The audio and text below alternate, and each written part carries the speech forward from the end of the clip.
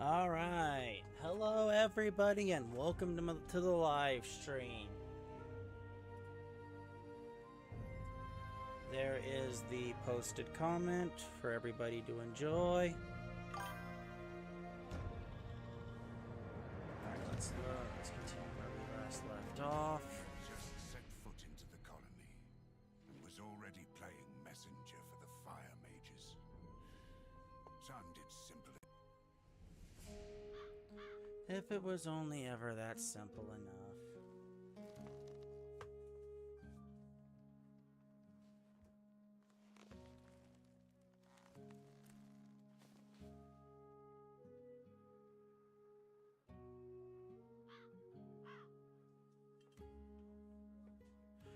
Alright everybody, we are back into the world of Gothic.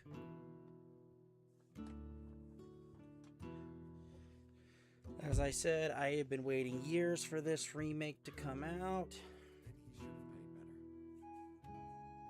Because in the early 2000s, I was playing the original game on PC. And I am beyond excited to have this game join my repertoire for my live streams. So let us enjoy. So we are going to start off this live stream. We're going to be talking about law enforcement abuse at the local level. You know, we're talking county, city, and state. Because federal deserves its own thing here, especially with everything going on with ICE. But we're going to start off here with this video, and this is from Lackluster. I do recommend you go check him out. He does a lot of good content and a lot of good work. So let's enjoy, folks. And I will click on and off with my commentary. So let's get into things here. Their own. I can tell you, if I would have handled this, you would have got. I would have pulled my gun out. So he was good. Police failed to investigate. We're here to help you. I don't feel like I'm getting helped. Paul Stein pled no contest in Parma Municipal Court today. He's accused of hitting a man's car and later assaulting him. Welcome back to the Lackluster channel. On April 30th of 2025, Juan Wyckoff was driving on Interstate 90 near Brooklyn, Ohio, when a black Chevy Silverado cut across his lane and struck his vehicle. Juan claims the accident was obvious, but the truck did not stop, so he began recording and followed the vehicle. When the truck's operator realized that he was being followed, he took off, racing through town at speeds above 100 miles per hour. As they moved through highway traffic, surface streets, through red lights, and back onto a highway. After several minutes of chasing the truck, Juan backed off, allowing the driver to assume he had lost his tail.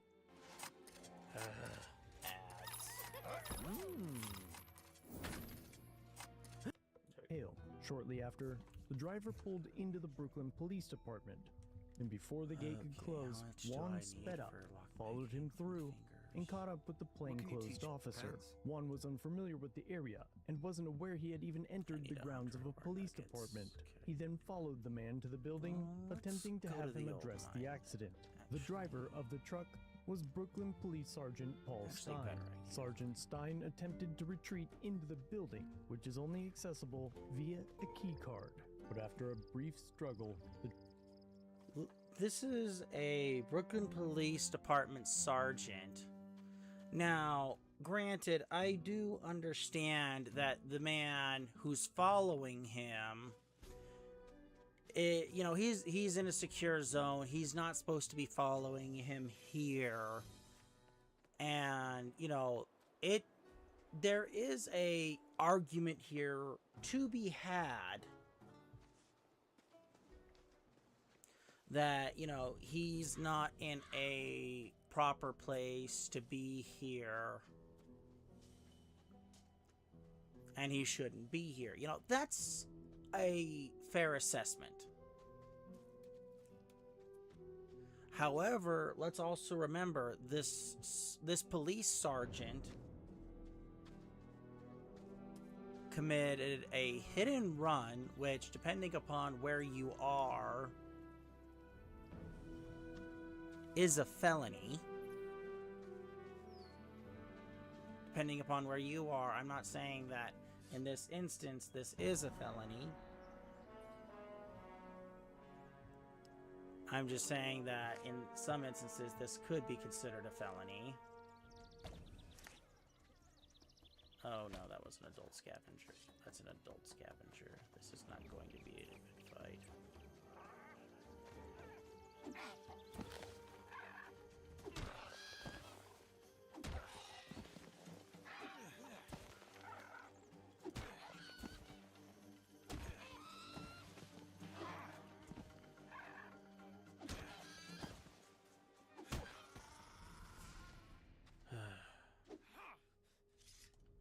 But anyway, as I was saying, you know, he's a police sergeant who's running from a hit and run from somewhere in town. This guy followed him into a secured lot, which, you know, could be considered trespassing.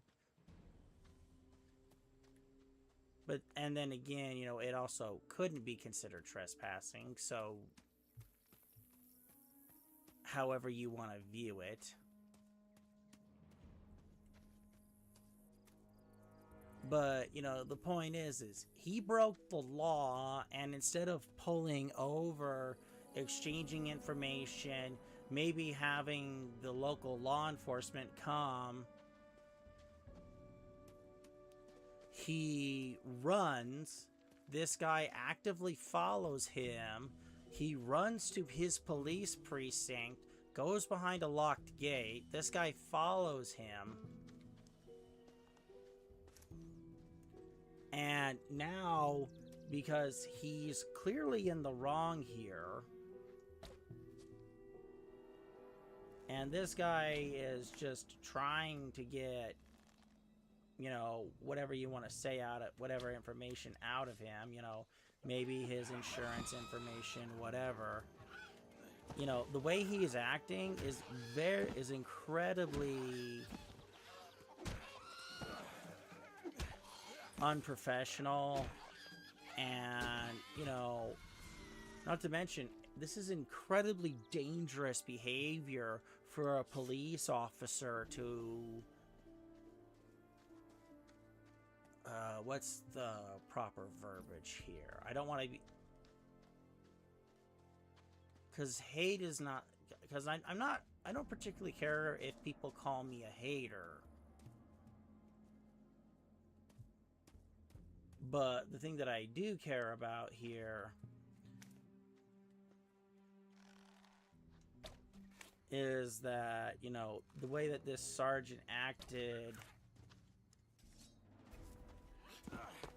is very wrong, and also police should hold themselves to a higher standard, because they represent not only the law, they also represent their police department and what their city or their county.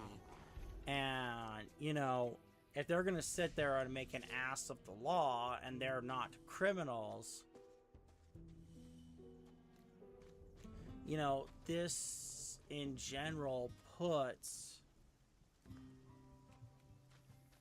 an incredibly sour taste in one's mouth, if you want to go on this path with me here. Now, I can hear a couple people arguing that, well, Ghost, this guy's an outlier. Are you sure you want to take that stance? Because just because there's one, you know, I can sit there and hear, you know, just because there's one bad apple doesn't mean the whole bunch is bad. And to be fair, that's true. But that also doesn't excuse the fact that this guy knew he did something wrong and he still ran.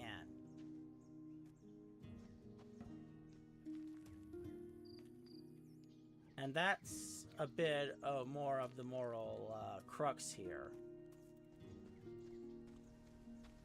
Is he did something wrong, he knew he did something wrong, and instead of doing the right thing, he ran.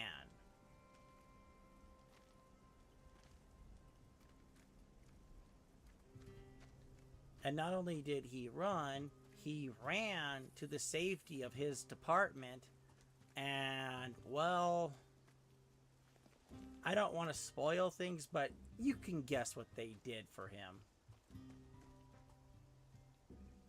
Driver of the truck kicked and assaulted Juan until he was able to get the door shut.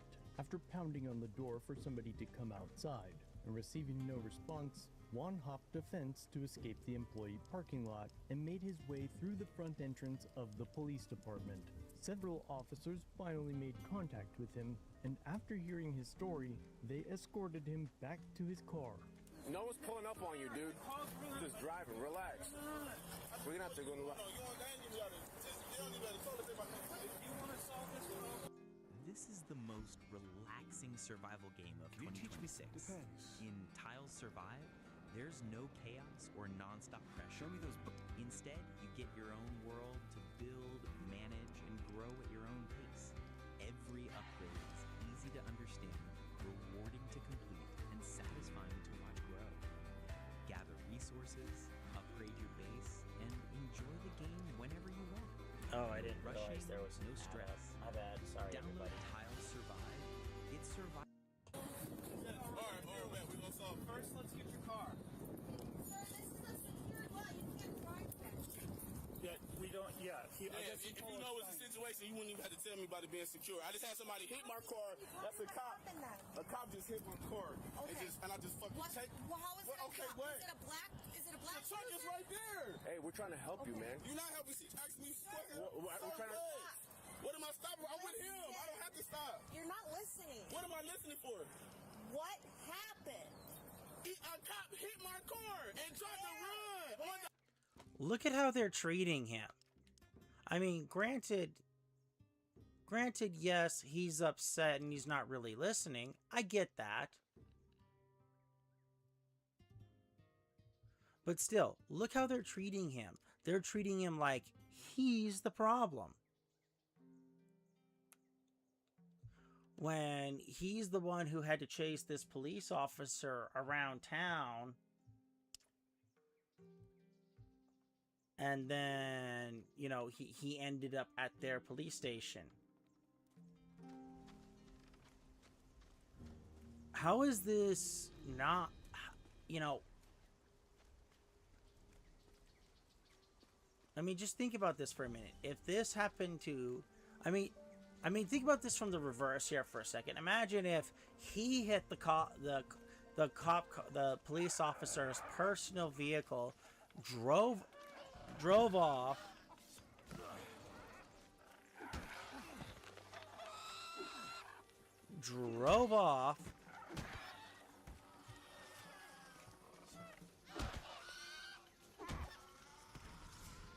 Whew, that was close. That could have gone bad. But, you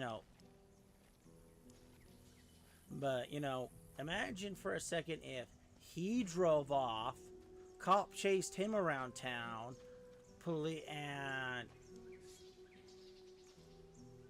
and he got on dispatch, and, you know, would they be talking to him? Would they be talking to that fellow police officer that way? No. They'd be placing him in cuffs. They'd be citing him for, you know, felony hit and fleeing, hit and fleeing. You know, would they be doing anything like this if this was not a police officer? That was a new mechanic or a new glitch where the...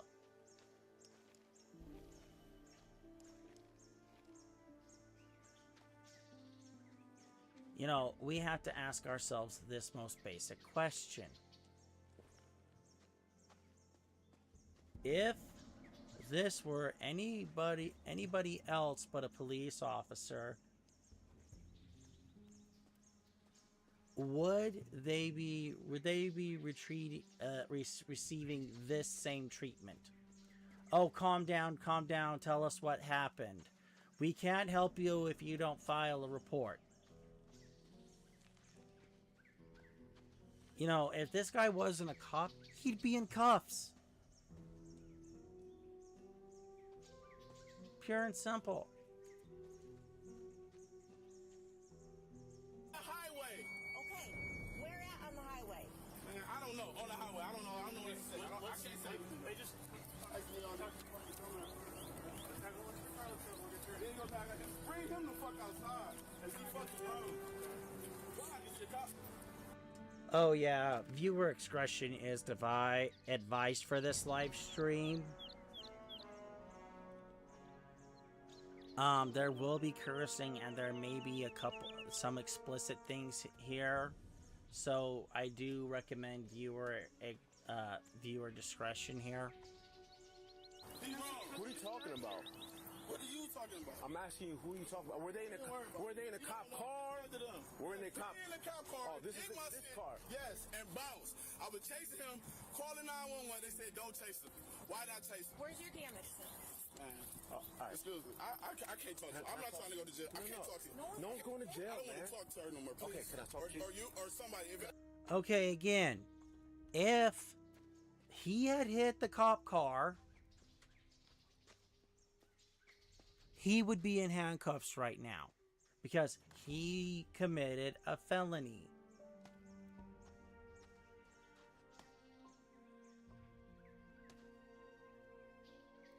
And those who say I'm lying, I'll pull it up later. But let's let this video play through. If I'm being treated like a suspect, I don't want to talk to nobody. Hey, look, I ain't did shit. We're gonna start over. My name's Ray. My name's Juwan. All right, Juwan, let me talk to you inside here. Let me just look at my shit. Then he fucking hit me. Okay, let me talk to you. Tell him keep his uniform. We can talk. I'm so fucking mad. I got you, Juwan. I hear you, man. Listen, I'm here. We're here to help you. You I gotta don't feel like I'm getting help. I guess he was involved in a crash this time car, and then he followed him into the lot, and this time had like push him away so he could get in the door. Juwan, just hear me out 1 second. You gotta understand one thing. We don't know what the fuck happened. Hold on. I wouldn't, no black nigga pull up in here. Hold on. You know what I'm saying? That's what I'm saying. It don't matter if you black, it don't white, it don't matter. Yeah, I'm not putting up to no context unless something. I'm here to help you, man. You don't know me, I don't know you. You know where I come from, I don't know where you come from. When playing games on PC, do you ever wonder if someone had a clip with you in it? Download Metal, then go to Albums, Clips you're in, and connect to All I know is I'm here to help you. I'm a little upset. I got you. Not at you. Not at him either. He been cool. I can't believe he just did that shit. Okay, so listen, I'm not picking. My girl just got this fucking car. I'm sorry. I wish he hit my shit. Let me tell you something. Just because I'm a cop, it doesn't mean that I'm picking sides. I'm here to hear your side. There's only one side. So take a second. Collect yourself. We're not enemies. We're here to figure out what just happened. This right? Front right? Yeah? Okay. Can you at least tell me where at on 4? Is that 480 you said? Do you remember where? I just got off work from Westlake. I work in Westlake. Okay. I don't know. I just was on the highway for 3 minutes, 4 minutes maybe. So were you on 90 or 480? It had to be 480 before. Don't 480 go to 90 or something? I'm not sure. It can. It can. So like 176, 90, 480. I'm like 2 exits out to Columbia. I can't even think. Bassett and Crocker. So you ended up here because you followed the car. Which was okay. Smelling? Yeah, which I car? smell it. Which car was the truck? The truck was running through everything. Lights, shoulder of the highway, cut other people off. Is it Juwan? And I don't know how the fuck I ain't flipped this little ass car chasing that motherfucker. Yes, okay, Juwan. is it this? Can you just confirm for me? Is it this damage here, sir? That shit, man. I got video of him running, chasing him. I called 911. They talking about don't chase him. We can't help you. Is this it right here, sir? Yes. Okay. Okay. Is your? I think it's in the door. Is your shoe inside? No, my shoe was in the door because I was walking with him. Gotcha. So we can actually. Then the motherfucker kicked me. Okay. Are you okay? Besides, I know you're not okay. Right. I know you're. That motherfucker need to go home. I hear you. He don't need to work today, or y'all need to drug test that bitch, because that's crazy. He just did like 150, and he thought he lost me, but I reversed and went down the street and seen him make a left. So I was like, okay, but I seen this shit. I never know her, but so I'm thinking maybe it's a school. What are you doing out here? I know She you're... tried to close the gate before I get in here. Can I tell you something, sir? Let me get your shoe, Carter. He's gonna get your shoe. Let me tell you. And I know you're very upset. But listen, if the accident didn't happen in our jurisdiction, we're going to document that this happened, that you pulled up here and everything like that. But if the accident... It's the second cop that hit me in a regular car and then bounced on me, and he's not about to get away with this shit. So I hear if you. you're trying to tell me you're not about to help me, I please hear leave you. me alone. I do hear you. You're not trying to help me, please leave me alone. I am trying to help Fuck you. him being a cop. He's grown. You're not. You're trying to conserve the issue and make sure it's cool. Officer Brianna Molnar's expression is about to tell you exactly how she feels about this situation. So that's not. With a total of 3.5. Just look at the contempt on her face. I mean, that is the I do not give a flying face right there. I mean, would she make that same face if it was her car that got bumped into? Come on.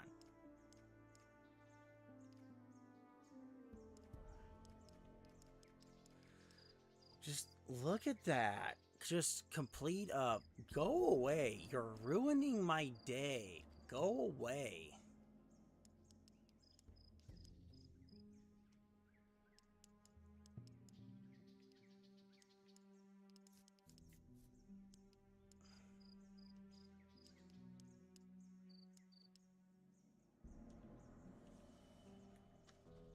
Or it's just, I don't care. Go away.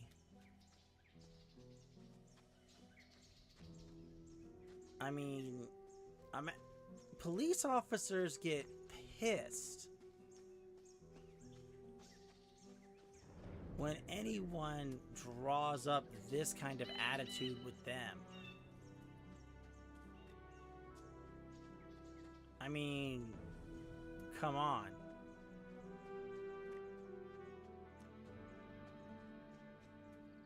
In what world is this okay? Snappers. Can't deal with the snappies right now.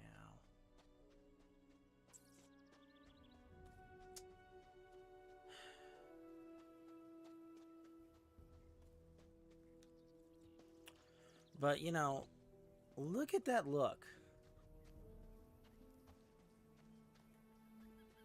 This isn't even someone who says, I care. This is the look of someone who says, it's just like, it's just go away. You're ruining my day.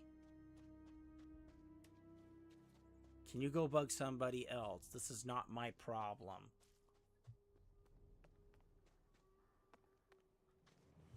Look at that. Look, it's just complete contempt. I mean, if this were the other way around, and he had hit the police car and he drove to his precinct, he'd be in cuffs. Seriously, look at that.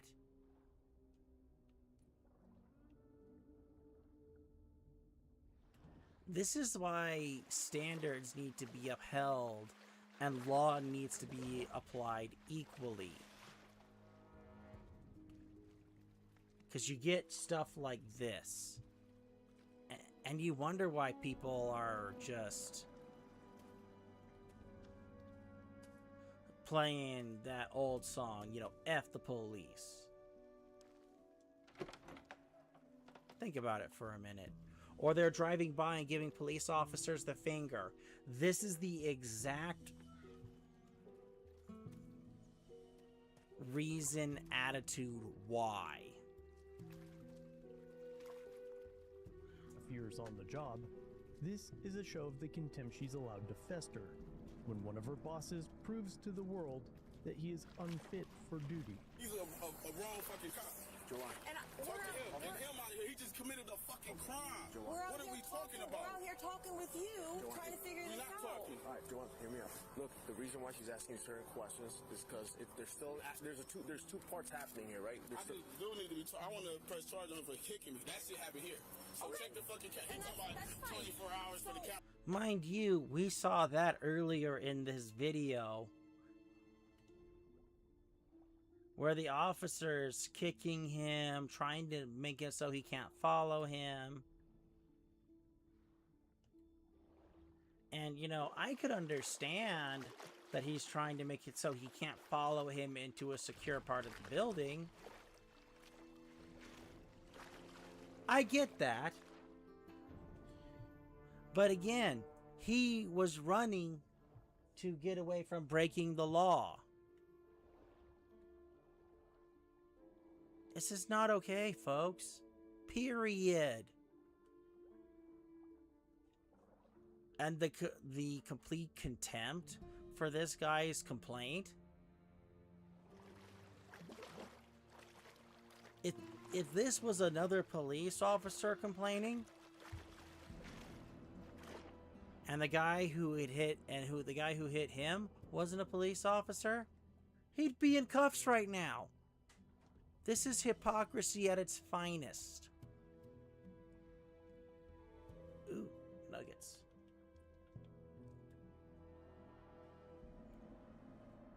But seriously, look at how they're treating him. And then think about it if the shoe was on the other foot. Things would be so different. So different. Why? In order to do that, we need you to write a statement. Yes. Okay? I still have to write a statement if it's on camera.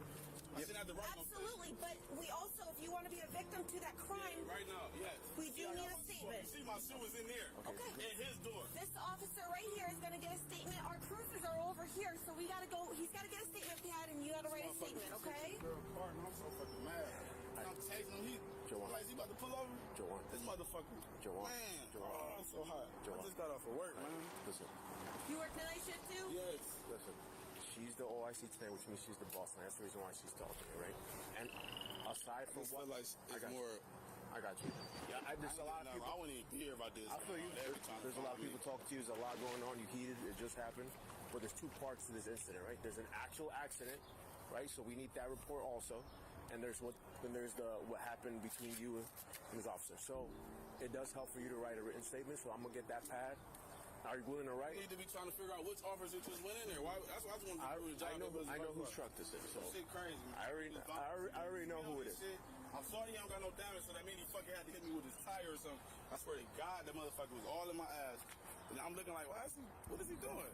Okay. As soon as I go back, he go around me and just, instead of him just getting some face and going in front, he hits me. So I'm like, oh, like, you fucking trying to kill me? The fuck? They go about, then he get here like, what are you talking about? Literally, Imagine being able to build an app with your name on it, just by thinking about it. Meet Base 4. I'm saying, when I got here and did this, what's wrong? What are you talking about? He gave police mode, and now he's not gonna say shit. Yeah. But that's bullshit, man. You serve the people. That shit ain't. Oh, here it go. Here it go. Here it go. Yeah, that's why it matches. Man, he wrong as fuck, man. It matches. Oh, I'm so fucking hot. He wrong. He wrong. And he just kicked. He tried to hit me in my face. Then he kicked. I'm gonna grab a pack. Because when I was walking to the door with him, he tried to close the door. I'm like, why you closing the door? You ain't do that. I hear you. Then he kicked me and pushed me out. It's not. I gotta wait 24 hours for that. It's not fair. She hears him, yet she's not doing anything proactive. Just give us your statement and be on your way. Don't worry. Don't worry. Just go away. Look at how they're treating him. And, you know, I could sit here and say it's because he's black. But that's not the case here. They're treating him like this because the guy who hit him is one of their police officers. And and he's also one of their superiors.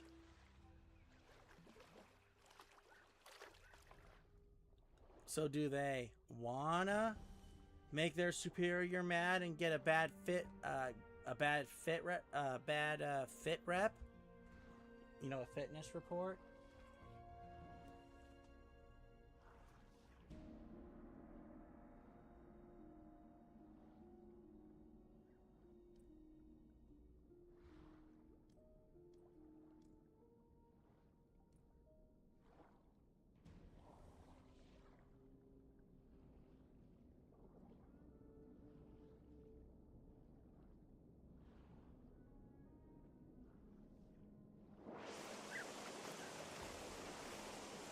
So, yeah, who wouldn't be mad? Who wouldn't be upset?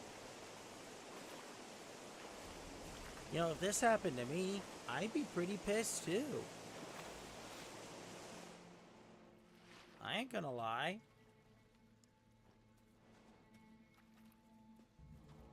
I mean, anybody who's out there, you tell me, would you be mad if you're driving home? It's been it's been a mildly annoying day. You just want to go home. Maybe you want to go home, crack a beer. All of a sudden, this road raging jerk off. That's a shrine to Enos.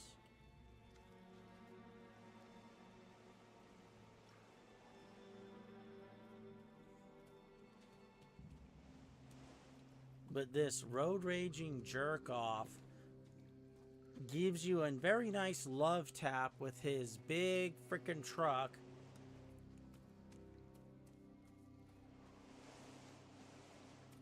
And you have to follow him. You follow him to a police station. He runs inside, and now all of a sudden every police officer who is in the station or around the station is giving you the "you're the problem" treatment. In what universe is this okay?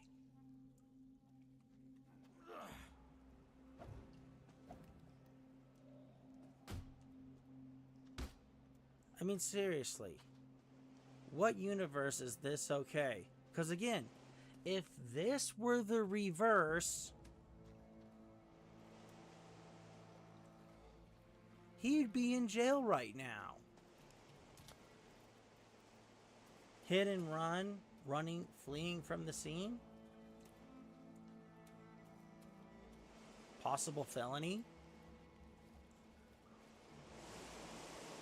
And all the police officers be like, "It's okay, Sergeant. We got him.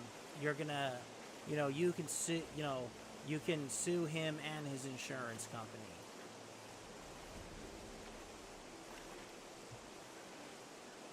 Does this sound okay to anybody? Seriously. Just with the way they're treating him and everything. I mean, come on. Because if this was the reverse, if this happened to a cop and, let's say this wasn't his precinct, he'd call his supervisors or he'd call his chief. The chief makes a call to their chief and it's like, okay, now this is a problem that we've got to deal with. Way to go, jerk-offs. Think about that for a minute.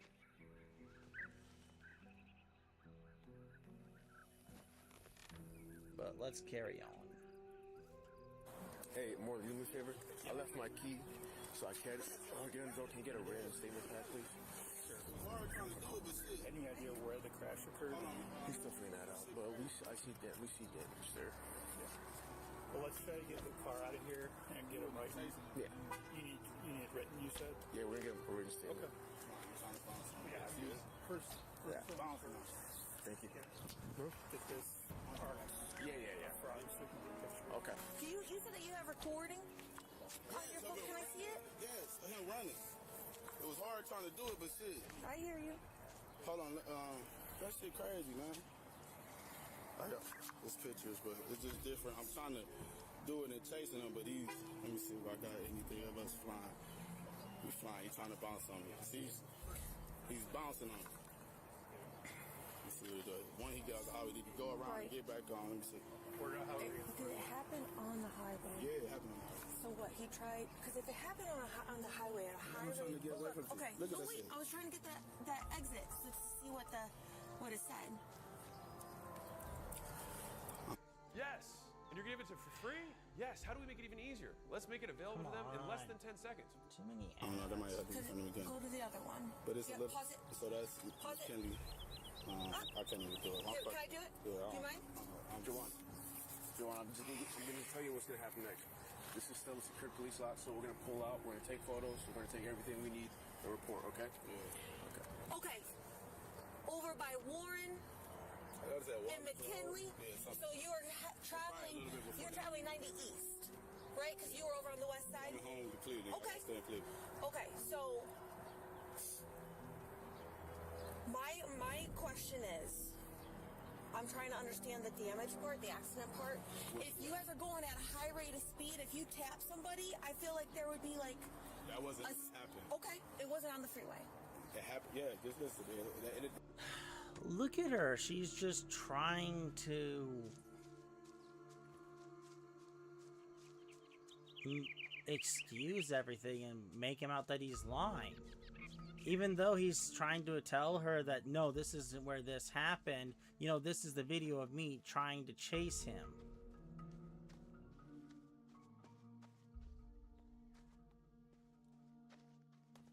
I mean, look at how they're treating this guy.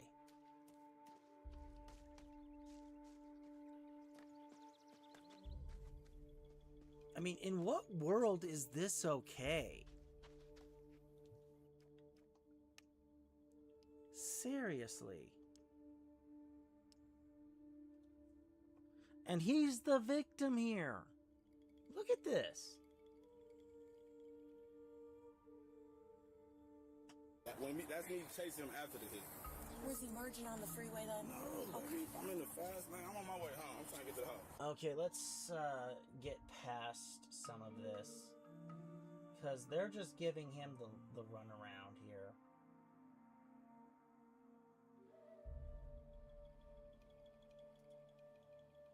Let's go.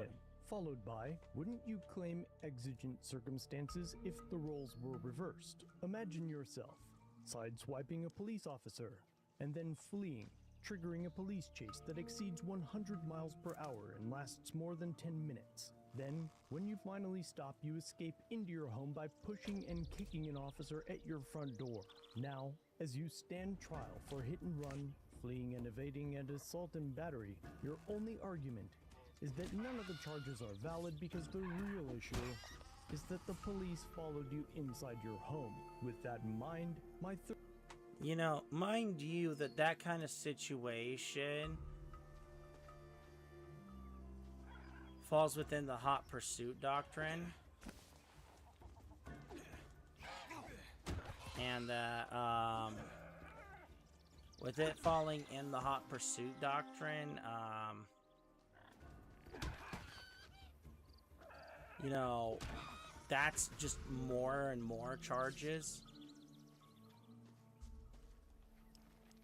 And, you know, this guy is just getting excuse after excuse after excuse after excuse. Where's the accountability here? Because it seems like the accountability has gone the way of the dodo. And nobody gives a darn. Third question would be, sounds pretty stupid, doesn't it, Officer Molnar? Nice. He's not fully calm, but I'm gonna tell him pretty much that, hey man, it could have been a simple accident you just called later. And pretty much escalate. I don't think just get the fuck out. Why are we even so talking?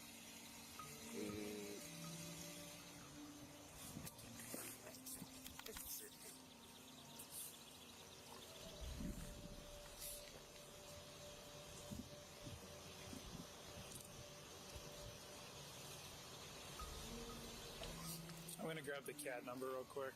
Yeah. So at least we can send away with something. backstory. Let me just. This could have been a simple just accident. You know, hold on, just real quick, just hear me out, right? Where you could have. This is not a simple accident, folks. Why is this not a simple accident? Because again, if this were the other way around, imagine you sideswipe a police car, you take off, they engage lights and sirens, you chase them around on a high-speed pursuit, you get inside your secured gate facility, they can't get in, and then, you know, one manages to slip in, they manage to chase you in, you kick the officer back from your door, slam the door in their face, and then all of a sudden, the private security rushes up and says, "You need to leave. You can't be harassing the residents." And they just force the police officer outside the gate and everything. They'd come back with they'd come back with special weapons assault team and raid the whole place. And don't tell me that they wouldn't, because that's exactly what they would do.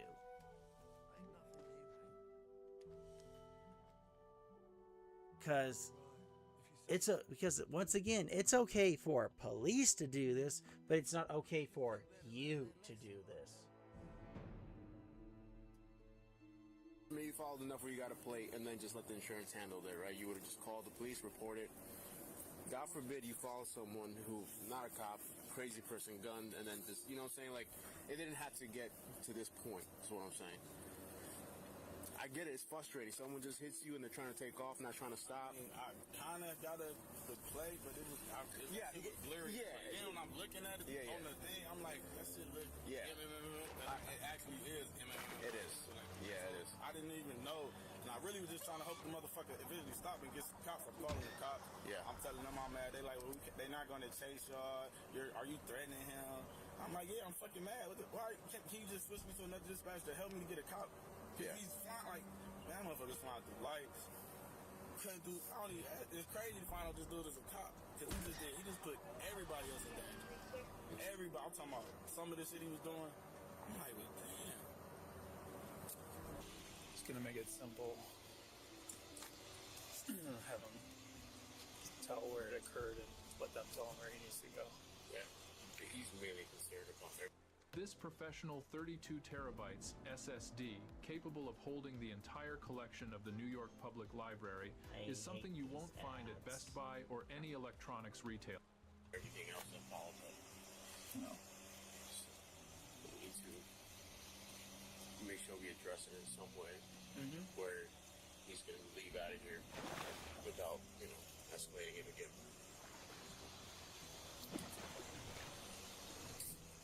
I'm trying to get. And look, they're trying to get him to leave without any further escalations.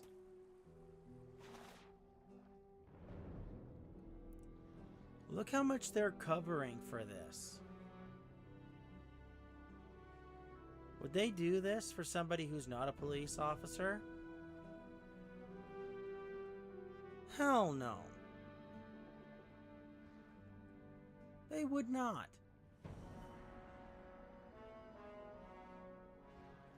I mean, if you were like the chief's kid, maybe. Because when I went to boot camp, I met a kid. There was a guy there who I met, and he was telling us about the time he got pulled over by a police officer. Cop pulled him out of the car, started searching the car. And, he had a bong, he had weed on him. And the cop's just going through everything. It's like, oh, I got somebody. And then he checks his ID and he notices the guy's last name because he was one of those peoples whose parents, when they got married, they hyphenated their kid's last name.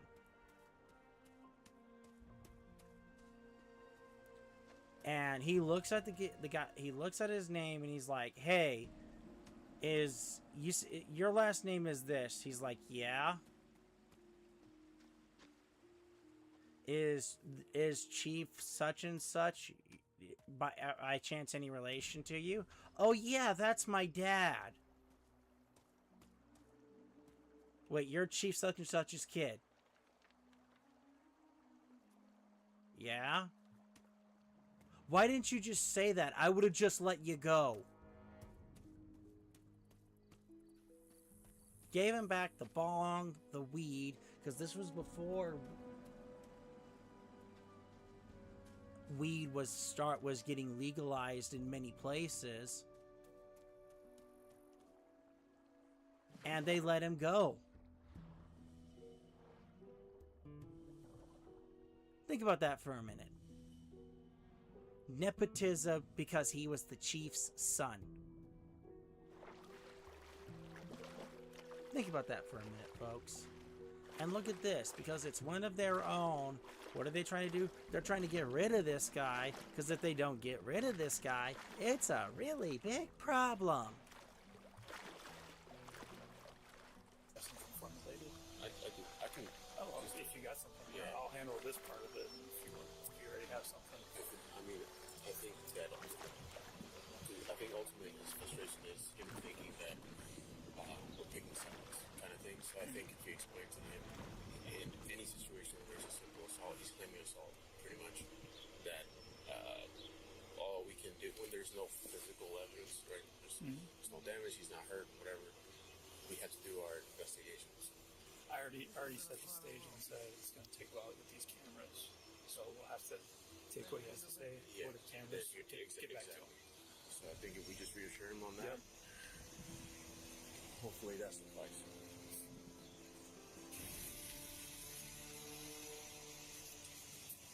You got another one over there?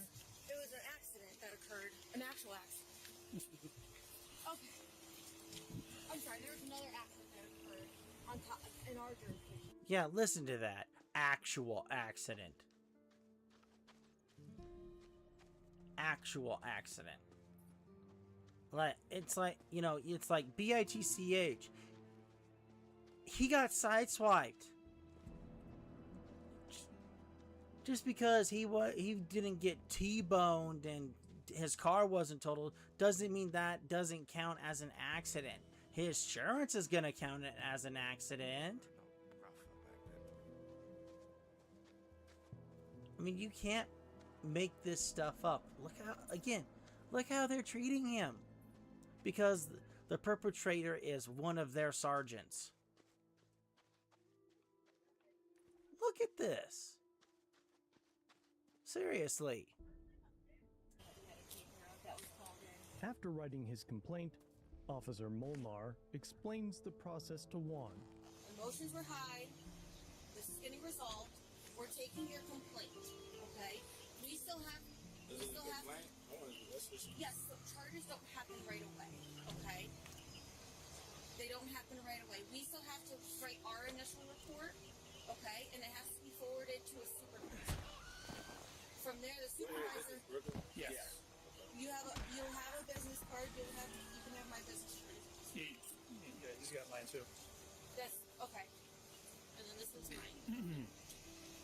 Okay.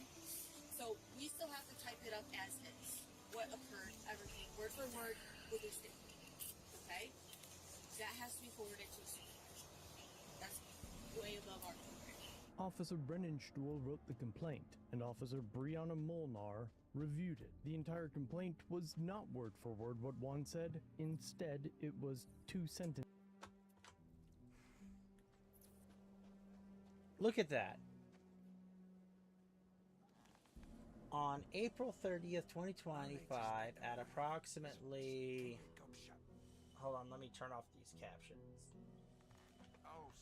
At approximately 0619 hours, a male followed a Brooklyn officer into the Brooklyn Police Department complaining of a motor vehicle collision which occurred on I-90. The male's license plate was taken and was advised to make a crash report to the appropriate agency.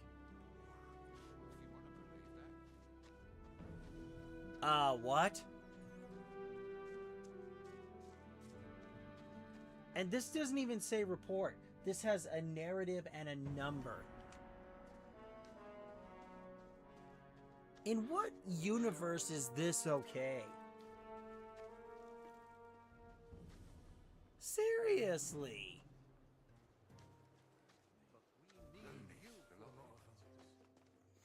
The brightest candle in the room.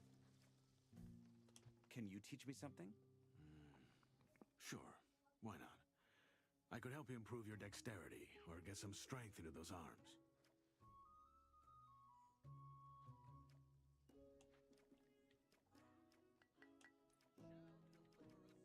Come back soon.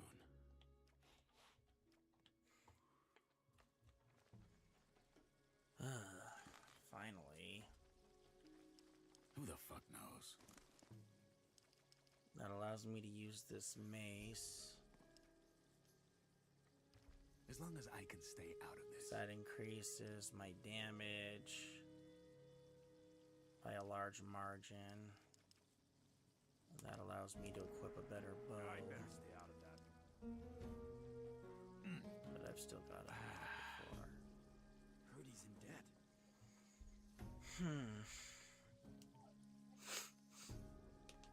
Just a whole lot of talking. But, you know, just look at this. This is contempt of a situation where a police officer did wrong. It says stating that one followed an officer into the department, complained about an accident, and he was told to go to the appropriate agency. Officer Molnar's demeanor doesn't scream trustworthy, so Juan waited about 2 hours to speak with the chief of police, and finally met up with him in the lobby of the police station.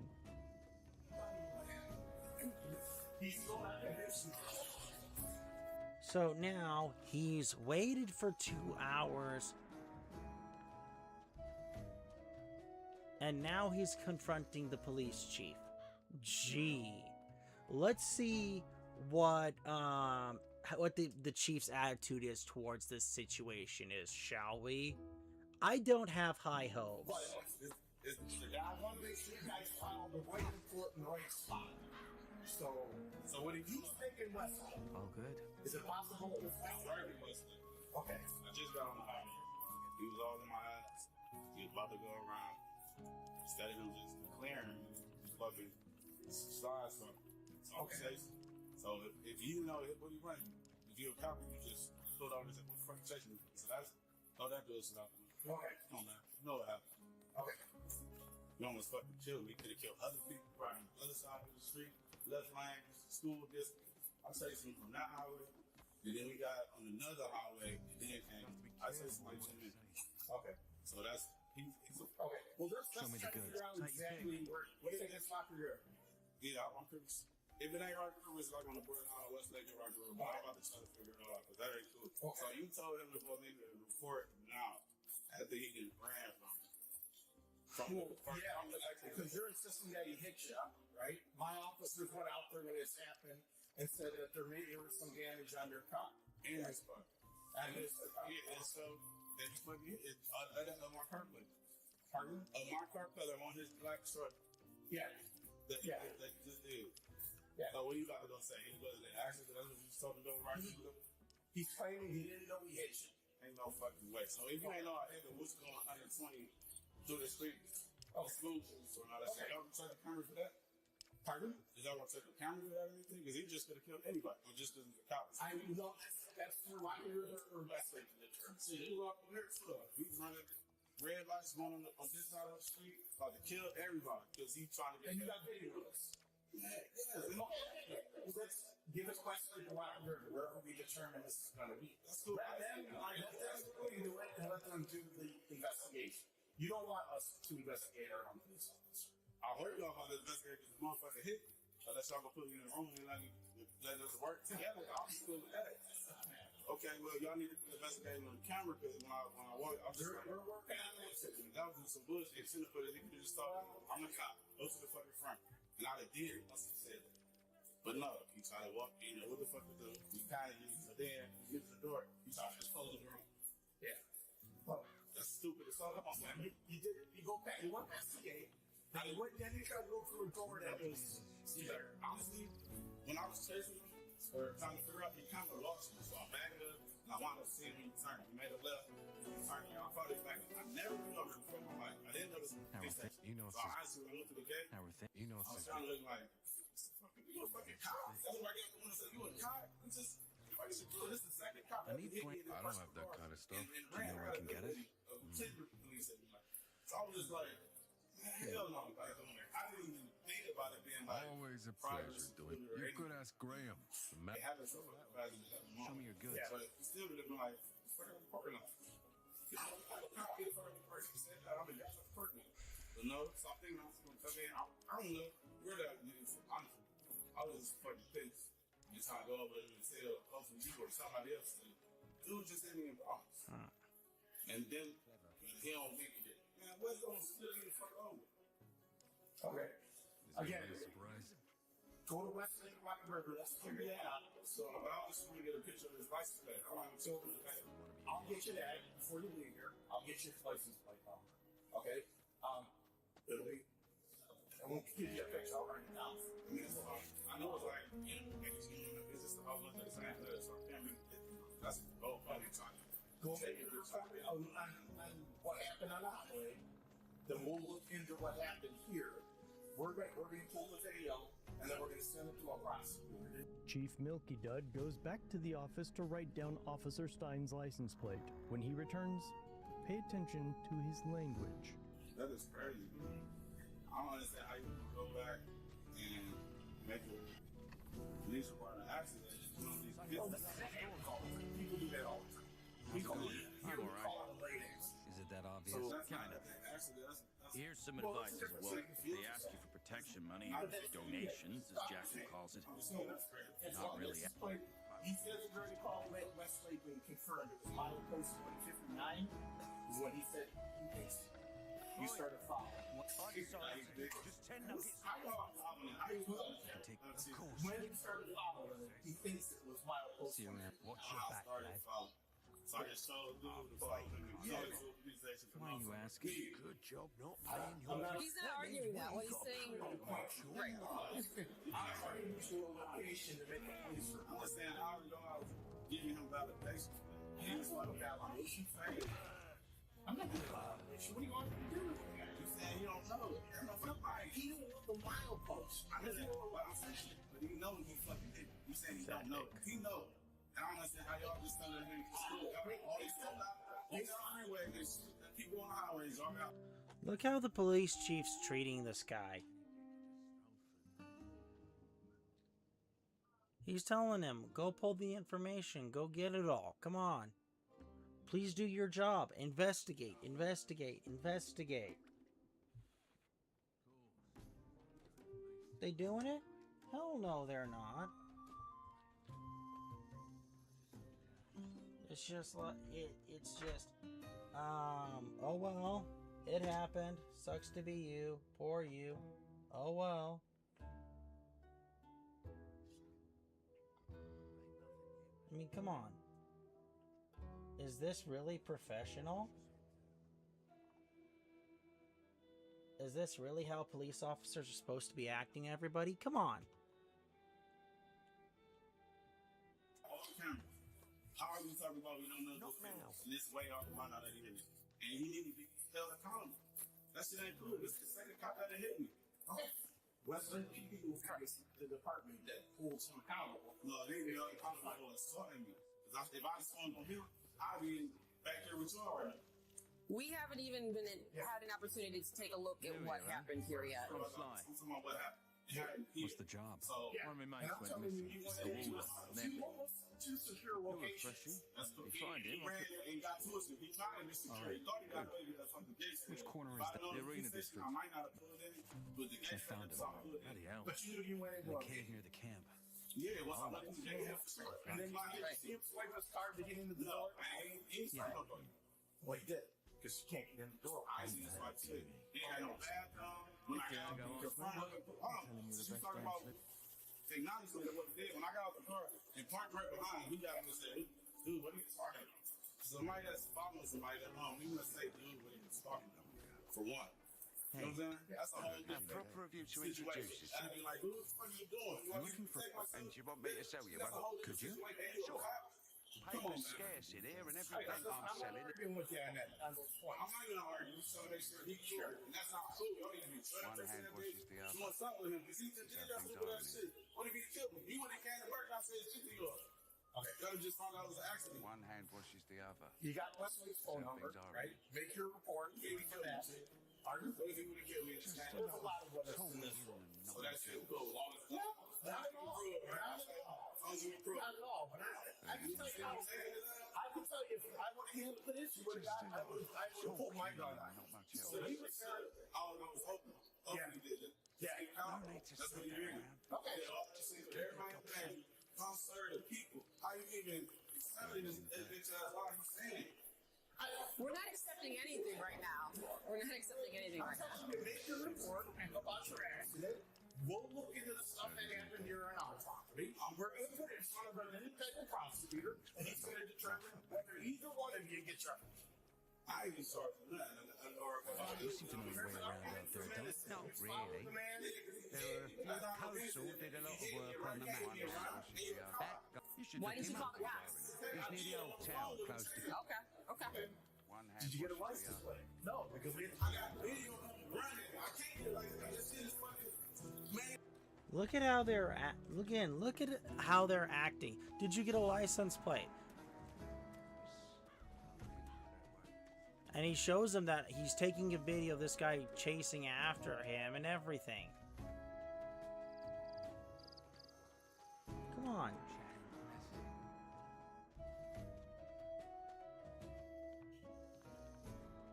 You know, where objectively is this okay at all? Hey, seriously. Here are the things you asked for. Very good. I suppose you already know there are two ways most will be capable of using this. However, there are exceptions. Teleportation rules, for example. And then there are basic rules You won't. which can be mastered even A by quick wizards side note on the game with a here. spark of magic within them. Like me. I should You won't see think so. Paladin runes The until rune's Gothic inscription 2. functions as a focus. It's what holds and channels So a keep that in spell's mind power. here. And as with the scrolls, you must access that spark to Give all that strike stuff to the video. choose a rune. And so I need to consider that too, since you're talking about how medicine and following your promise. That's for a prosecutor to determine. So, not us. I'm We're looking just for going to magic. present the video. All right. You should have really bad because what if I fuck too much? I said you put some on me. What if I fuck too much? Since he did that to me. There's a lot of lyrics in the world.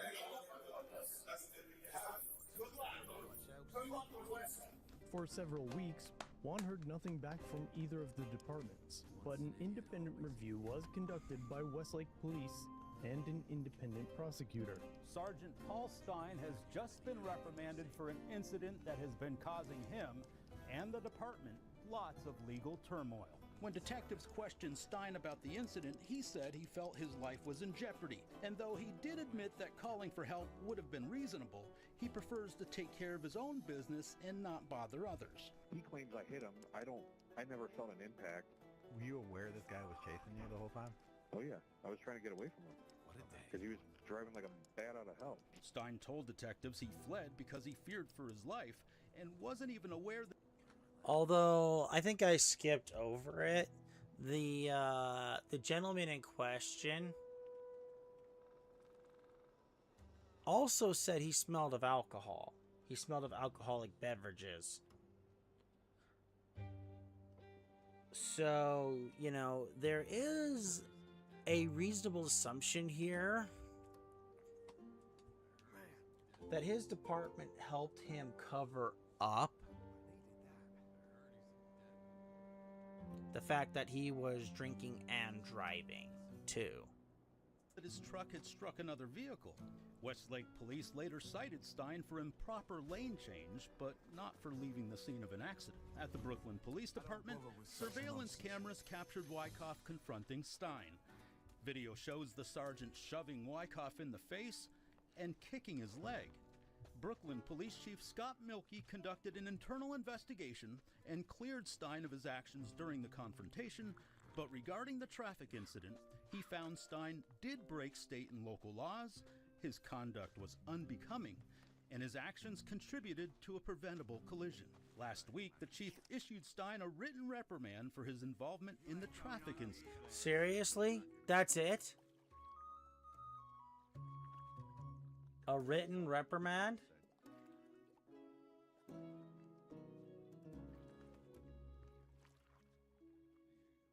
How about the actual charges for causing an accident, if it's applicable, then also fleeing, speeding, and what else did he do? Oh yeah, also assault and battery.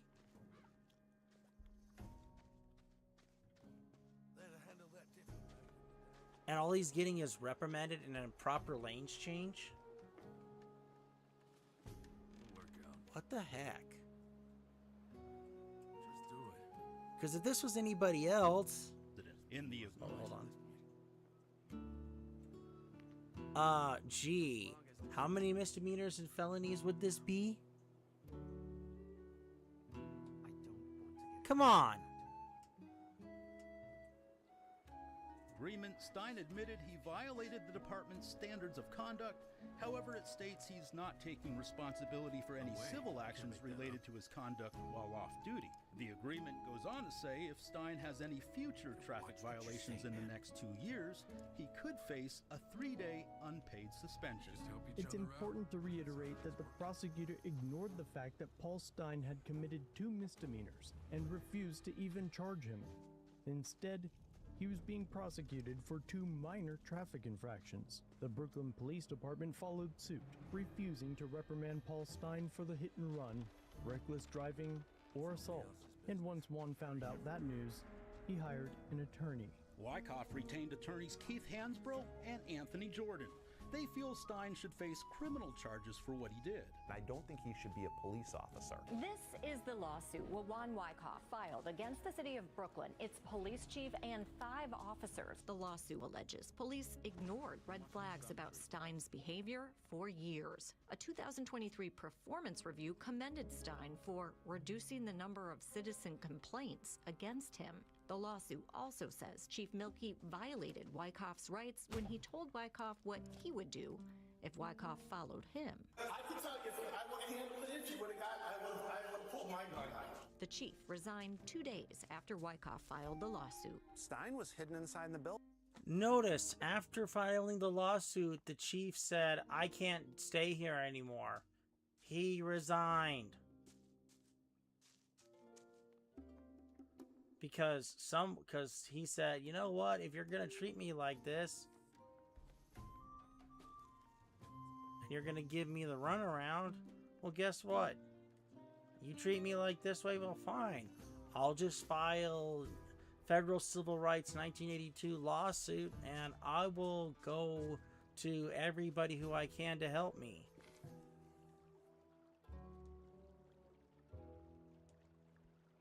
I mean, make this make sense. There's no justification for this. I mean, if he was in an undercover car and, you know, he turned on his flashers and, you know, he was in pursuit of a suspect, okay, you know, there are laws that shield that kind of stuff. I get that. It sucks, but you gotta let the insurance process do its thing there. But this wasn't the case here at all. It was literally, this guy. Can we just get rid of this loser and go? I mean, seriously. Again, if this guy had been a cop and he had been sideswiped, oh, the other guy would have been cuffs. He would have been read his Miranda rights. You know, he would have had the book thrown at him, and we all know it.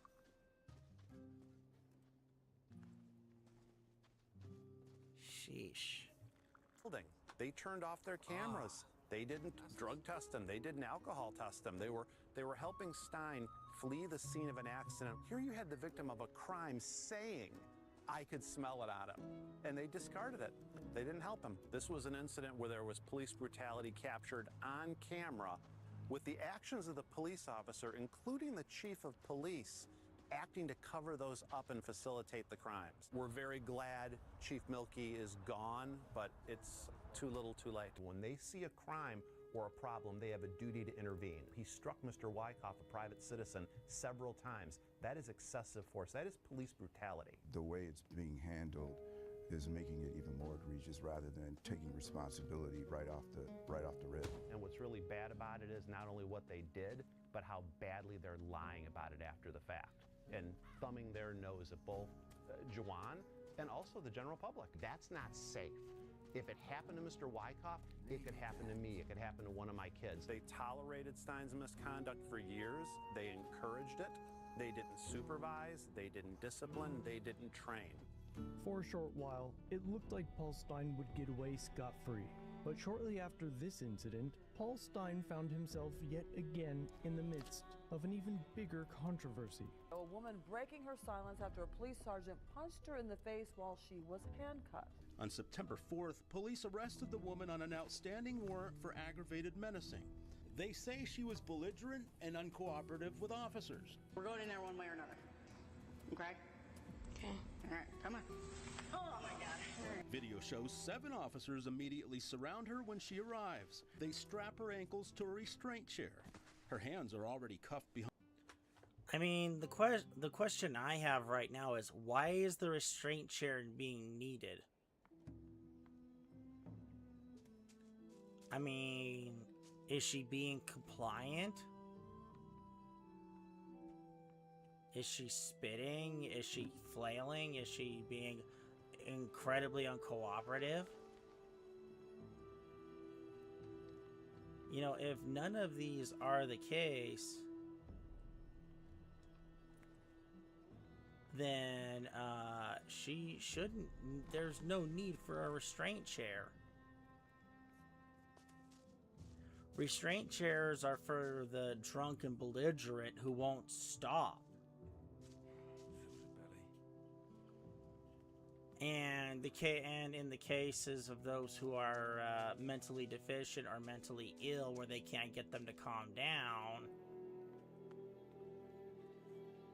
you know, you strap them there so that way they don't hurt themselves another. But, you know, that's an extreme measure for not only for their protection, but everybody else's protection, including the officers. So why does she need to be in a restraint chair? You know, we need to ask that question here. Because this is not okay. This is actually morally repugnant.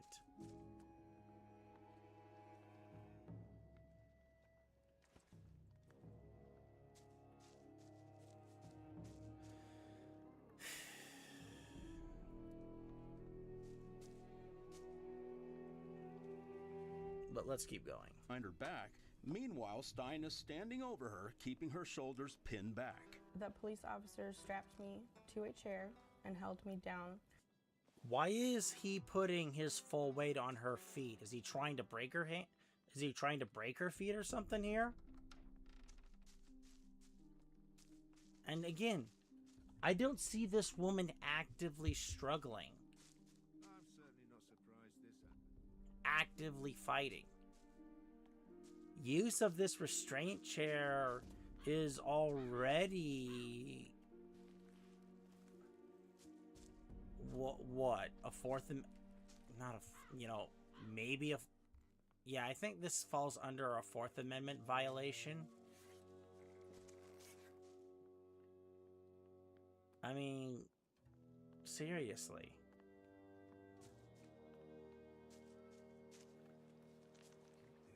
And he's sitting there standing on his feet, and, you know, and judging by the looks of it, this guy's not small, so he's what, maybe 230, 240? I mean, if he's actually more, if he's actually, I mean, well, if he's not more muscle, I mean, if he's something, you know, still, you know, 230, 240 on a woman who, if I had to guess, judging by her legs, is maybe 180, 170.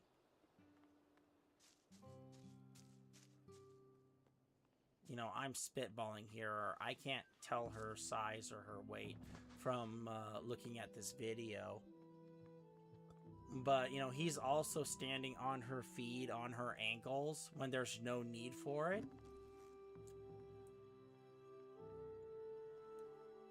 You know, this is police brutality. And it's also abuse of power. You know, this man should not have a badge. He should be stripped of his certifications. And everything he's earned while he's had a law enforcement career should be taken away and used to pay his victims. Now I imagine that people still saying, Ghost, that's harsh, and you know, that's his livelihood. He earned it. You know, I don't disagree there that he's earned it, but that also doesn't justify the fact that he's harming people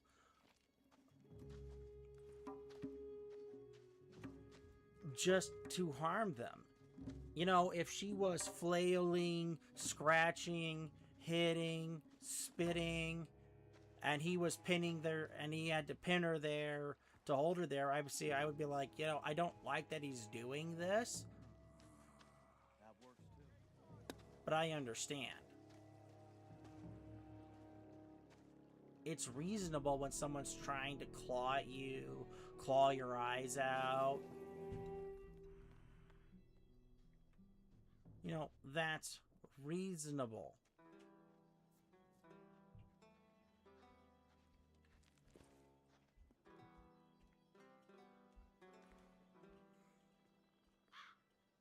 But the way he's acting, and she's being calm, she's being cooperative right now.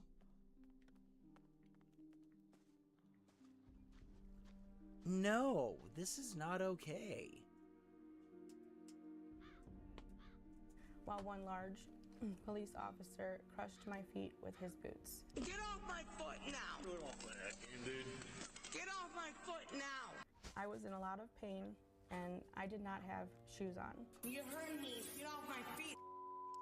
But when Stein doesn't budge, she spits in his face. That's when video shows the sergeant delivering a series of punches. And that's police brutality outright.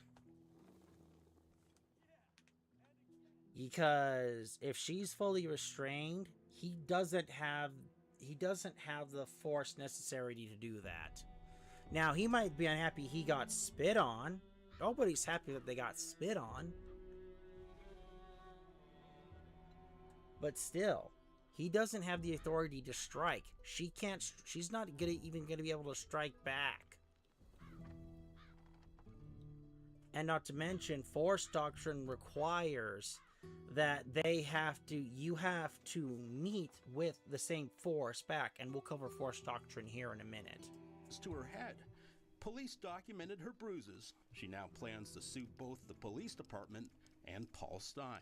Wasn't necessary to step on her bare feet with his 250 pounds of weight in his boots to crush her for 3 minutes while she was screaming in pain, and no one did anything. They let it happen. Would you say that he provoked this? Listen up. I think he has a duty to de-escalate, and not only did Paul Stein fail that duty, he actually escalated the situation. The police chief investigated and terminated Stein.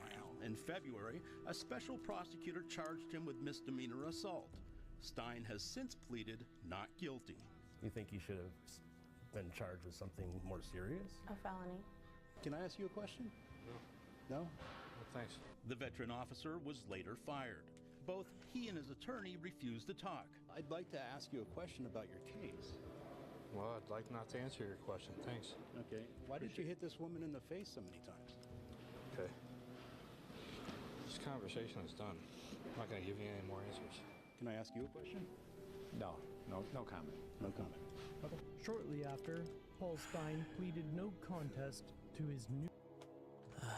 Great.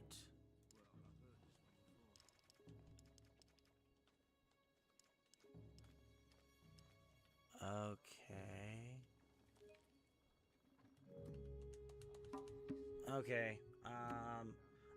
I have to close the game. It's crashed. I can't get... So I'm just gonna let this play, so enjoy while I... charges. Paul Stein pled no contest in Parma Municipal Court today. Is there anything you'd like to say to the victim in this case? Former Brooklyn Police Sergeant Paul Stein turned away from our camera when we asked for a comment. Anything you'd like to say about your plea? But he faced the music in Parma Municipal Court today. I'm going to ask you at this time, what is your plea to this charge? No contest. Stein pled no contest to a charge of first-degree misdemeanor assault. 5 punches in 5 seconds, and a police officer who made one very bad decision. I struggle with this because I did, Mr. VidIQ. I asked myself, like, what would I have done? Former Brooklyn Police Sergeant Paul Stein receiving the maximum sentence for misdemeanor assault. 180 days in jail with 90 suspended. Really? That's all he gets? 180 days with 90 days already served? Are you shitting me?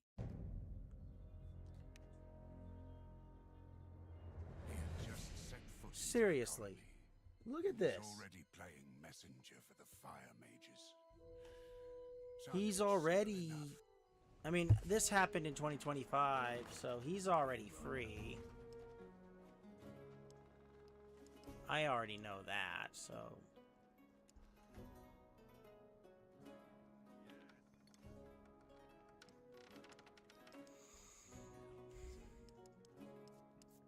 But seriously, he's getting slap on the wrist after slap on the wrist. Now, I can hear a few people going, well, he lost his job, didn't he? Yeah, he lost his job after how many lawsuits? It took 2 lawsuits, 1 police chief resigning, and the fact that, what else? Oh yeah, he punched a woman restrained in a chair 7 times. Just pow, pow, pow, pow, pow. And then he got in trouble. And then he got charged. When he should have been fully charged in the last case. Judge O'Donnell finding him guilty for punching a woman last September. Before sentencing, Stein expressed remorse, saying he regrets what he did. His attorney asked the judge for leniency, saying his client has already lost his career and is now working as a plumber. For someone like Paul Stein, this is the most, and this isn't for Paul Stein Day, but it's a reality, the most difficult day in his life. The special prosecutor delivered a victim statement that she wanted him to read before the court. She said she was too traumatized to show up and face her attacker. I will feel fear every time I encounter a police officer in my daily life, because of what Officer Stein did to me. The Brooklyn Police Department has declined to comment on this case. Now the former officer is the one on the wrong side of the law. When Stein is released from jail, he'll be on probation for 24 months. The woman in our story has hired an attorney and plans to sue both Stein and the Brooklyn Police Department. At the time of this video's publication, the disgraced ex-officer Paul Stein is about halfway through his jail sentence. He's expected to be released in September of 2026. From there, he'll have to complete his probation. Oh, well, my bad. So he's not out yet. But still. This is what it took to get for him to be fully prosecuted.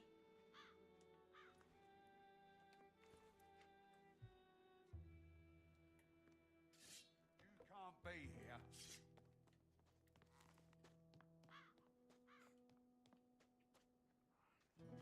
Damn. I was starving. Who knows? Hey, you.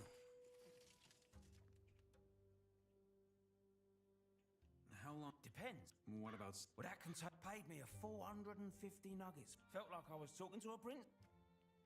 How's business? What do you care? Maybe I want to order. Like what? I'm still trying... But again, it took a car crash, well, a side swipe, a crash, and everything. And then it also took him putting hands and hunching a woman 7 times just to get simple assault and battery charges placed upon him. And it even took a special prosecutor to even get him charged. What a bit of peace. Just let me try some too. How many lifelines does one person need to be spared from their own bad actions? Because again, let's make this very clear. If this was you or me or Johnny from down the block or Jody, who hangs around all the military wives, you know, he would be prosecuted to the fullest extent of the law. And, you know, this wouldn't even be a case of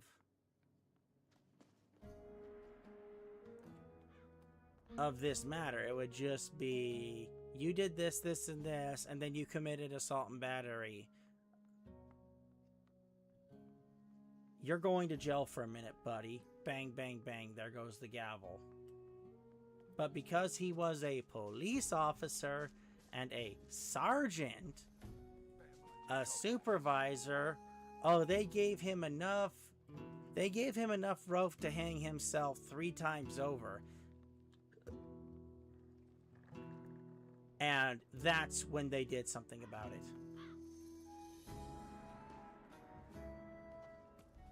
Does anyone else here not see a problem with this? Because I do, and it's a really big problem. One and the other victim that put Paul Stein in jail have both filed lawsuits, but it will likely take many years before we hear the results from either case. As always, if I hear something about either lawsuit, I'll be sure to let you know. Okay, this is Lackluster, and I encourage everybody to go check him out. He does a lot of good reporting.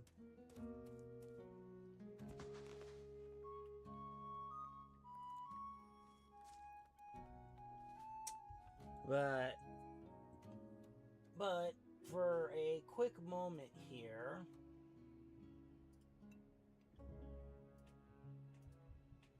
let's talk about force doctrine and how it's used. And not in the context of this video game, because this penal colony's idea of force doctrine is ridiculous. but we're talking real life. Now, I can hear a couple people saying, well, Ghost, how are you a Force Doctrine expert?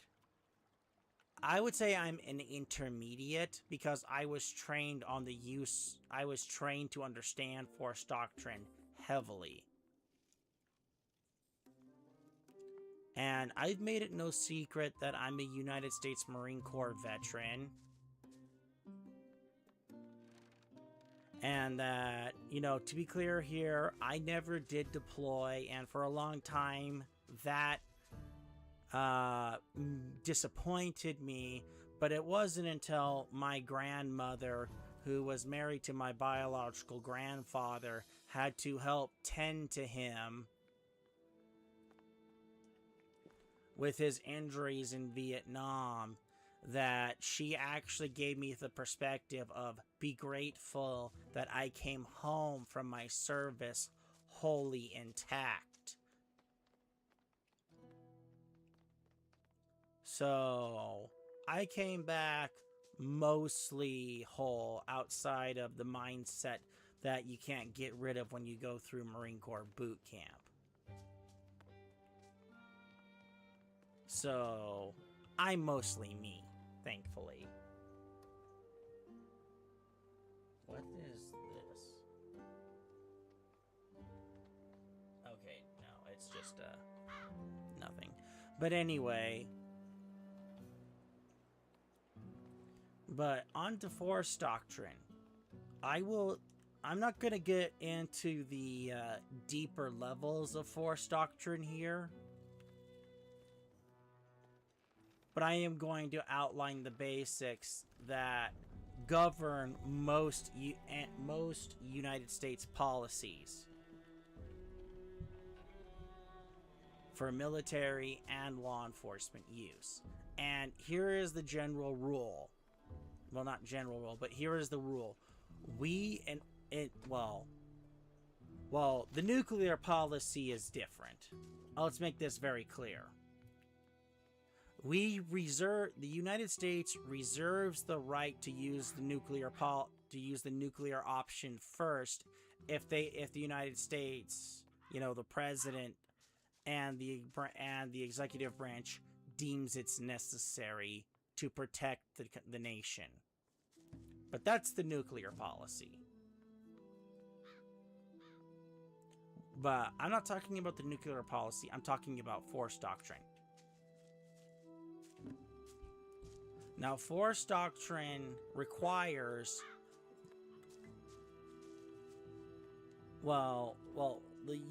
use of force requires that you meet the same force with reasonable force.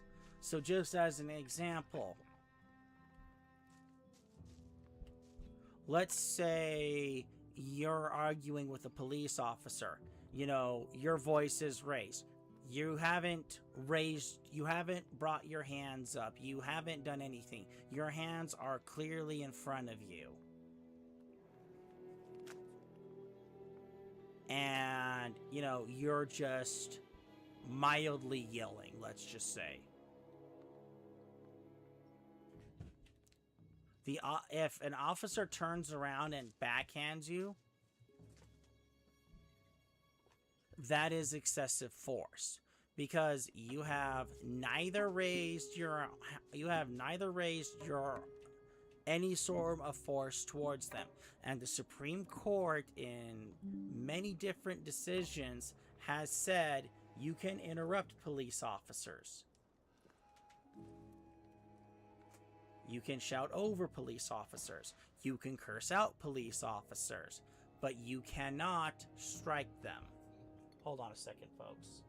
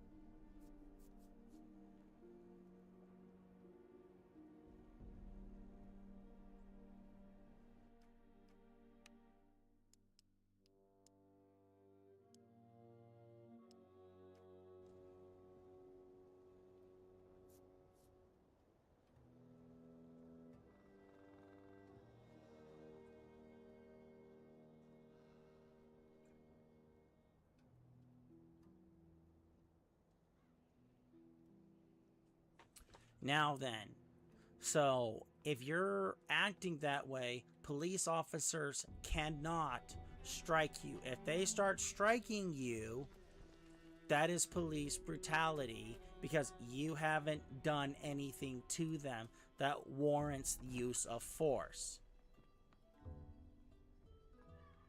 Now, if you're arguing with the police officer about something and you turn and slug him, you know, you try and punch him in the face,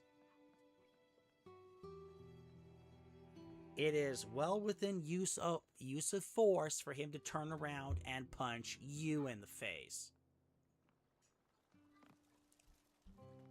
That's well within use of force limitations.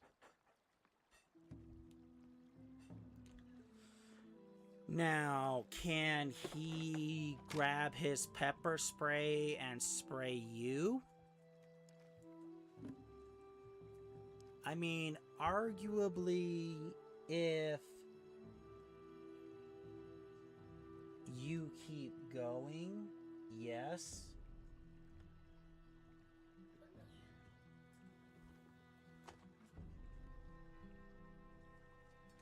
Now, arguably, if you keep going, yes, he can. But there's a limit. Now, if you stop fighting and he keeps hitting you, and he keeps yelling, stop resisting, stop resisting, stop resisting, resisting, stop resisting, and you're actively not resisting, and you may have curled up into the fetal position to protect yourself. Okay, let's make something very clear here. Once you stop resisting and they keep going,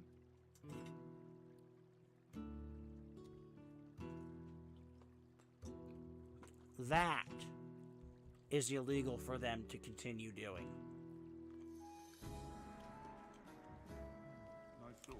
And anyone who wants to tell me otherwise,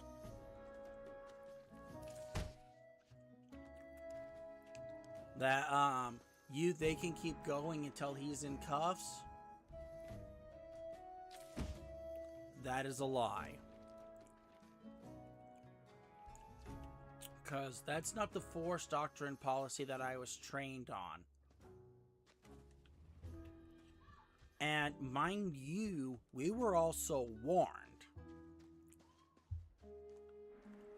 that if we didn't follow the force doctrine policy given out, and we didn't follow it to the letter, you know, we got a big fat chicken dinner. In other words, we would go to court-martial, and unless we had one heck of a really good lawyer and enough video from a battlefield to prove everything, kiss whatever military career you're hoping for, goodbye.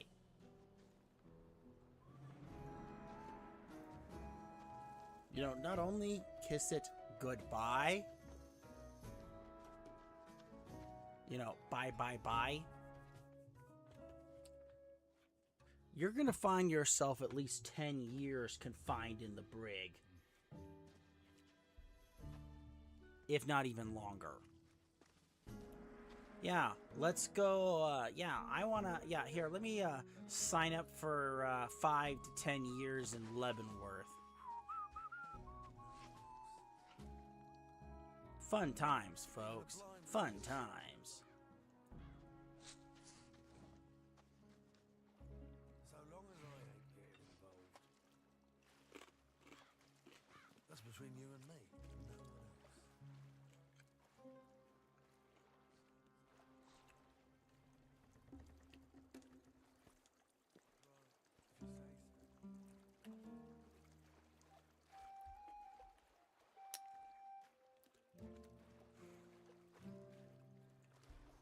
So, yeah, let's keep that in mind, shall we?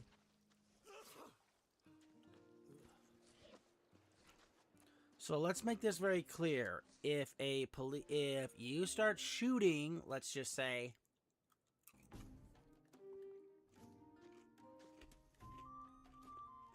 at a police officer, yeah, they have full authority to turn around and shoot back at you.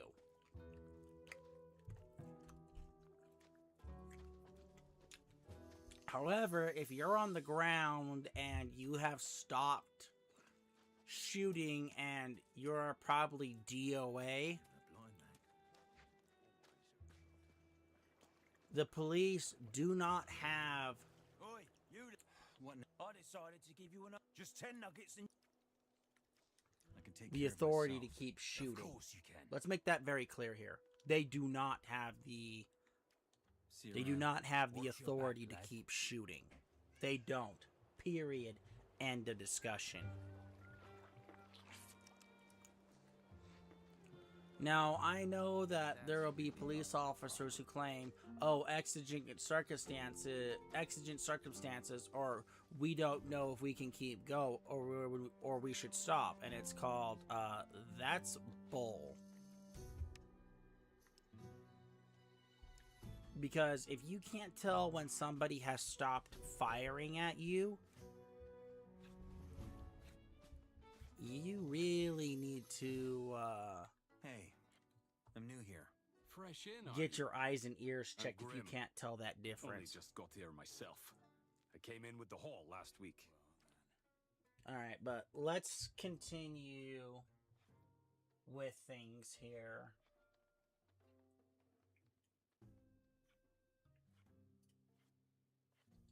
And I haven't seen this one, but we'll do a blind react for this one. You can roughly locate any community in the world, somewhere along a scale running all the way from democracy to despotism. Your best bet is to join the shadow. As far as I know, you'll need someone to vouch for you. One Someone to community show you may the be ropes. near the democracy You should end, stick with Diego. another somewhere in the I did middle, too. and a He's third all may be right. near the despotism Later end. on, During this time, you were the chief at the time when all of these things were taking place. Do you have anything to say about that? Were you aware that any of this was happening under your jurisdiction? The test of despotic power is that it can disregard the will of the people. What was your... It rules tell me that, without man. the consent of the governed. So far, I convinced Dexter Sly. What happens in a single community is the problem of its own citizens. But it is also the problem of us all. Public officials must serve the public and not serve themselves. Let's go get And that when there is a music. pattern of that not occurring, it calls for the intervention of federal law enforcement. What sort of community do you live in? Where would you place it on a democracy-despotism scale? Many people call Muncie, Indiana, the most studied town in America. For nearly a century, whenever sociologists wanted to understand what the typical American community was like, this is where they came.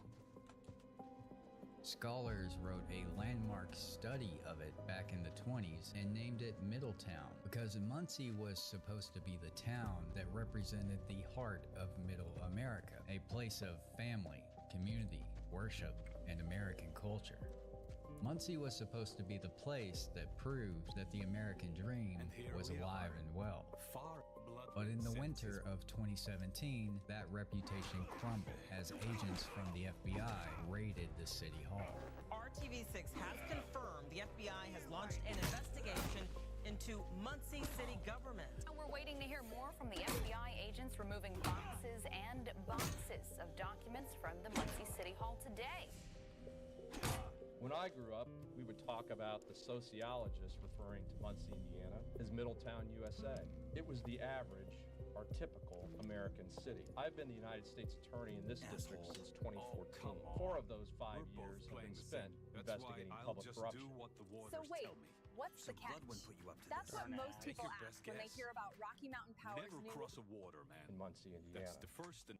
That was the federal prosecutor who spent 4 years investigating Muncie's government. And by the time he was done, more than 7 officials and contractors had been indicted, including the mayor. Years of local corruption, fraud, and misconduct were exposed, and the town's government was in shambles after what the feds called Operation Public Trust.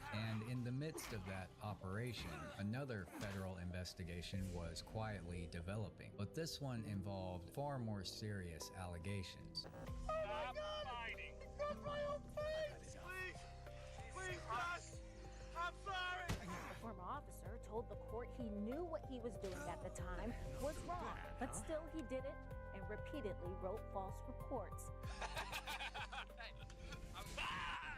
Muncie Police Chief Joe Winkle started his first term running the department back in 1996. He served as the chief for 12 years before moving on to run the county's E911 center. But in 2016, just months after the feds began probing for Operation Public Trust, the mayor, who would eventually be indicted by the feds, reappointed Chief Winkle to lead the department again. And it wasn't long before the Muncie Police Department also caught the attention of federal investigators. But it wasn't the chief who was in the federal crosshairs, it was his son.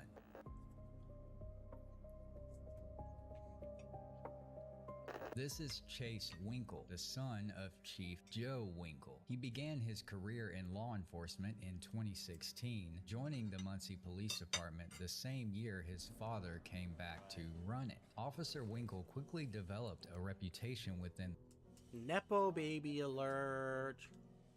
The department for using excessive force, which was later confirmed by his own co-workers. His fellow officers accused him of being particularly violent, and a rookie officer named Corey Posey, who was assigned to Winkle as his field training officer, later told investigators that he stayed quiet about what he saw because the officer grading his probationary period was the chief's son. And that's how Officer Winkle eventually found himself under the microscope of federal investigators over the footage you're about to watch. In the early morning hours of May 13th, 2018, an officer from the Muncie Police Department initiated a traffic stop on a Muncie resident named Manny Montero over an alleged missing headlight. Manny's brother was in the passenger seat, and the two began recording the stop just before being ordered to exit the vehicle. Unfortunately, that footage was never publicly released, but the body cam footage that was released picks up just as Officer Winkle arrives on scene as backup. Take your seatbelt off and come out of the car. You won't even let me move my hand. Take your seatbelt off and come out of the car. Take your seatbelt off and get the heck out of the car. Put your hands up there. Man. Oh, because you've been running your mouth the whole time. My now? Oh. For talking. Put your hands up top of your head. I got rights, man. I got rights, dude. I got rights, Put bro. us down and get out of the car right now. I got rights. Like he told you to. I got rights, man. Put your hands on top of your head and quit moving them. Hey, I'm burning, dude. That's illegal right there. They're not being fully cooperative, sure. But they've already got him on the ground and they're dry chasing him. That's very illegal. Hey, y'all. Put the dog fucking get in there. Put the dog fucking get in there. I'm not moving, buddy. Sit on your butt. Sit on your butt. God. All right, man. All right. Look. I ain't moving. Put him behind your back. Get your hand behind your head. I'm back now. I got one.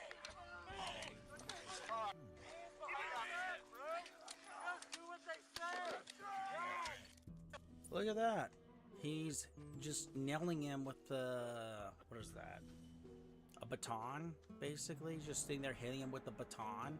It's like, dude, he's on the ground. Just because he's not moving fast enough for you? Come on. I'm sorry. Again, viewer discretion is advised for this live stream. I'm sorry. I'm so sorry. Biden radio. I'm so sorry. Put your other hand back here. You got me. I'm stupid. Put your hand behind your back. Put the button, mother. Please. Give your hand. Please. Put it behind your back. You got me, please. Let's see. They're tasing him. They're hitting him. Quick question here. Does he even have a chance to even put his hands behind his back? Because getting tased causes your body to lock up. So even if he's trying to comply here, how can he comply when his body's locking up on him? I mean, the good news is that this guy doesn't seem to have a pacemaker. Otherwise, this could end him. Holy cow.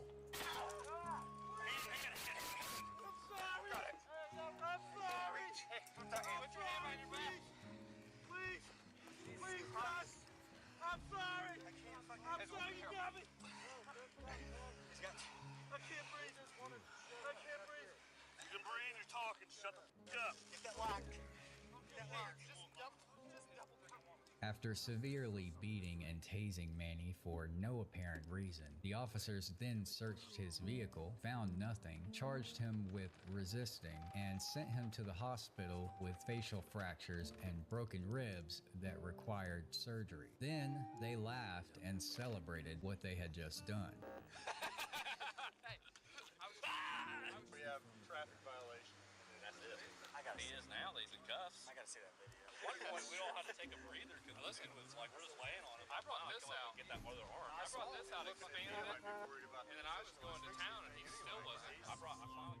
The charges against Manny were eventually dismissed, but we'll come back to his story in a moment, because it wasn't even a month later that Officer Winkle was involved in yet another disturbing incident. Just before 4 a.m. on June 10th, 2018, an MPD officer initiated a traffic stop on multiple individuals for allegedly riding their bicycles without proper lighting. The officer claimed that he witnessed one of the individuals, a Delaware County man named Jesse Vernon, throw something into the bushes as he was making the stop. Officer Winkle arrived on the scene just as the other officer was lifting Jesse from the ground, and that's when everything went terribly wrong.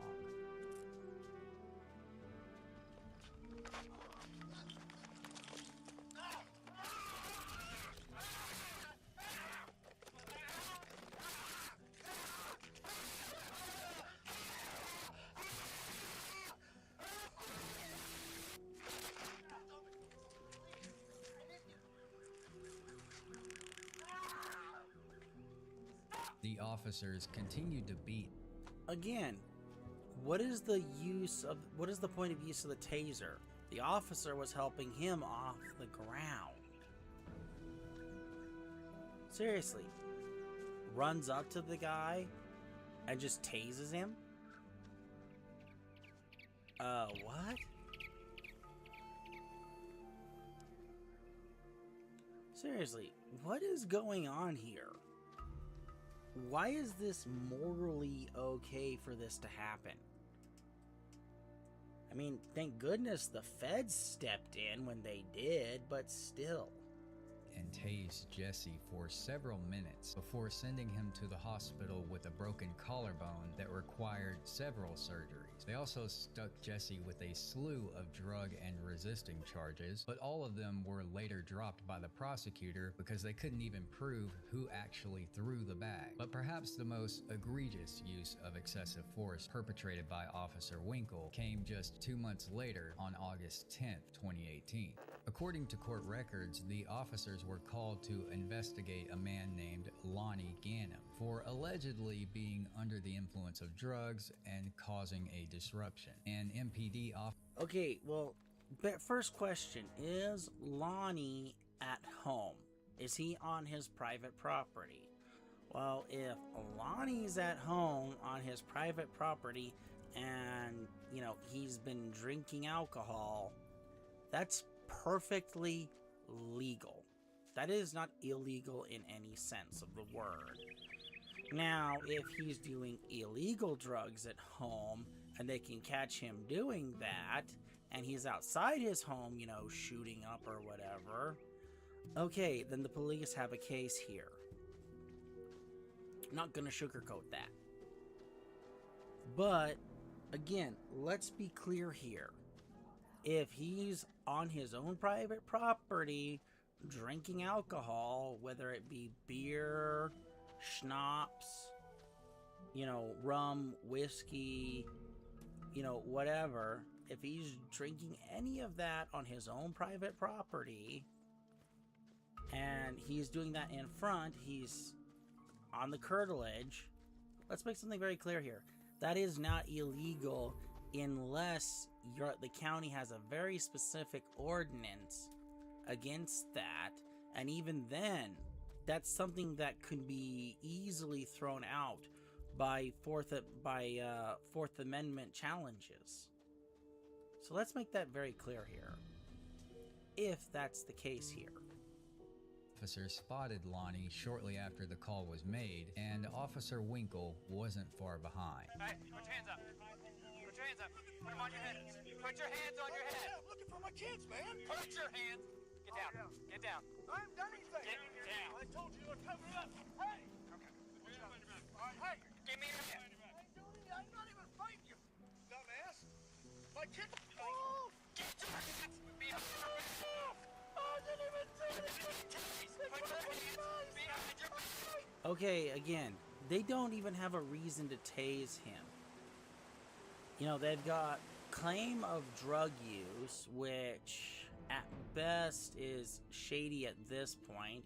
He tells the police he's looking for his kids, which is something that the police officer should actually be a bit more concerned about, in my opinion, because if kids are missing and, you know, let's say this is an actual a case of child abduction, and the police are too busy tasing, beating on the father, you know, I already know that the Supreme Court has already said that the police are not responsible, but you know, he's out looking for his kids. You know, let's just say that that's accurate here for a second. He's just out looking for his kids, and you know, maybe he's got a beer in hand. You know, I get it. There might, depending upon how the statute's written, there is a possibility for drunk in public or drunk and disorderly, maybe. But he's not being belligerent. He's not being aggressive. There's not really a big case here for there to even be, for them to have already pulled out their tasers and to dry tase him already. I mean, him saying, my kids, I'm looking for my kids, you know, that's already a red flag of, you know, maybe we should help him find his kids first, and then address the fact that he may have been drinking a beer in public, if that's the situation. Because I don't see what drugs he's supposedly been taking here, but let's be realistic here. And for those of you who want to get snarky and say, well, Ghost, you don't know what kind of situation you're going to come up on. I was trained to be in firefights and to deal with those situations. Being confrontational, being adversarial does not help anybody in any of these situations. It's actually a greater hindrance to everybody in that way. Because now you're brutalizing somebody who's looking for their children, and gee, wouldn't you want to be the hero cop who helps rescue children instead of becoming the police who are known for waltzing up on people and just brutalizing them? I mean, think about the PR image there alone for a minute. Give me your hands! Give me your hands! I didn't do anything! Oh my God! Fighting! I cut my own face! Give me your hands! Give me your hands!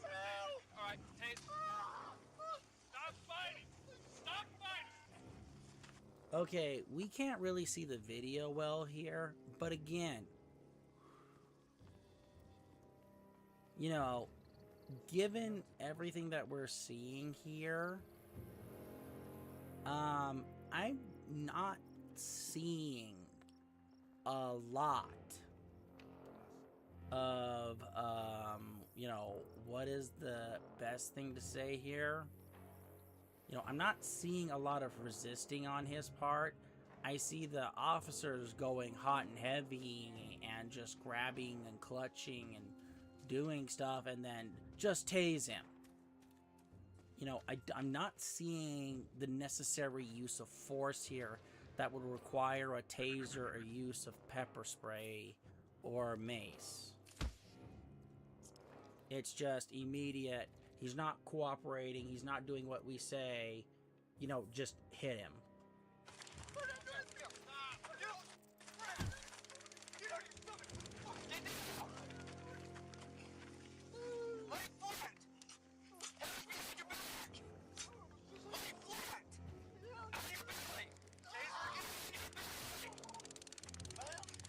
Again, they are tasering him again. His body, if they're hitting the right spot, is completely locking up. You know, he's not moving at all. He'd be lucky to even be able to resist a move if it's just the one taser. So, let's make this very clear here. Even if he was trying to comply, you know, he's not having a lot... He wouldn't have a lot of luck here. And now look, they're punching, stomping on him. You know, where is the threat here from this man? Seriously, I've been trying to see the threat from this guy since they walked up and they've been since they started, and I don't see a threat from this guy, period. I mean, if anybody's watching, you know, where are the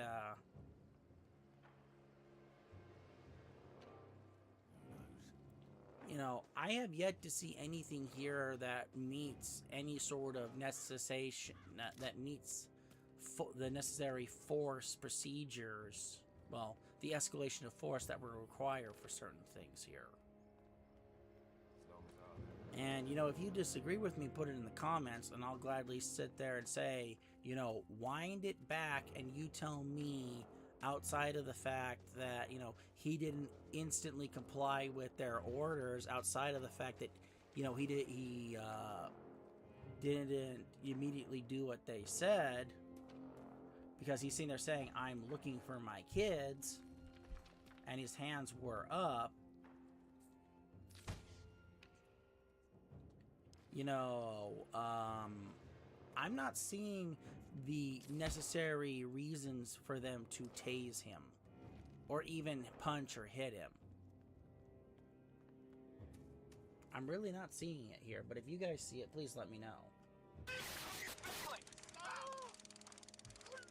Once again, the officers beat Lonnie for several minutes, tased him multiple times directly on his spine, and Officer Winkle initiated all of that by crushing Lonnie's face against the gravel with his unprovoked and wildly FYI, that was something that under our prisoner handling and other things, and even the Marine Corps martial arts program, that was something we were trained not to do when we were detaining somebody because of the damage that that could do.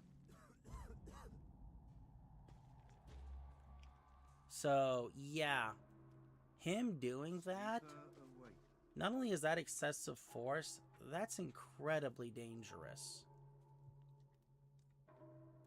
Very, very dangerous.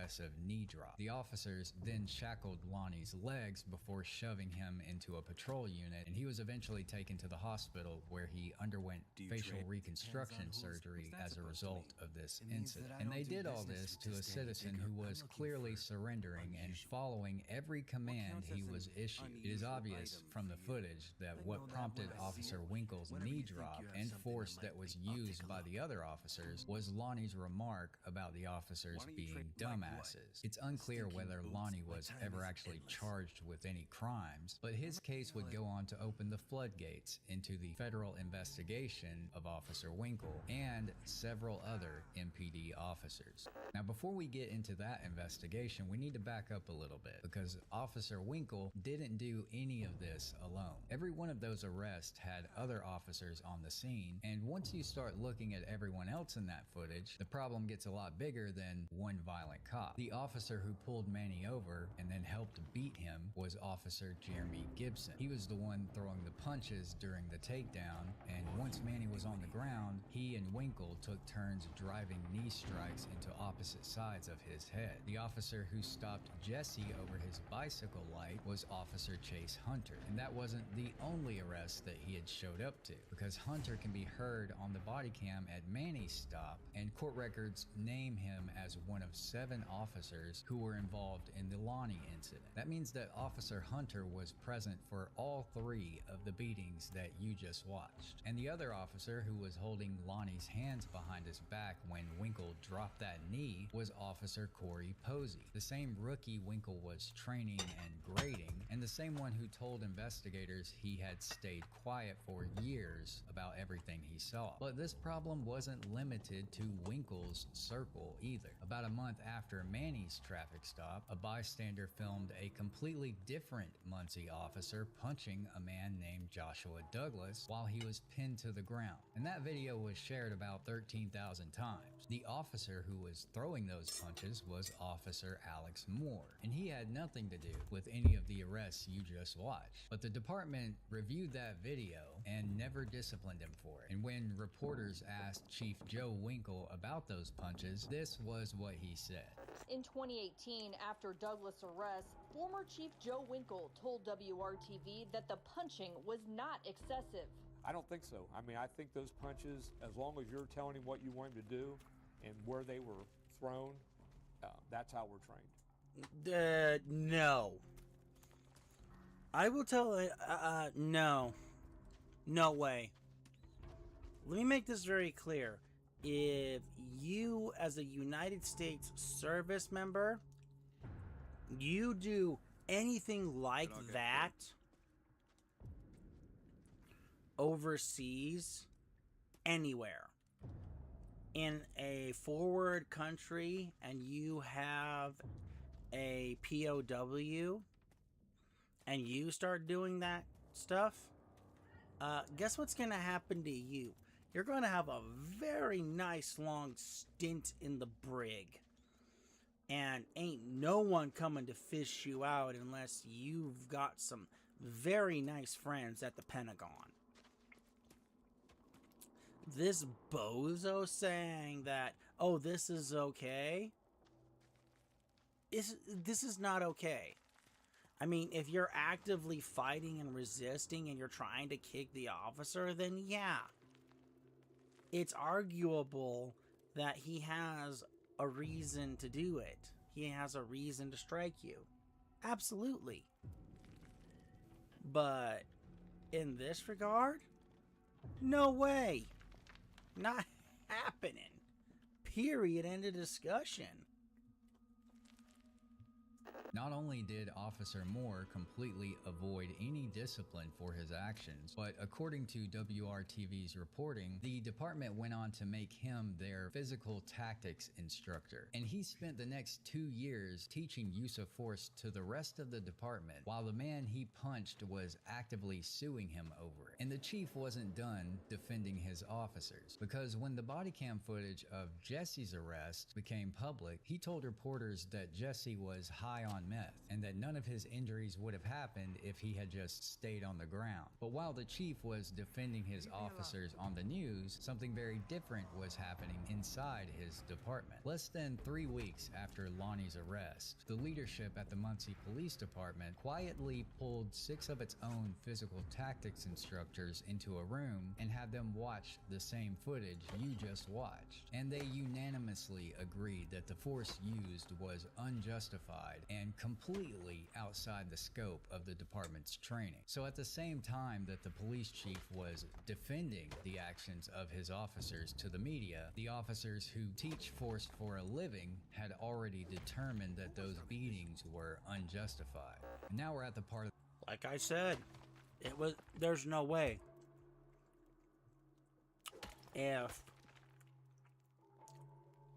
If Marines, sailors, soldiers, and airmen would face court-martial, I think the last time I heard anything about brig time for related to force of use and dishonoring the United States in that regard, last time I heard anything about that, that's 10 years per count in the brig. Period. So let's make something very clear here. Well, per count if convicted. So let's make this very clear. If that was in Iraq or Afghanistan and it was proven at a court-martial stateside for all those officers by all these accounts, well, that one officer for that last one, that's 10 years in the brig. For the last 3 incidents, that's 30 years apiece in the brig. Let's make that very clear here. They're in the brig, dishonorable discharge, and they've got nothing when they get out. This story that has never really been told before. The federal case that grew out of that investigation ultimately covered 7 victims across 6 arrests, but only 2 of the beatings you just watched actually made it into the charging documents, because despite the broken collarbone and multiple surgeries, Jesse's arrest never produced a single federal charge. And so that leaves 5 victims you haven't seen, and no footage of their arrests has ever been made public. In March of 2018, before any of the stops that you just watched, an unidentified man was kicked in the head while surrendering with his hands up, and that kick knocked him unconscious. Winkle Jr.'s report claimed that the man came at him with closed fists, but according to the feds, that man's hands were wide open, and he was lowering himself to the ground when Winkle kicked him. In May, just 9 days after Manny's beating, another anonymous man was struck while in handcuffs and put through what the documents characterized as pain compliance techniques that ultimately ended in another charge. 2 weeks after that, it was... Okay, let's make something very clear here. Pain compliance here, folks, is not strikes. Strikes are harm. Pain compliance is a twisting of the wrist, or maybe hitting a pressure point. It's causing pain to make somebody compliant. It's not, I'm gonna hit you until you comply. That is not pain compliance. I don't know where police officers are getting this idea that this is pain compliance. It's not. Pain compliance is the use of twisting somebody's, like twisting a wrist or arm and then hiking it up to an uncomfortable position until the person decides to comply. And yes, it can break. You can break something, fracture something, or dislocate something if they keep pushing back. But you're not supposed to take things that far. So, let's say someone's struggling with you, is pushing against you. You don't sit there and start punching their lights out. That's not what you do. What you actually are supposed to do is if they're on the ground, you know, reach for their shoulder and grab the pressure point in their shoulders and press and hold it. Because all you're doing is causing pain. Who's a fool? You're not actually causing harm. Closed fist strikes, that's harm. Let's make that very clear here. Some days I end up with a little So, yeah, this is harm. This is not. This is not, that's not pain compliance. And any officer who says that is pain compliance, either they have no concept of what training is, or they just really don't care. If you go back to the main Two different teenagers in a single day. One of them was kicked in the head while laying face down at the end of a foot chase, a chase in which another officer was aiming his gun at the kid. The other juvenile was slapped across the face while he stood in his garage with his hands up, doing exactly what he was told. And after every single one of those arrests, Officer Winkle filed a false report about what had happened. MPD's use of force paperwork is called a response to resistance form, and for 11 straight months, every form Winkle filed about these incidents was full of shit. Sergeant Joseph Kreja was the supervisor responsible for reviewing those reports, and not a single one of Winkle's beatings ever failed a review. Which brings us to the last victim in this federal case. In February of 2019, a man caught in his own seatbelt was punched in the face and then hit with 4 knee strikes after he was already handcuffed. That beating happened nearly 6 months after MPD's own instructors had unanimously declared Officer Winkle's conduct unjustified. And the report that Winkle filed about it was full of lies, just like all the others. In the fall of 2019, Jesse filed a federal lawsuit, and he didn't just sue the officers who broke his collarbone. He also named Chief Joe Winkle himself, arguing that the chief had failed to properly train his officers. The chief responded by pulling his son off the road, telling reporters he wasn't comfortable having officers out on patrol while they were the target of a federal investigation. Then, just a few weeks later, Chief Winkle announced his retirement, and he walked out of the building for the last time at the end of December 2019. So, yeah, he walked out with all his benefits and everything. Think about that for a minute. He left. Full benefits, his pension, his retirement, his medical plan, everything. He still got it all, unless they decided to prosecute him, but even then, it's a stretch to take it away from him. How do you plan on getting this back? All the money that was paid to him. Everything that he allowed to happen while he was chief. How do you plan on getting it back? You can't, because he technically earned it. Before a single indictment was issued, Chief Winkle was never charged with anything, but Winkle Jr. wasn't so lucky. This time around, the tables were turned as the 3 Muncie police officers walked into the federal courtroom with shackles on their feet, handcuffs, and body chains. The 3 are facing 12 counts of making a false report and deprivation of rights. Hey, I'm Daniel, founder of Ridge. And every year we do something kind of crazy. This year, we're giving away a Lamborghini Storado, a Hennessy Velociraptor, a Ford Bronco, or a $100,000. Only our cameras were rolling as Chase Winkle walked out of federal court with his father, former police chief Joe Winkle. Chase, do you have anything to say about the charges that you're facing? I don't, David.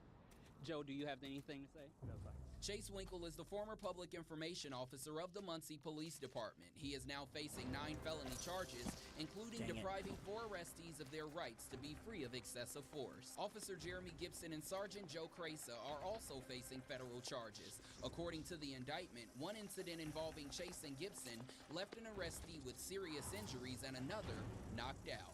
2 weeks after those arrests, a federal judge signed a protective order that sealed all the evidence in the case, including all the body camera footage from the public. So the citizens of Muncie couldn't see the videos, but the lawsuits kept coming anyway. And by the spring of 2021, Muncie had paid out more than $1.2 million to the people its own officers had beaten. Then in April of 2021, a grand jury came back with a 17-count superseding indictment that expanded the case, and it finally added charges for the beating of Manny and pulled a fourth officer into the case, the rookie, Corey Posey. And that same day, Manny sat down with a news crew for the first time. They told me to step out, I stepped out, and they just started pummeling me. You know what I mean? Pretty much beating down. What's going through your mind while this is happening?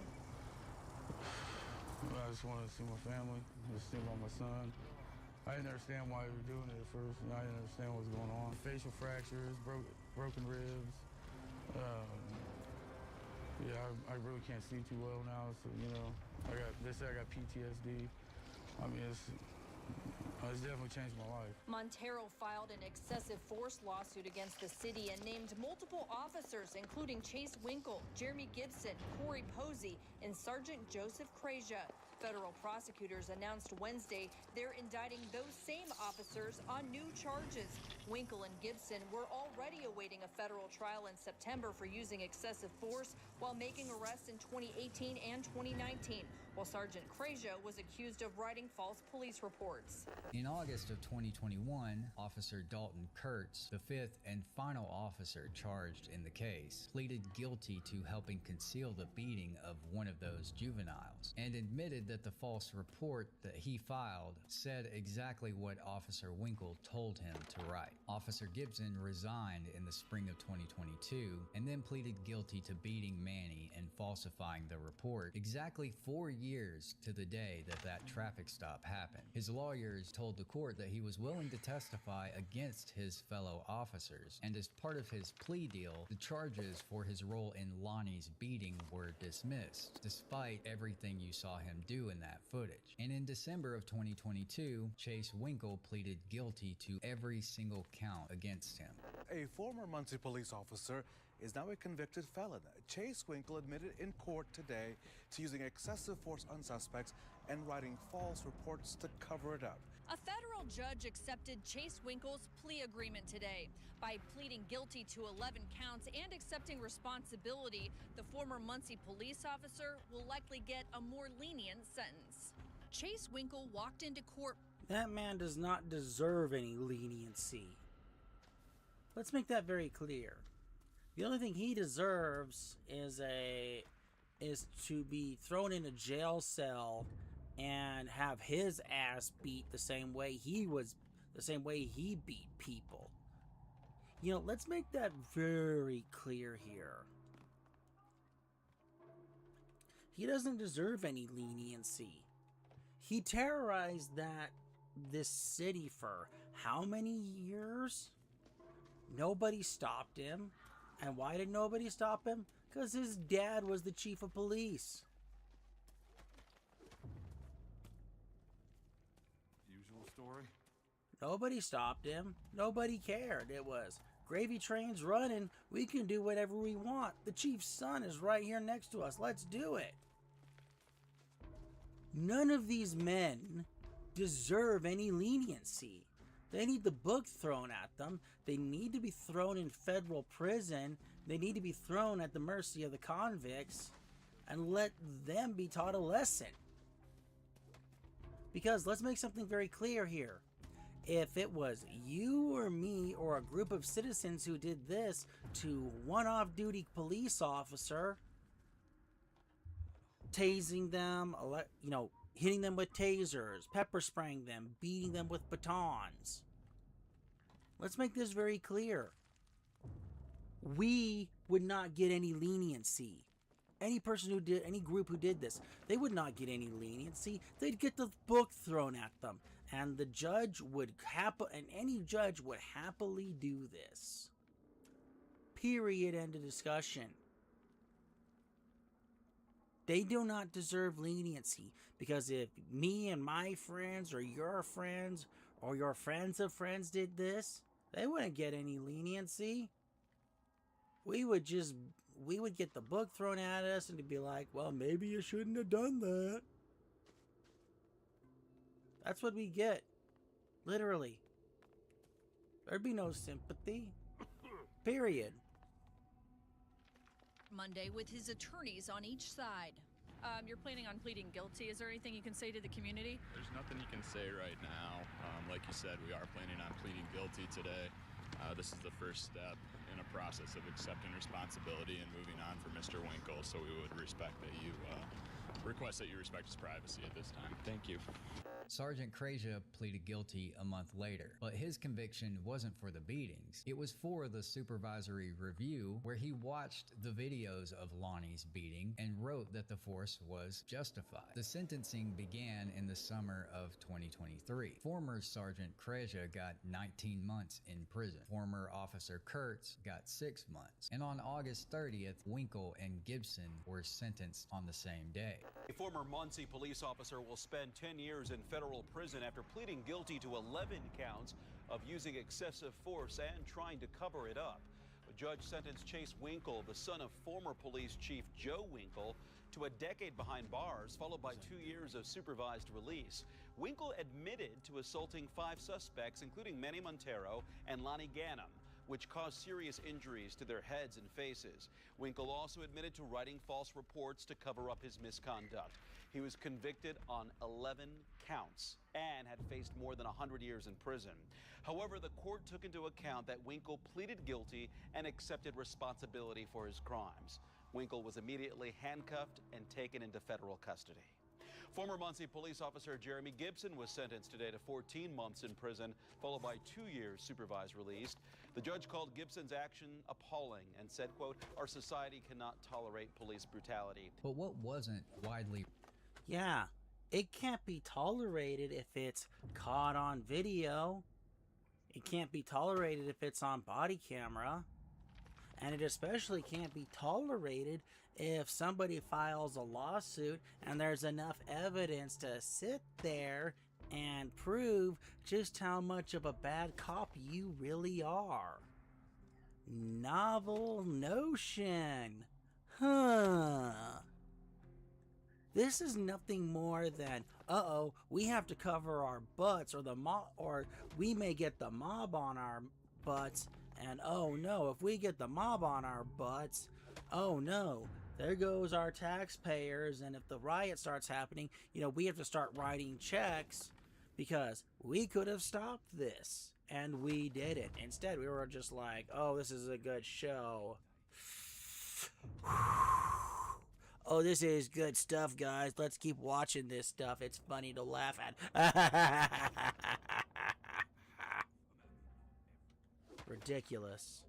Reported is that the government only asked the judge to give Winkle Jr. an 8-year sentence, which would be on the low end of the sentencing guidelines. However, Judge Tanya Walton Pratt had her own opinion and ultimately sentenced Winkle to the statutory maximum on nearly every count. Chase Winkle now sits in a federal prison in Memphis to this day, and he isn't scheduled for release until 2031. And now that accounts for 4 of the 5 officers charged in this case, but the 5th officer, Corey Posey, was only ever charged over a single report. And after 3 years of fighting that charge, a jury found him not guilty, making him the only officer of the 5 to avoid a prison sentence, which I genuinely believe that if people could hear my thoughts, they would realize I was evil. I lived my entire life thinking that I was a secretly brought a close to the federal investigation. The last...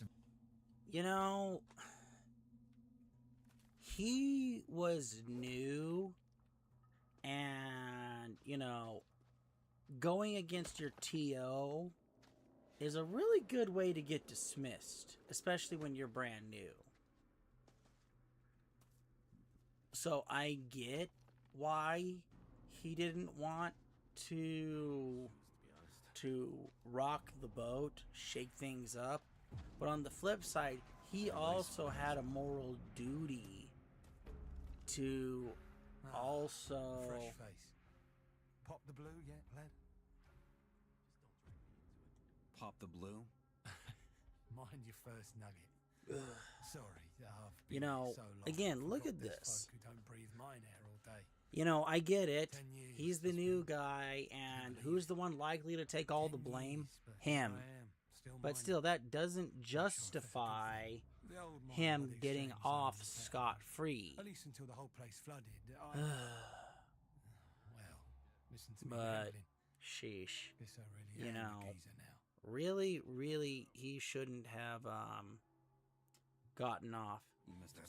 Verdict in this case was read on July 10th, 2024, and the raw body cam footage of those beatings started reaching the public 13 days later. But that footage did not come from the Muncie Police Department because the city had spent nearly 5 years trying to hide it, and a federal court backed them up the whole way. The footage eventually came from Lonnie's civil attorney, who had copies from the discovery process in the lawsuit. So the public never got to see the footage at the center of a federal investigation until 6 years after the beating, after the pleas, after the sentences, after the acquittals, and after every settlement check had already been cashed. All the mechanisms of accountability this case was ever going to produce was settled and finished before the public even got to see what any of it was about. And when the footage was finally made public, hardly anyone knew about it. Lonnie never got to see any of this play out either, because according to his family, he passed away in December of 2023, 7 months before the world was allowed to see what happened to him. And the other 5 victims are still waiting because their footage has never been released. And at this point, the only way it's ever going to be released is if the city volunteers it. Now, bear in mind that everything you just watched happen was in what is often referred to as Middletown, USA. The mayor went to federal prison. The chief's son went to federal prison. 3 more officers were convicted, and the city government was gutted by a corruption probe. All this in a town that was picked nearly a century ago to represent the typical. Even stone, our best smith can't forge it properly. You need a special forge for that. And the only engineers who know how to make them live up in Nordmar. Okay, for those of you who want to know where Nordmar is, that's on the main continent that takes place in this game. It's on the main continent of Martana, and actually that map right there, it says Martana. That's actually pretty close to what the third game looks like. Right there. Oh, I can't use my mouse, but you see where the paper is? You see the corner where where you see the end, it says Nord, where it goes Nord, and then it cuts off from there. That's Nordmar. In the third game, if you liberate all of Nordmar and you find the pure ore blank, you can forge a pure ore weapon. But that's only in the third game, folks. And how do I know that? Because I've played Gothic 1, 2, 3, and Arcadia all the way through. Wouldn't want to be in his shoes. But back on to the video. American community. And for me, what this story shows us is that the sociologists were actually right, because Muncie still is a perfect representation of Middle America, only now it's an honest one. If you made it to the end of this video, thank you for your support. Watching to the end is one of the best ways that you can help this channel grow. I'm currently in the middle of trying to prove to YouTube that people value this kind of storytelling and investigative work that this channel is built around. So if you'd like to see more stories like this and you think my work deserves it, I would appreciate it if you could take a moment to leave a like or subscribe. And if you have a story or footage you'd like me. Okay. So this video's over, and this is from John Lang. Some of his videos are pretty good, and as you can see right here, he's teamed up with Lackluster here on a couple of occasions, and I've seen a couple of his videos. He does a really good job. So let's make this very clear here. These the 5 officers involved here, only one of them got 10 years inside a federal prison cell, when it should have been all of them. Let's make that very clear here. Now then, with that video over, we'll try and circle back to this one later. But right now, viewer discretion is advised for this video. But, yeah. And also, this is the Facebook page for my YouTube channel right up here, if you can see that. But I don't think I can... Leave it. Are they talking to me? Yeah, they're talking to me. Time to go. Whoop.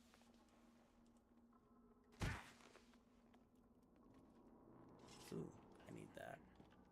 Can't use it yet, but I need that. But here, watch this little clip. Some people never know. Tempted pit. Show me your hands! Show me your hands! Show me your hands!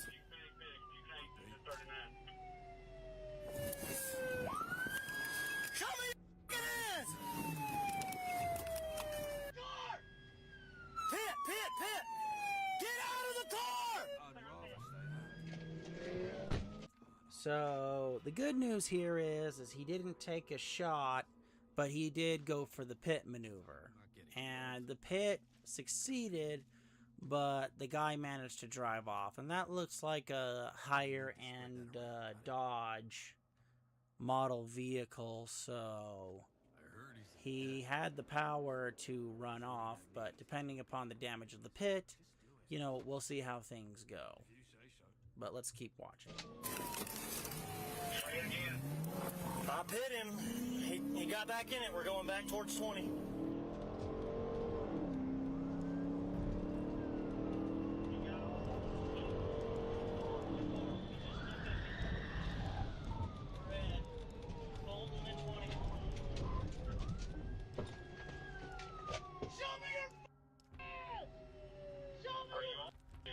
It didn't show it, but it looks like he may have crashed, or they pit him and he crashed again.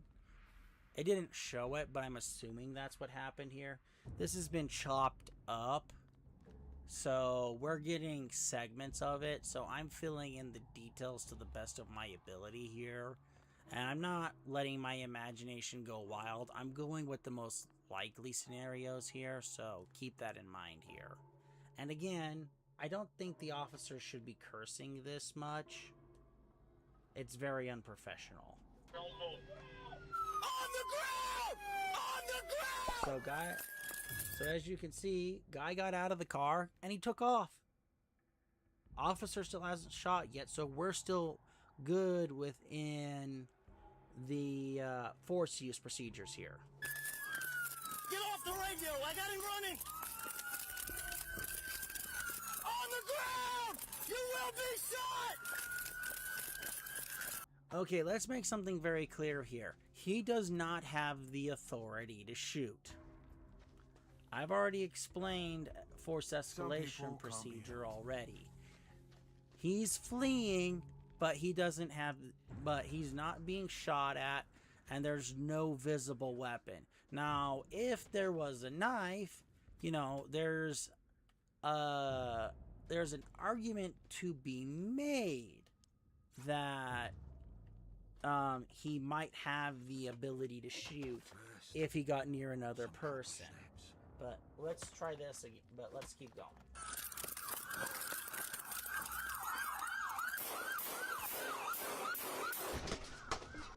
Okay. He did not have, let's make this very clear. He did not have the authority to shoot here. Now, if he was attempting to carjack this car, you know, it's not really a gray area, because now he's attempting theft, but, you know, the thing we have to sit here and not necessarily question, but it's the 4 safety rules. Treat, never, keep, keep. Treat every weapon as if it were loaded. Keep your weapon straight off the finger. Keep your weapon on safe till you intend. Let's see. No. Treat, never, keep, keep. Treat Treat every weapon as if it were loaded. Keep your weapon on safe. Keep your weapon on safe till you intend to fire. Never point your weapon at anything you don't intend to let's see. Keep your finger straight off the figure. I researched this so much, but anyway. The point is treat every weapon as if it were loaded. Never point your weapon at anything you don't intend to shoot. Keep your fingers straight off the trigger until you intend to fire. Keep your weapon on safe until you intend to fire. And then the unwritten fifth rule is know your target and what lies beyond it. And as you're going to see, this officer made the mistake of number 5 here. He did not keep in mind of where his target was and what was behind or in front of his target. Get out of the car! You will be shot!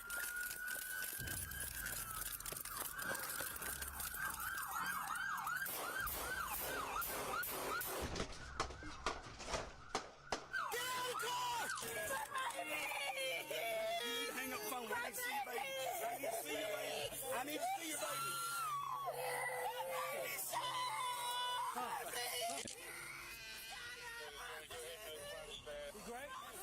I need to see your baby. It's okay.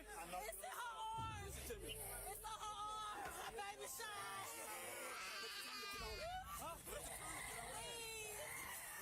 You okay? Where's your gun? Why did y'all shoot at me, man? Need fire rescue en route. Have a small. He didn't even have a firearm on him. I'm surprised this happened. He's like, look. He's like, hey, where's your gun? He didn't have one. Look at that. He didn't have one. He didn't even have a firearm on him. Look at that. Look at that. And they still opened fire. Infant child's been struck in the arm. My baby! My baby! Ma'am, I need you to hang up phone, focus on what you got going on here. Ma'am. It's okay, baby. It's okay. It's okay. It's okay. It's okay. Come forward. Baby, you come forward. Show me your hands! Okay. Let's make something very clear here. Look. I can... You know... The guy got to the guy who was fleeing, he got to another car and he did attempt, I'm not going to sugarcoat this, he did attempt to run and potentially steal another person's car. And, I'm glad that the police stopped that. But this doesn't justify the fact that he shot into a car where more than likely there was a kid or another person who was not involved. So guess what? Guess what happens now? That officer now has a really big problem. Because now, he shot a child. He shot a child. He didn't care where his target was. He shot. I mean, granted, I do get it. He was trying to stop he was trying to stop a carjacking. I get it. And I will applaud the officer's efforts in stopping that carjacking. But that doesn't justify the fact that he just shot a 5-year-old child in the arm while trying to stop a suspect who, from what we could tell from this video, was not even armed. Because I'll tell you this right now. Under most self-defense laws, guess what? Me or you, if me or you did this to anybody, here's what would happen. We would be going to jail on attempted manslaughter charges. Because we cannot, I repeat, we cannot do that if somebody is fleeing from us. And that's case law written. Now, here's this one, and this one's a bit more disturbing, so viewer discretion is advised. But, again, watch what happens. And I will interrupt this one as well. Hands off of me, man, please! Please get your hands off of me, please! Get out of the car, Kenny. Go ahead, hit him.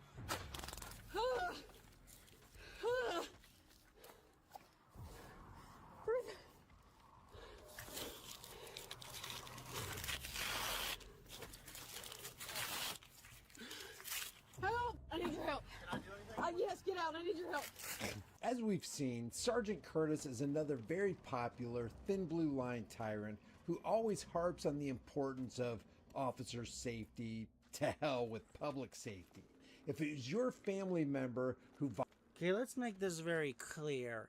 If you're running around with if you're somebody who is carrying a firearm and you don't care for the safety of others around you, you should not be carrying a firearm, period. Because there have been more than enough people who have been harmed by bullets flying.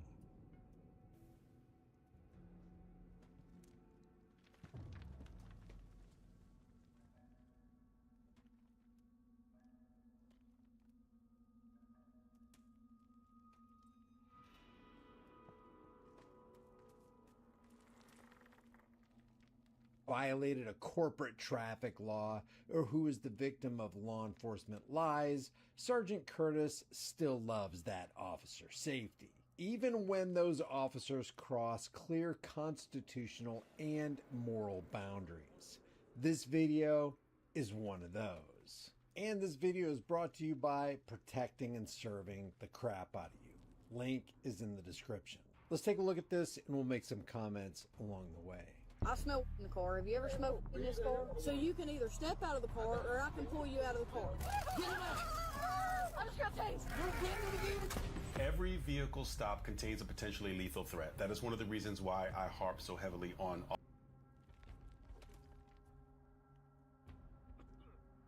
Okay, let's make this very, very, very, very, very, very, very damn clear. If you're going to treat every stop like it's a possible threat to the end of your life, then your hostility will bleed out, you're going to make people uncomfortable, and you're going to cause more violent situations. And, you know, if I really need to, I can dig up the psychology around this. Because I've seen the psychological data behind this, where if you approach a situation with hostility or the impression of hostility, people treat you differently. I've seen it, I've heard about it, I've read about it, and if you're listening to this guy on the left, not the right here, you know, if something bad happens to you, I'm not going to feel bad for you if you are a police officer here, because you are setting yourself up to walk into a situation where you're acting aggressive because either A, you're not getting your way, or B, G, somebody stands on their rights. Because I've seen more than one video of people who are amendment auditors standing on their rights, and legally speaking, these people have done nothing wrong, yet they still get arrested and their charges get thrown out. So yeah, if you're gonna listen to this numbskull about you must treat every situation as a threat, let's make something very clear here. You are sabotaging yourself. You are sabotaging yourself because you are setting yourself up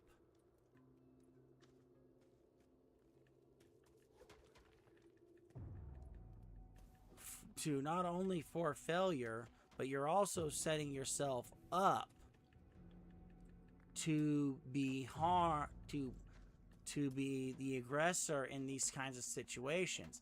And if you get sued, I'm not going to feel bad for you either.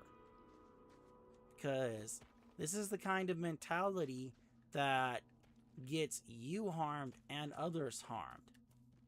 Now, I mean, yeah, if some people are acting stupid and doing stupid things, I don't mind that a police officer pulls them over and, oh, they're drunk, they're stoned out of their mind, and they're dangerous. Yeah, I don't mind. But if you're going to pull somebody over, act a fool, and something bad happens to you, I'm not going to feel sorry for you.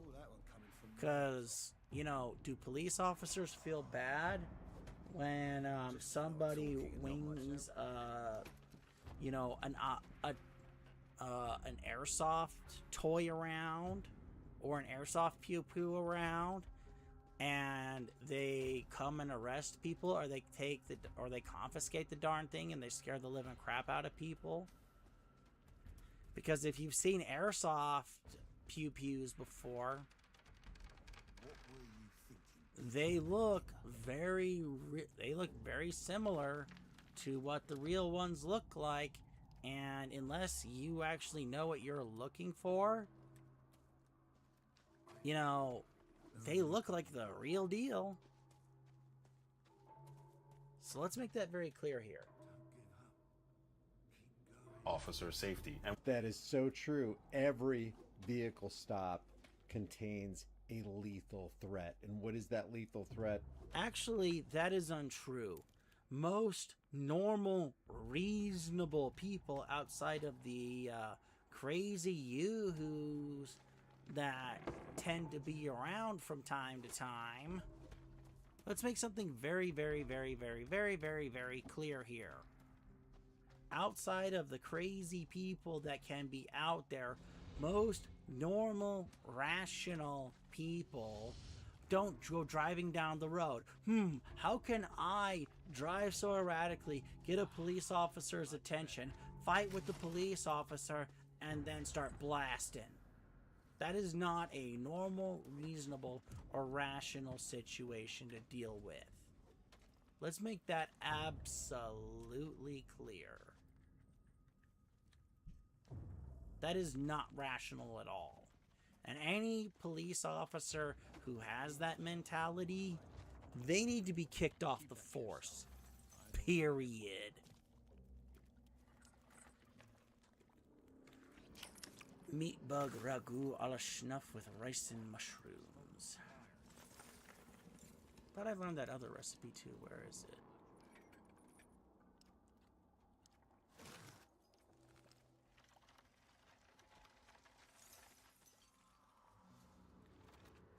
Step aside. Oh, hush. But anyway, let's continue. It's the law enforcement officer, and it's your life that hangs in the balance as they mess with you, harass you, and trample your constitutionally protected rights. What can start off as a calm exchange and interaction between the officer and the occupant of the vehicle can quickly escalate into something that no one ever wants to see. An officer be engaged in gunfire and one of the officers involved losing their life. Wait a minute. Nobody wants to see that? Speak for yourself, bud. Sadly, this is one of those.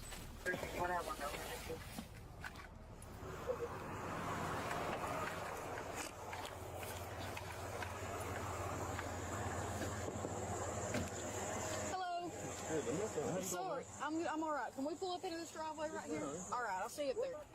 Hold on just a second, I'll talk to you. Okay, I want to talk about something because we can see a lot of things. I love that they have the split screen with this. Shout out to Police Activity with this video that they put together because there's a lot you could potentially learn. So what I noticed the officer did was really good when she went up to the vehicle is that she had her flashlight in her support hand. Her gun hand was free. She tapped on the window to advise the driver that she wanted him to move forward. But I want you to take a look. Her gun hand was free because we got to be ready to shoot at those assailants that we're messing with, that we're harassing, that we're infringing upon. Look at something. Okay, You know, I can agree there will always be the necessity for caution. I can agree with that statement.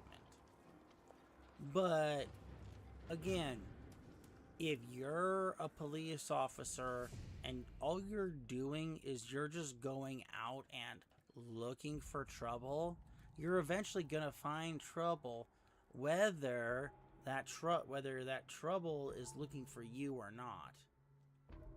So let's make this very clear here.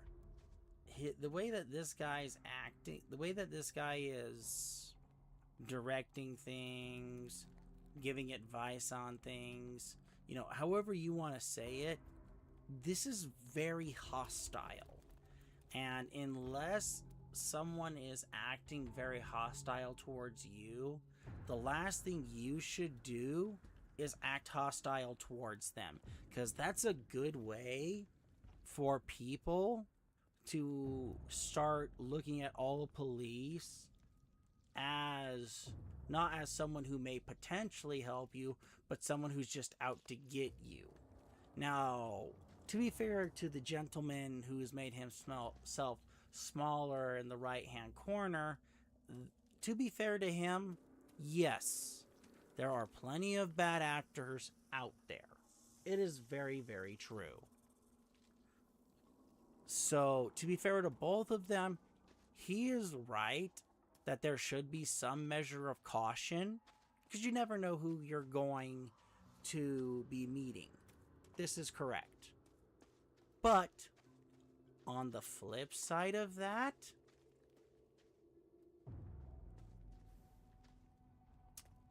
if your attitude walking up to somebody like this is to just be aggressive, be angry, be ready to just attack, fight, whenever,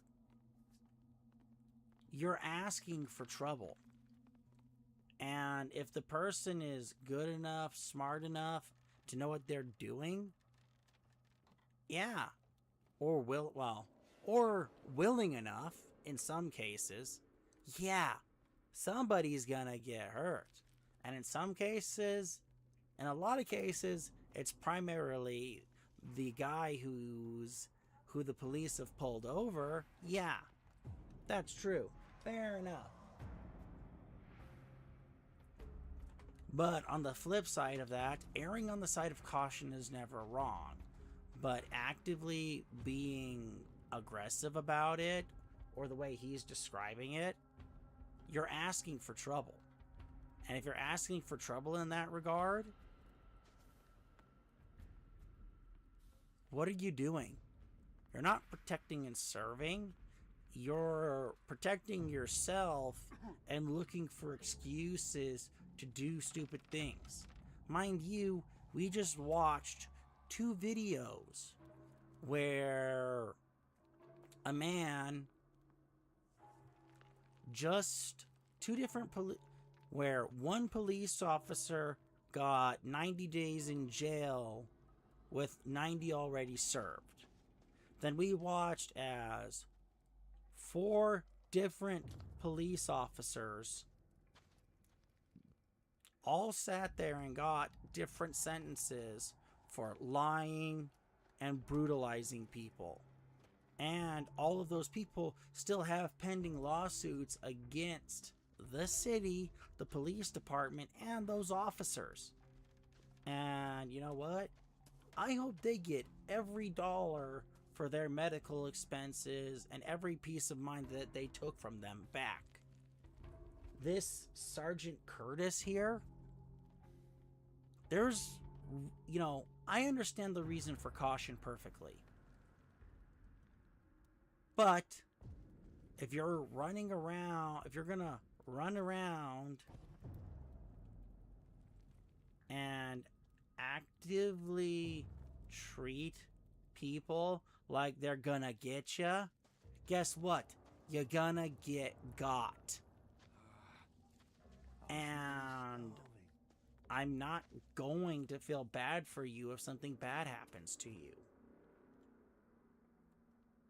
When we look at the perspective on the left side of the screen, which is her body cam, we can see all of those lights that are shining, and when the officer has to go back to their vehicle, that night vision is potentially compromised. So it's a challenge on going back to the vehicle. And I'll talk about that a little bit more going forward, because night vision is incredibly important. So the two things, the brightest lights that we are likely facing for your night vision as an officer are the lights at the top where the red and blue lights are. In the center, there are lights called takedown lights, which are extraordinarily bright, which are kind of like high beams, but from a higher perspective. And then the other is the spotlight, which is right next to the driver door. Those are so bright, so it's something to definitely take into consideration. I know a lot of you are going to be saying tack bun. Her hair is up, not an attack bun. 335. We're pulling out of the roadway.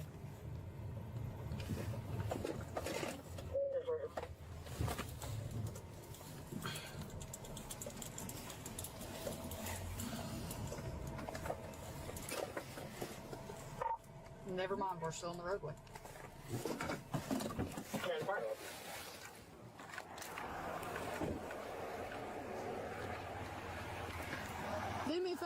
Do me a favor, brother. Pull into the driveway. That way we're all the way out of the road. Okay? Yeah, let's pull into and block somebody else's driveway so in case they have to leave or return from wherever they were, they can't get by. Something I like to mention is that under those circumstances, PAing the person, when we've seen this before in other videos, and I was a big fan of PAing, the PA system or public address system, which is inside the vehicle, which is a loudspeaker that you just push a button and you talk on the mic and you direct the person, because then you still have the tactical advantage of them not seeing you and making an assessment of you or anything like that. All they hear is a PA. Sir, could you pull your vehicle a little bit forward? Sir, and you're still inside your vehicle. You can even have the door open just a bit if you want to make sure that you can bail out if you need to, but utilizing the PA is an excellent tool so you don't have to reapproach, because that reapproach is equally as dangerous as the initial approach. Yeah, use the PA so you can... Again, the overt hostility from this quote-unquote sergeant is very unnerving. I mean, think about this for a minute. If you were treated this hostilely, would you want to be pulled over by police officers? I wouldn't. I wouldn't want to be touched by any police officer after something like this happening. I'd be like, nah, bruh, I'm good. I mean, the amount of hostility that this officer has for people it's mind-numbing. It's mind-boggling and mind-numbing. It's just it's not safe for anybody to have this level of aggression or hostility. But Ghost, but you have to be this aggressive. No, you don't. Aggression is only necessary when somebody is being aggressive towards you. Do I drive around in my vehicle with a chip on my shoulder saying, I wish some mother effer would mess with me? No. I just want to go from point A to point B and be left to my own devices. And if I do something stupid enough to get pulled over, well, gee, I've earned my stupid sign for the minute.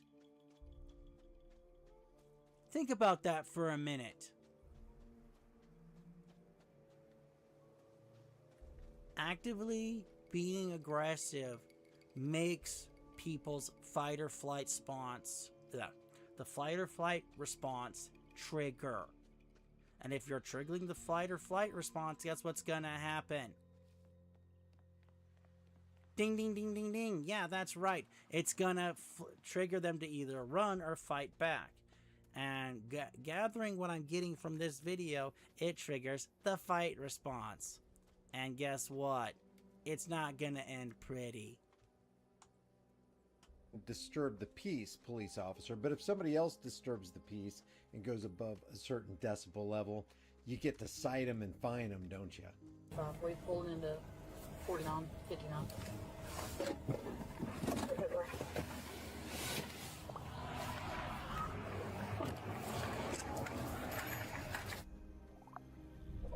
All right, my friend. Now that we're out of the way there. I'm sorry. That's all right. This will be our third approach on the vehicle. Is it maybe a good idea to approach on the passenger side if the driver is likely expecting us on the driver's side? And adjusting those lights, is it an option? It's an option that one might consider. This is the choice of this officer, their call, their stop. My name's Shelby. I work for the Lake County Sheriff's Office. I stopped you not because you were all over the road. Oh, I'm sorry, I didn't notice it. I just put my hair up. Putting your hair up? Yeah. Okay. Have you had anything to drink or anything? Oh, hell no. Okay. No. I'm really just leaving. No, I'm just leaving Suburban. Okay. Just got back from Gatlinburg Pittman. Cool. Just got a phone with my son. I said, son, you should have came home because he hurt his. Shut the frick up. Stop talking to police. Sadly, this guy's right. The more you open your mouth, the more that gives police officers the ability to find any reason to detain you. So, him leaning his head back saying, you know, shut the F up, you know, it's not unwarranted, but at the same time, you know, a little bit of, oh, I just was coming back from seeing my son, you know, instead of just, you know, because, you know, I get it, because if a police officer is looking for any excuse to take you in or whatever, you know, the more information you give them, the better. So, I mean, this is the reason why you hear lawyers sit there and say, if a police officer pulls you over, they ask you, where are you coming from?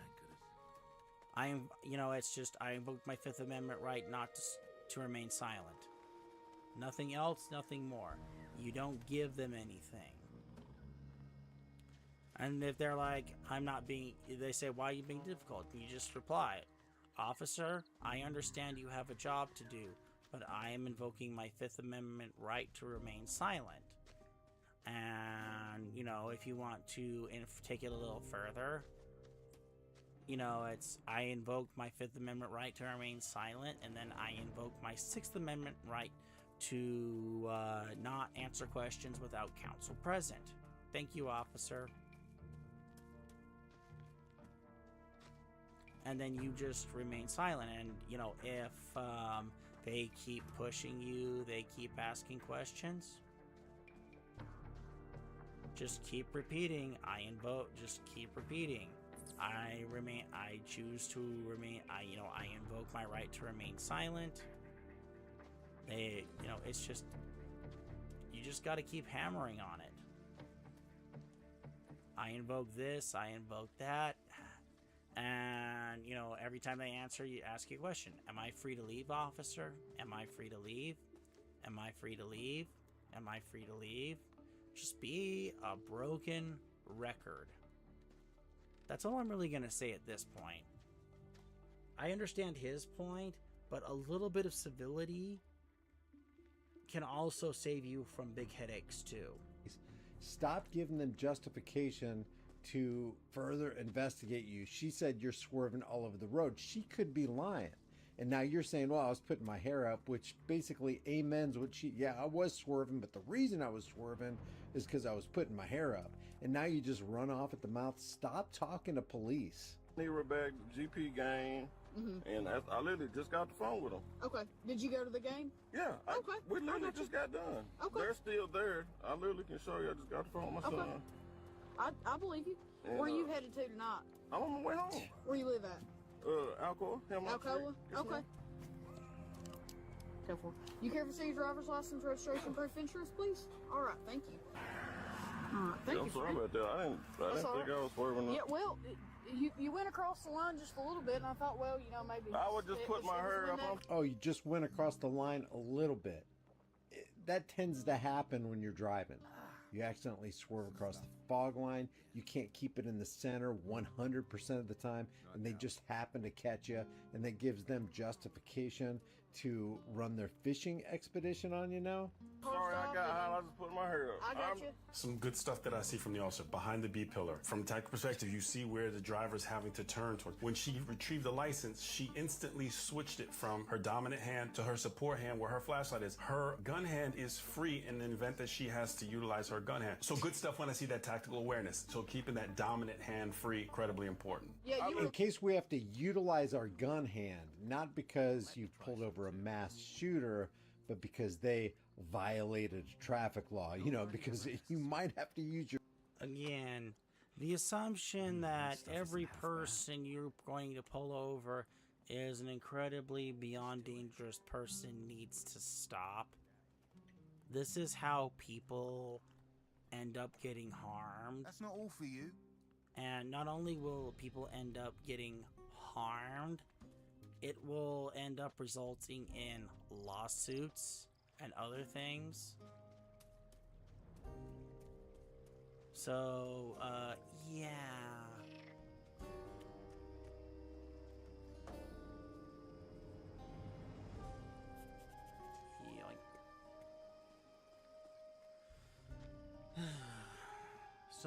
Your gun hand when people get upset that you're terrorizing them. Like just you wanna were go all home, the way get in the completely bed. in the other lane. I call my what I was mama worried and say, about, so. Mama, I'm not gonna make it tonight. I gotta go get clothes. Like I'm just dealing with a lot. I promise I didn't do nothing. I'm sorry. Okay, I'm sorry about that. I'm sorry you're going through some stuff. Oh, it's a lot going on. Yeah. But I literally just got the phone with my son, just talked to the guy that's painting. Sent me a picture of some lights. Yeah. Shut up. Shut up. Shut up. Sent me. Okay. That I literally just got the phone with him. Okay, good deal. I Well, got I you. paint mama's house. He just sent me this. I got you. And I called him back, but I'm on Okay. Bluetooth. Okay, you're good. Do you have your Alright. registration insurance? Yeah, I'm in my mama's car. I'm in her car. My truck is at her house. I'll show you what I just done so you can know what I'm doing. I ain't lying. I just left to take a video. Yeah, I'm code 4. Come on. So she said that she's code 4, which means that she's okay, that things are going smoothly. And I think she already gave a code 4 like a minute ago. So it's really good that this department has this kind of interaction where you're checking to make sure that the officer is okay and the situation is calm. It's still a really kind of eerie situation to be on this dark back road on a car stop. I don't know how close their backup normally is, but again, so far she's dealing with this really, really well. I got you. Everything Officer Curtis or Sergeant Curtis says centers around officer safety. Just took a video of everything. Yeah, I got you, This brother. painting, this is in Seville. One literally just jumped in her car. Showed her a video of her house. We I just got got you. it. Just got done getting it painted. Yeah, I I got you, literally bro. just left. I just want to go to bed. Okay. One thing that I also say is that he keeps saying he's in his mama's car. And I know we have a lot of viewers that are from other countries. And I don't know the term mama that well, but I think mama might mean his grandmother, but I'm not 100% sure. In the comment section, if you could just be clear about what mama is. I know it's a family member. I just think it might be grandmother. Is this it? Close enough for registration. What about Let your me try to call her insurance? real quick. Okay. Well, I'll tell you what. I'll let you call her. I'm going to go check this out, and I'll come back up here and talk to you about the Okay. insurance when you figure it out, okay?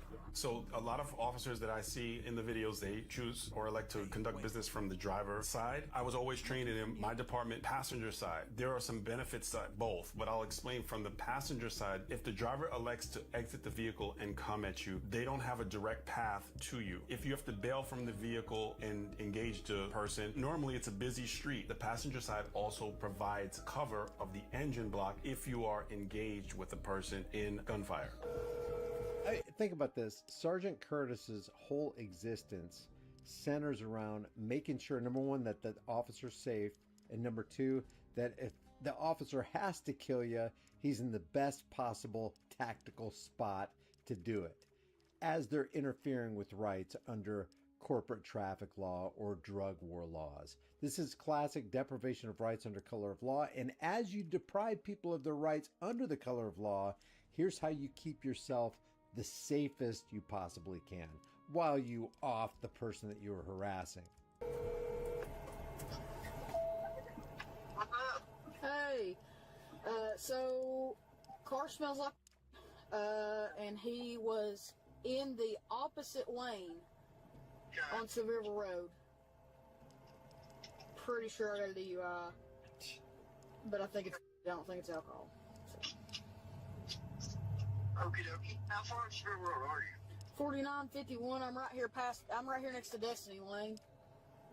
Destiny, a little bit better. Are you this side of 13 cars or that side? What side are you on? I'm out The town side? I'm on the hospital. I'm up here past Alfred McCammon and Doc Norton towards out of town, towards Burnett Station. Okay. If you pass Alfred, come on past Alfred McCammon, you'll see my lights. Okay, I'm on my way to you. All right, thanks, brother. I appreciate it. So she's asking for another unit to come and assist her and back her up. Very, very good stuff. I want to talk about the night vision and the illumination of yourself inside a vehicle. Most of my career, I worked at night. Now, you see that her car is very much illuminated because there is a dome light that's on because she's looking at paperwork and things that she has to do. One thing that you can do to help protect and preserve your night vision. Okay, let's make something very clear here. If she can smell any odor here, she can call for backup, and they can pull him out of the car, because whether you can smell alcohol or marijuana, you can pull the person out and you can go for sobriety tests, but a breathalyzer tries to only detect for alcohol. So let's make something very clear here. She thinks he's impaired. She hasn't really said anything besides that she smells something. And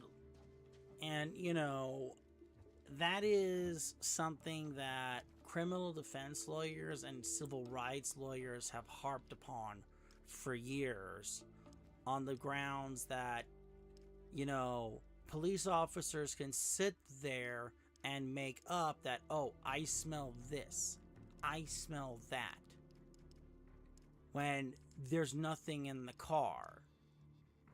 Now, if the guy truly did light up and he was puffing on a joint while he was at a football game or whatever game he was at, okay, yeah, he probably yes, he should not be driving. I can agree with that. But, again, she's sitting here saying, I smell it. Now, here's the problem. Does she actually see any of it? No. Does she have any way to confirm any of it outside of, oh, I smell something that smells like marijuana? No. Because if you've ever smelled marijuana and you've ever smelled skunk spray and you've ever smelled skunk spray before, they smell very similar. Because I've smelled both, and I can be like, wow, that's pretty dang close. So, yeah. Let's make something very clear here. Her saying it and his car possibly getting sprayed by a skunk, that is not any form of confirmation in my book that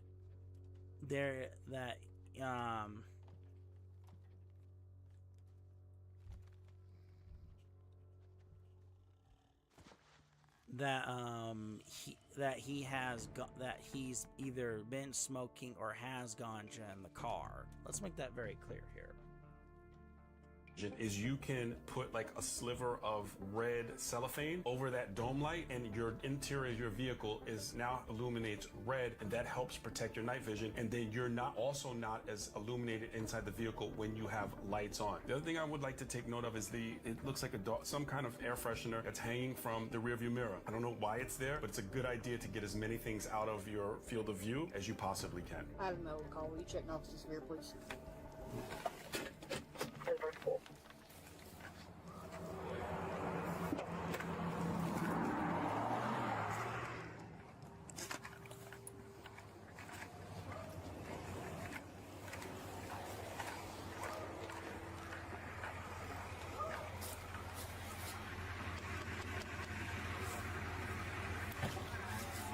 Did you figure that paperwork out, brother? Yeah, she said it's paid. She's on the phone. Oh, okay. Go ahead and tell her, Mama. You got the card there? I got a bunch of them. A bunch of them?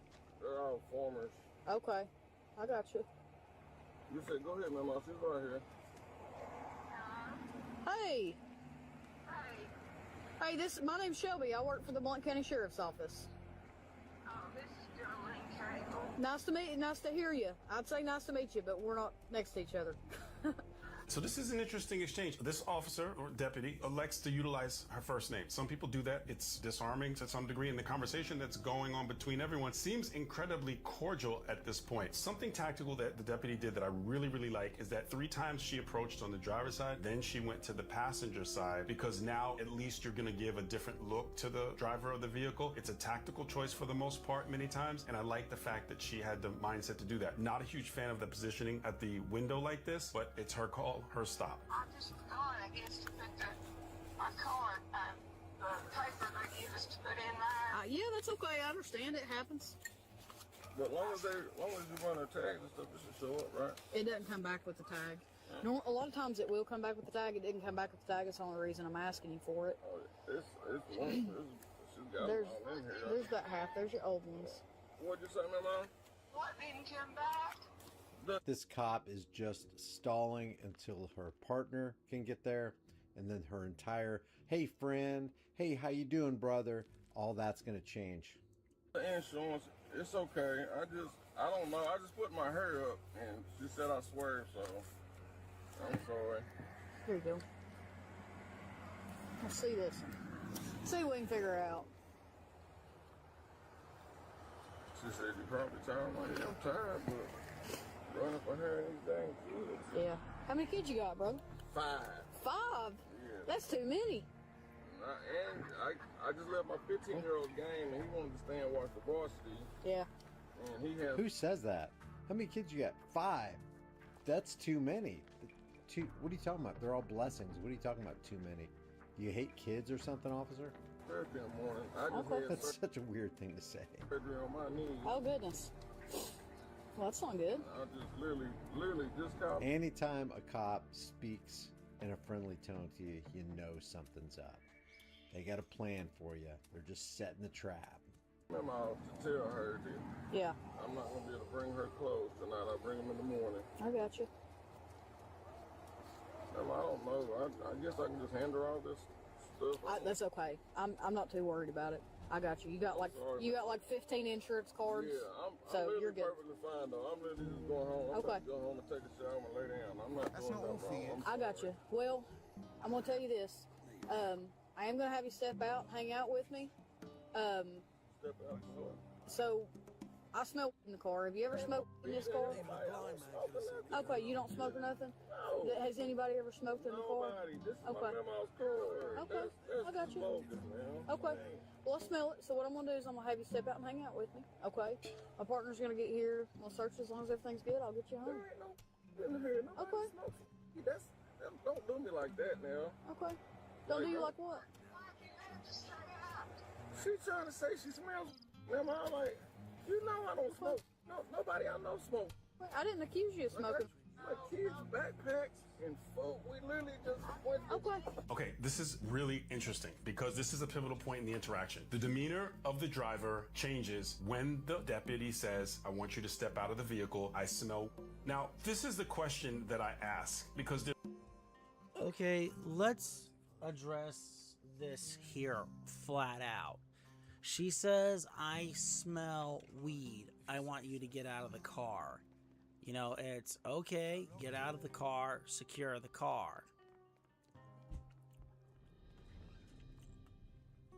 Because, you know, at this stage, this is an excuse to pull you out of the car and to try and give you a DUI charge.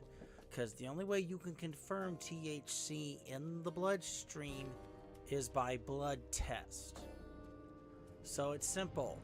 If where you live, you don't have to consent to the field sobriety test, and most lawyers on principle will tell you to not do this unless it's mandated, unless it's required by where you live, because it's completely subjective to what the officer's opinion of you is. Because if the officer likes you, or you can make the officer laugh and view you positively, you can pass, even if it's kind of on the edge if you fail. But the only way to confirm THC is through a blood test. And she doesn't have probable cause for a warrant. And for those of you who say, yes, she does, no, she doesn't. And the Supreme Court says otherwise. I've seen the case law. I can't tell you the case off the top of my head, but I'll tell you this right now. She doesn't have probable cause for a blood draw. Nor does she have the warrant. Nor does she have the probable cause for a warrant for a blood draw here. So she's grasping at straws here. She wants him out of the vehicle just to, at best, search the vehicle and inconvenience him. That's all she's doing at this point. I mean, it's sad that she's doing this. Don't get me wrong here.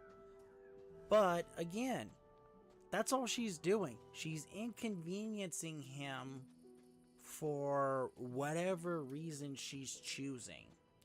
I don't like it, and I don't agree with it.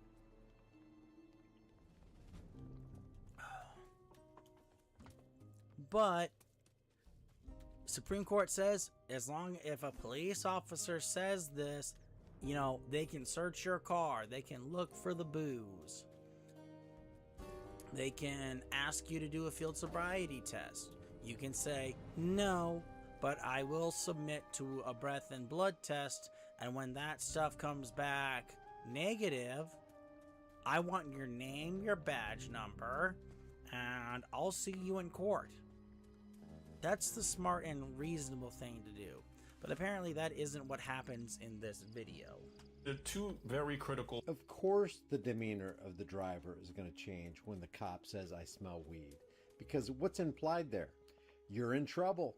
We're going to have to investigate you. We're going to have to violate your Fourth Amendment rights. We're going to have to search your vehicle. Of course, the attitude would completely change.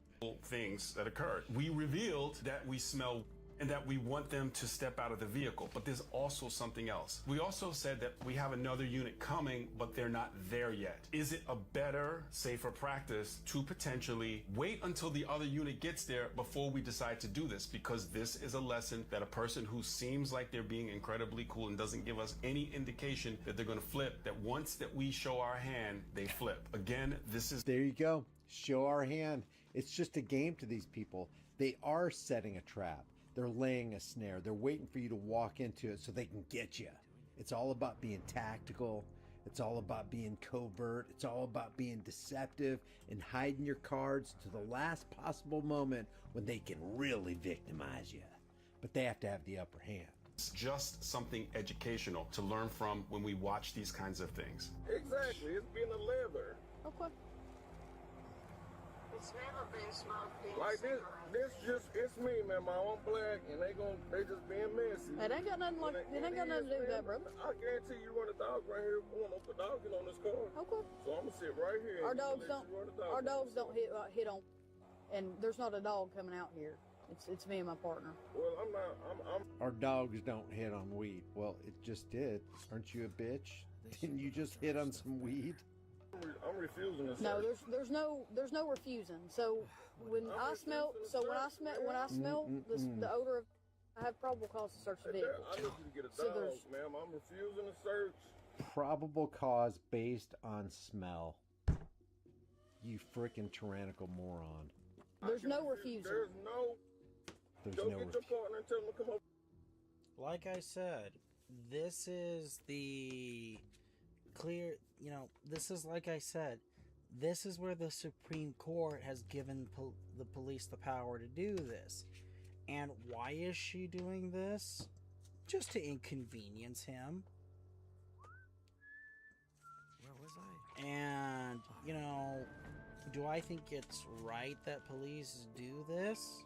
No, I don't. And why do I say it's not right that they do this?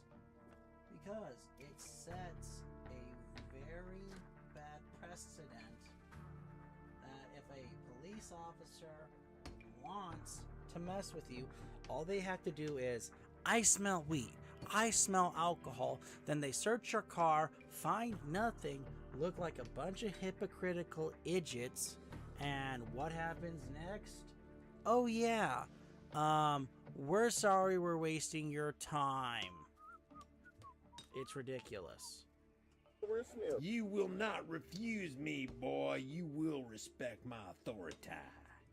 Okay, my partner is not a dog. My partner's a person that's on the way. Partner come sniff. I'm Okay, refusing to search. that's fine. You can't refuse a search. Why can't I refuse a search? Because I've got probable cause to search the vehicle because of the smell. Remember how they trying to be messy for no reason. I'm not trying to be messy with you, brother. I'm trying to make this easy. Okay?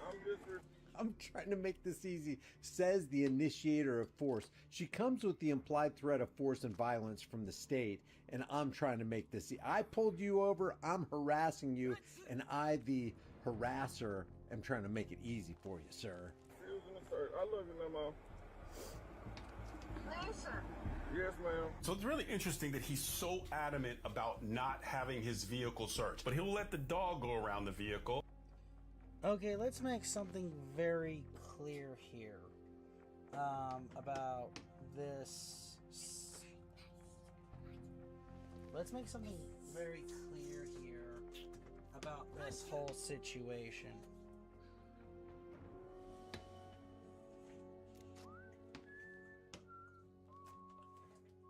Okay, let's make something very clear about this situation.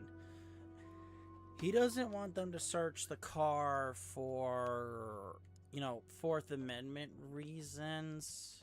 You know, I get that. He doesn't want them to search his car.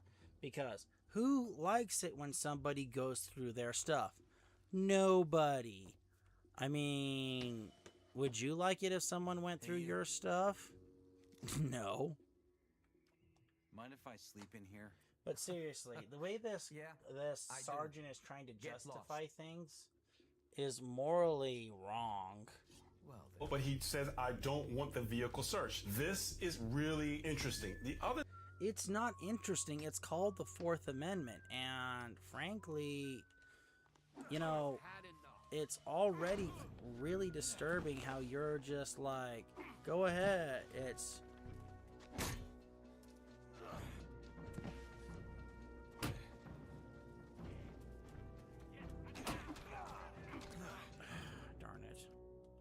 You know, it's really interesting to me is how you're sitting here trying to justify it when it's, you know, blatantly obvious here that your attitude about people searching vehicles here is very much, well, I don't care what you have to say.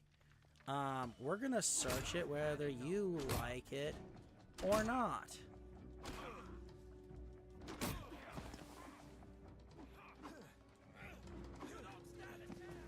And again.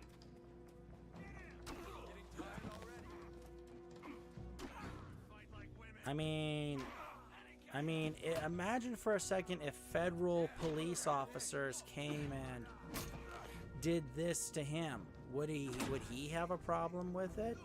Probably. It's okay for him to do it because he's a police officer. Let's not forget that here for a minute, shall we? The thing is that he says, I love you, Mama, which my negotiator hat is always on whenever I'm listening to conversations. And you wonder if this person is like, love you, and is this like kind of terminal type thing? I don't know. But these are things that one must listen to and put through a filter, especially when you watch this to learn in the aftermath. What's going on? I don't know why they're doing this, Mama. I'm just trying to go home. I literally just left your house. I literally just took a video so I can show you everything that everybody did. What's your story? With the paint and everything in the toilets, and they just pulled me over for no reason. They seen my fucking hair put up.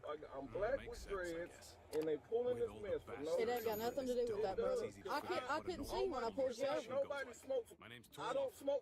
Okay, I've never been around. What happened? Okay. I didn't say you. It doesn't matter, brother. I'm an equal opportunity harasser. I don't care what color your skin is. I'm going to harass you because, see that badge? That's my job. I did. I didn't say that you smoked. I said it smells like here. I didn't say you did it. Dog. I love you. Okay. Go ahead and step out for me, Kenny. I'm not stepping out. I'm refusing to search. Okay, you're refusing to step out of the vehicle? I'm refusing to search. Man. Okay, so step out of the vehicle. Step out of the vehicle. Come back here and stand with me. 335. I got one refusing to get out of the car. Just step out. So at that point where we're continue to say step out, do we really want him out of the vehicle? Or do we want to just step back from him and contain him? There are a lot of different options to think about. The other thing is she gave good radio traffic. I got one refusing. The unit that's coming to is going to roll code, meaning lights and siren, to that location once you hear it, because now driver has now escalated to a point where they're refusing a lawful command. Pennsylvania versus Mims. This officer is legally within her right to ask him to step out of the vehicle. Yeah, no. The Mims decision says we can ask you out of the car for officer safety as long as the stop is lawful. And technically speaking, as it stands right now, this stop appears to be lawful. So let's make it very clear here. He's this sergeant here. He is misunderstanding what the Mims decision actually is. And, you know, I get it. He's... what do I want to say here? Because I don't think saying not very bright is the right word here. I want to say more like I want to say that that he believes his interpretation is correct here. That his interpretation is right. But when he's talking about Pennsylvania versus Mims, it's officer safety says please is where an officer can ask you to step out of the vehicle for their safety. What the sergeant here is saying is that under the Mims decision, I can ask you to step out of the vehicle. No, that's not what the Mims decision says. Period. During this car stop. And additionally, at the time of this incident, it's also legal that if you smell the odor of come from the vehicle, that gives you the PC to search it. So she's well within her legal rights. We're just going to talk about some tactical things that we see. Get it down. Yeah, Pennsylvania versus Mims. Now, you understand you don't have the right to be secure in your person because we have Pennsylvania versus Mims. That's our God. That's who we bow down to. And this officer is going to run code for this? Running code, that's just a euphemism for I'm going to put everybody on the roadway in jeopardy because my fellow officer decided to harass somebody for no freaking reason. I don't have a dog. I don't have a dog to get. A dog, okay? Man. And if I had a dog, it doesn't hit on. I'm telling you. Okay, I didn't say you did, brother. Okay, you're not. I said it smells like in your car. I have probable cause to search your car. Kenny, step out for me. Brad. Step out for me, Kenny. No, I'm not. Sure. Baby, the police got me pulled over. They threatened me to get out the car. I'm not getting out the car. Kenny, just get out the car, man. I'm not trying to make this difficult. You are making it difficult. I'm not making it difficult. I'm not being racist. I'm asking you. I don't have a dog, sir. Tell these folks I don't smoke. Come on, Sergeant Curtis. Okay, I didn't say you smoked. Come on, Sergeant Curtis. You can say it. Say the truth. I'm not trying to be difficult, says the person who's making it difficult. I don't smoke. Kenny, I never accused you of smoking. No, you saying I got to get out this car? I'm not. I'm refusing it. Yeah, I am saying you have to get out of the car. I'm refusing it. You can't refuse to search. Okay, let's make something straight here. She says, I smell weed. And he's telling her, you're accusing me of smoking. And she's like, no, I'm not. What? That is a contradiction. Now, I know there are people saying, well, she says she smells weed. Okay, let's make this very clear here. If somebody smells marijuana somewhere, anywhere around them, you know, let's make this very clear here. She smells weed. Okay. She says it's coming from the vehicle. Well, car is the grandmother, is his grandmother's car. And I'm assuming she doesn't have a I'm assuming she doesn't have a card or anything like that. Is armor all? No. So let's see. From there, hum. Let's see. Just do it. So she says she smells weed. He says she's accusing him of smoking weed, and she says, no, I'm not. Then he's asking her, okay, then where's the smell coming from? Because the only way, because she just contradicted the whole point for her stop, if that's the case. And, you know, I don't think she picked up on that.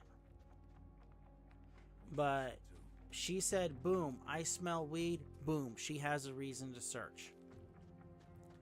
And that's the reason why she's doing this.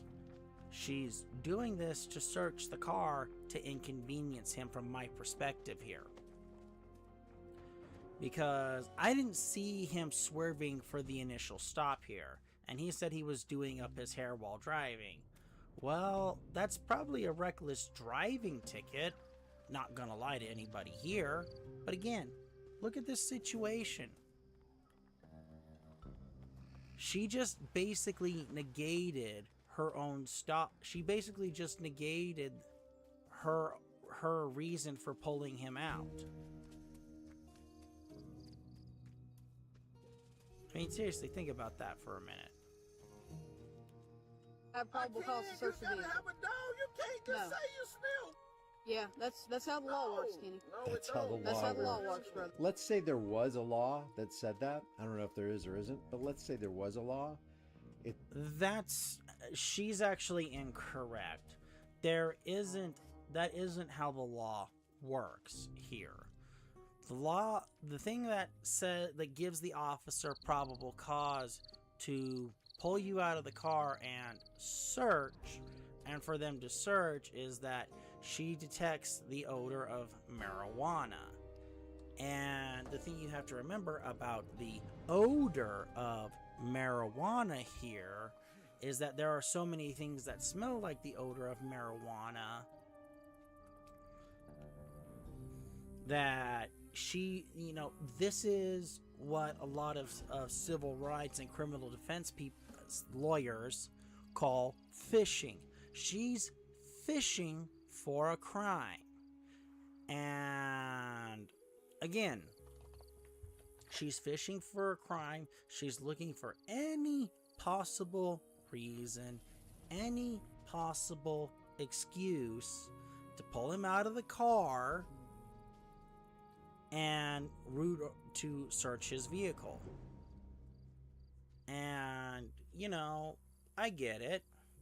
She's doing her job, and, maybe she has to, police departments don't like to say this out. Police departments don't like admitting this out loud, but they do have to write a certain amount of tickets. Former police officers have confirmed that, you need to write citations to prove that you're doing your job. Not necessarily to make money, but you have to write citations to do your job. So, yeah. Let's make that very clear here. But, the reason why the odor of alcohol or marijuana gives police officers probable cause to search isn't actually any form of state law. If memory serves, it comes from Supreme Court rulings, which is case law, not actual law that was decided that came out from a legislator. It's the officer's duty to disobey and disregard that law. You know why? Marbury versus Madison. Any law that is contrary to the Constitution is null and void. Sure. Good man.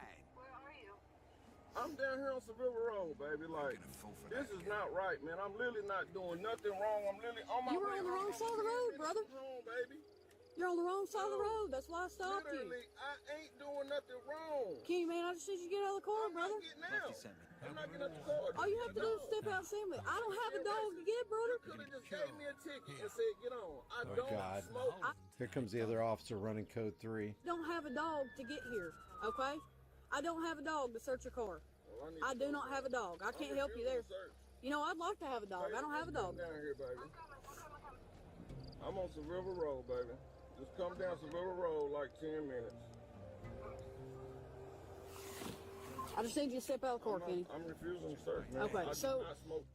what's going to happen if you don't step out of the car? We're going to have to drag you out of the car. So the backup is here, and the closest that I can see is it took from about 11 minutes for the backup unit to arrive. So this is incredibly important information. So it's an 11-minute wait, which is a really long time if you're just standing there going back and forth with a person for the backup unit to arrive. So you can either step out of the car or I can pull you out of the car. Step out the car. No, sir. You can step out the car or I'm pulling you out of the car, Kenny. Just totally escalating. No de-escalation skills at all. And this male cop is soon going to... Yeah, this is another problem. They're not trying to de-escalate. They're not trying to get him to work with them. It's just, get out of the car. And it's like, how about you just get him to work with you? It works 10 times better than fighting with somebody. But some people would rather have to fight and have their pound of flesh. be a cop in a box. I'm done handing it out. Oh, she's gonna get... Oh, she's gonna tell him. She asked you to get out of the car. Get out of the car, bro. Y'all said it smell like... I need you to get a dog, please. No, we don't have to have a dog. Get a dog. When it smells like brother. Get out. In this Okay. car. I'm gonna tell you one more time, Kenny. Get out of the car. I can't, ma'am. You I'm can't? recording this. Okay, I'm you can telling record you it. right now. That's fine. I'm recording too. I've recorded this whole interaction. Go ahead and get out. I'm not doing nothing wrong. You were on the wrong side of the road, Kenny. I was not on the wrong side of the road. You were driving on the wrong side of the road, brother. Get out of the car. Side of the road. Get out of the car. Get out of the car. I'm not. No, don't touch my car. No, you can't do that. Get out of the car. Do that. You can't do this, man. You can't do this. Get your hands off of me, man. Please. Please get your hands off of me, please. Please. Get out of the car. I'm asking you to please. Get out of the car now. How's it going, my friend? Wrong. Now. Please, I'm not doing nothing wrong. Out of the car. Please, can I answer my call? No, get out of the car. Now. Out of the car. I'm not doing nothing wrong. Get out of the Why car. are y'all doing this to me, man? Why are you doing this to me? Get out of the car, man. I'm not doing nothing Get wrong. out of the car, Kenny. This is not my car. I'm not doing... In America, in my opinion, if you get attacked for no reason, even if some thief, some criminal tries to justify the reason, don't you have the right to defend yourself? I didn't say it was your car. Get out of the car, Kenny. Go ahead, hit him. Out of the car! Okay. That bad. That is a violation of force procedures right there. Yes, they're asking him to get out of the car, but here's the problem. That is a violation of force procedures. Has he hit them? Has he attempted to run them over? Has he attempted any measure of force against them outside of no, no, no, no, no, no, no? Police officers are more than free to disagree with me here. But let's make something very clear here. This is a violation of force escalation procedures. Because guess what? They are escalating. He's not. Now, is he refusing? Yes. Is he in the right to refuse? Technically speaking, no. Because of how the law is written and interpreted.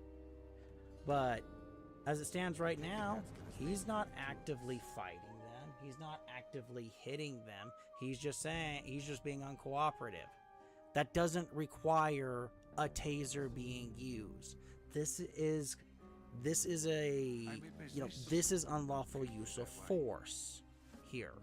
And again, if this happened in Iraq and Afghanistan to any POW here, you would go to the brig for this. unless you can prove this was part of the SOP. Things were a lot rougher back then. Get out of the car! What you hitting me for? Get out of the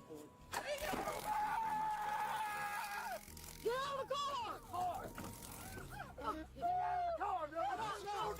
Get out and do nothing! Get that seatbelt on! Please don't do this to me! You're about to hit it again! Please! Please!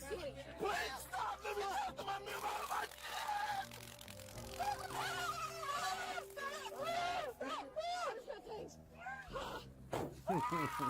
She just got tased. I just think it's just hilarious that the person doing the tasing gets tased. Did she just... Wow. Talk about incompetent. She went to go tase this guy, and she just tased herself. Are we kidding? Are you kidding me right now? She just literally tased herself. The aggressor, the initiation of the force, the initiator of the force and violence got tased. Love it. Just poetic justice. There you go. There you go. Sadly, I don't feel bad for this police officer here, folks. I don't feel bad for either of them. You know, is it sad that I'm pretty sure that that police officer lost his life here? Yes, it is sad. Don't get me wrong here that he lost his life. It is sad. It shouldn't have happened. But, let's also cover the fact here that these two police officers basically said, we want to search your car. And we smell alcohol. We smell marijuana. We want to search your car. So we're going to say whatever we want. Because again, I didn't see when she pulled him over to see whether he was on the wrong or the right side of the road. Because if he was on the right side of the road and he swerved over the center median line, I hate to break it to you, I've seen police officers do that myself. Heck, I've even seen a police officer right in front of me flip on his lights, drive through a left turn light where it's a red arrow, and as soon as he's through the intersection, he turns off his lights, jumps on the freeway, and goes on his merry way. I have seen police officers do plenty of things that are illegal and abuse of their power. Let's make that absolutely clear here. I've seen this stuff plenty of times. No thanks. I'll pass on that one. But the way they're treating this guy,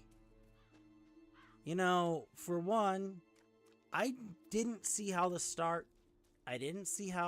started. We're only seeing how the stop initially started, then stopped, and then how she was basically get out of the vehicle. He says, no, why are you doing this to me? Why are you acting like this towards me? What did I do wrong? And it was just tase him. Then they ramped up the tasing. Then somehow she tased herself, which, is funny. Don't get me wrong. And then when he finally got sick of it, when the guy finally got sick of it, what did he do? Pop, pop, pop, pop, pop. What can you teach me? Depends. How do I get better at lockpicking? So, yeah. The mother of I don't. skullduggery. Don't get me Frankly, wrong. the It biggest is rookie sad mistake is that when the people police use their officer died lockpicks here, like Randy or more than Sanders likely trying he to is crack going to open a die harbor here. brothel. All for But no flair. let's make something What I'm very saying clear is, here. Be careful with your lockpicks. They You'll break a escalated lot less this of them. and kept escalating this and just made everything worse. Okay? Because they could have just said, instead of tasing him, they could just say, look, we think we smell this. Would you please cooperate? And if he kept saying, no, no, no, no, no, no, no, it's like, would you, then they just open the door and say, look, we have to do this. We think we smell this. And mind you, the entire time, this guy has been asking for a drug dog to come sniff. What does that tell you? That tells me that either this guy is incredibly dumb or he's got nothing. And he wants the dog to confirm that there's no drugs in his car. So that and the officer saying, I refuse or I don't have a canine. You know, this is paramount to them basically being, you know, we're going to search your car whether you like it or not, and you don't get a say in this. Mind you, the guy asked, more than 5 times for a drug dog. So think about that for a minute, will ya? There you go. The man defended himself. What do you say about that, Sergeant Curtis? 335 shots fired. I'm hit. 334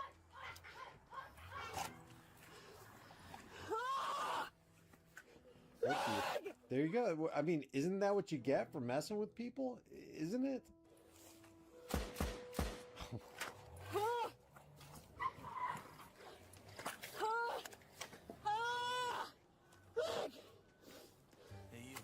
You ain't so tough now, are you, Shelby? What swamp weed? Into the core, huh? Show me your goods. Best stuff in the town.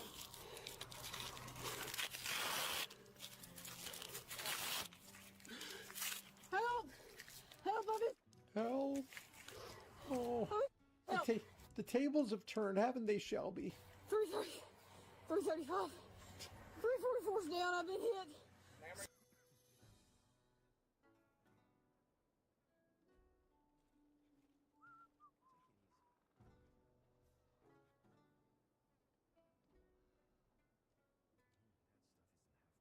You know, I don't really think it's in good taste for him to make fun of her for this. But, again, considering how they treated the guy, considering how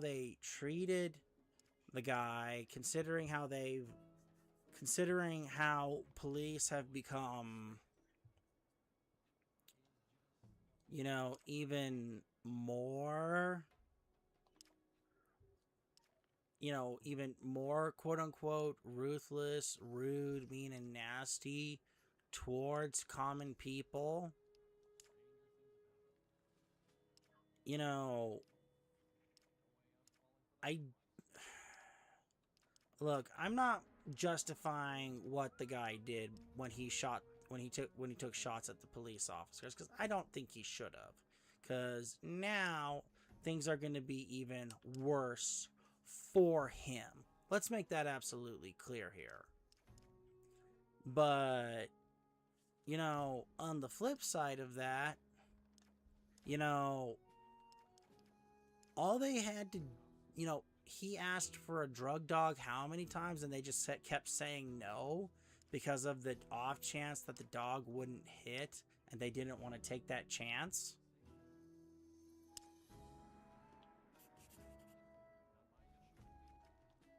I mean, come on, think about that for a minute. Suspect fled back towards town on Severe Road. I need your help. Yes, get out. I need your help. Still barking orders.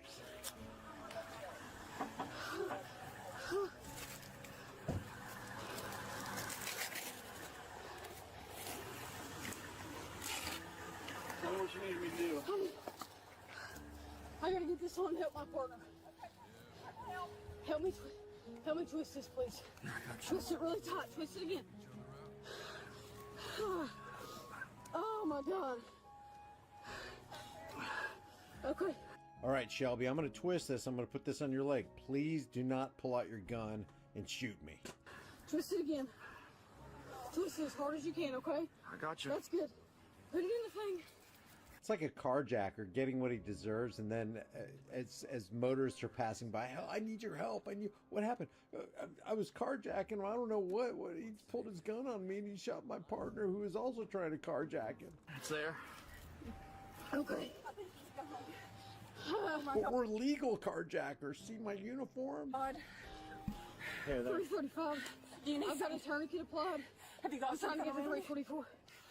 So the suspect's gone. He went that way. I gotta get to my partner.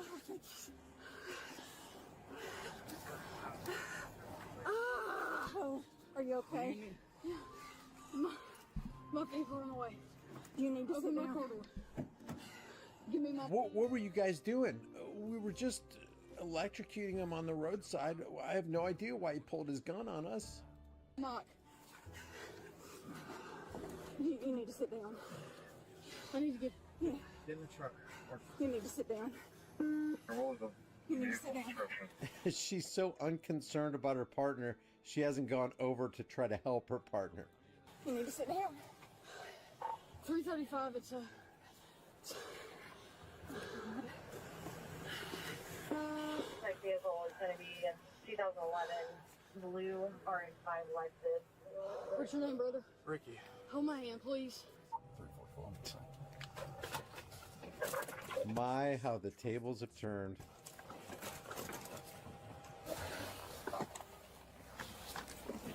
Now, on this channel, we don't endorse this kind of behavior against our faithful heroes and warriors in law enforcement. You understand?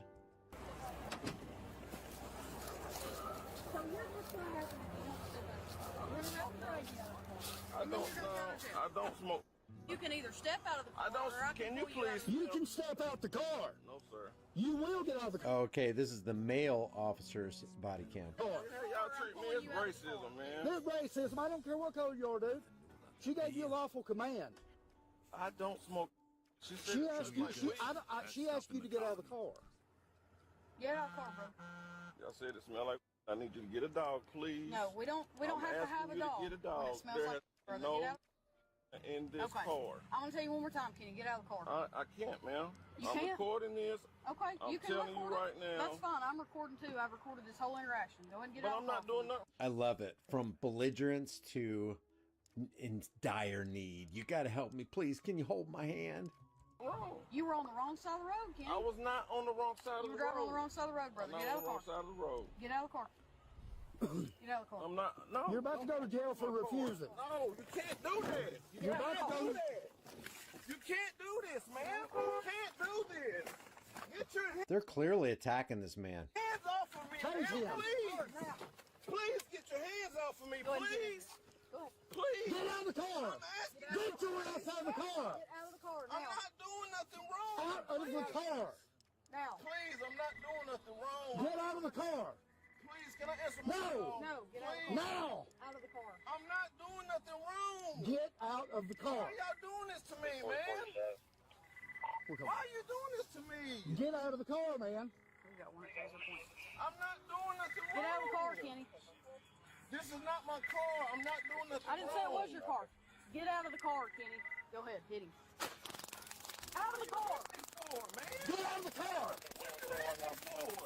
Taser deployed. Out of the car. Get out of the car, dude. I didn't do nothing. I didn't do nothing. Get that seatbelt on and go Please get the seatbelt. don't do this to me. You're about to get it again. Please. Please. You're about to get it again. Stop. Let me talk to my man. Oh, my God. Get him out. Look at her face. I wanted to freeze frame it right there. I just got tased. I need some help. Let's go back. Get him out. I just got tased. You're getting it again. Boom, boom. There you go. Hey. There you go.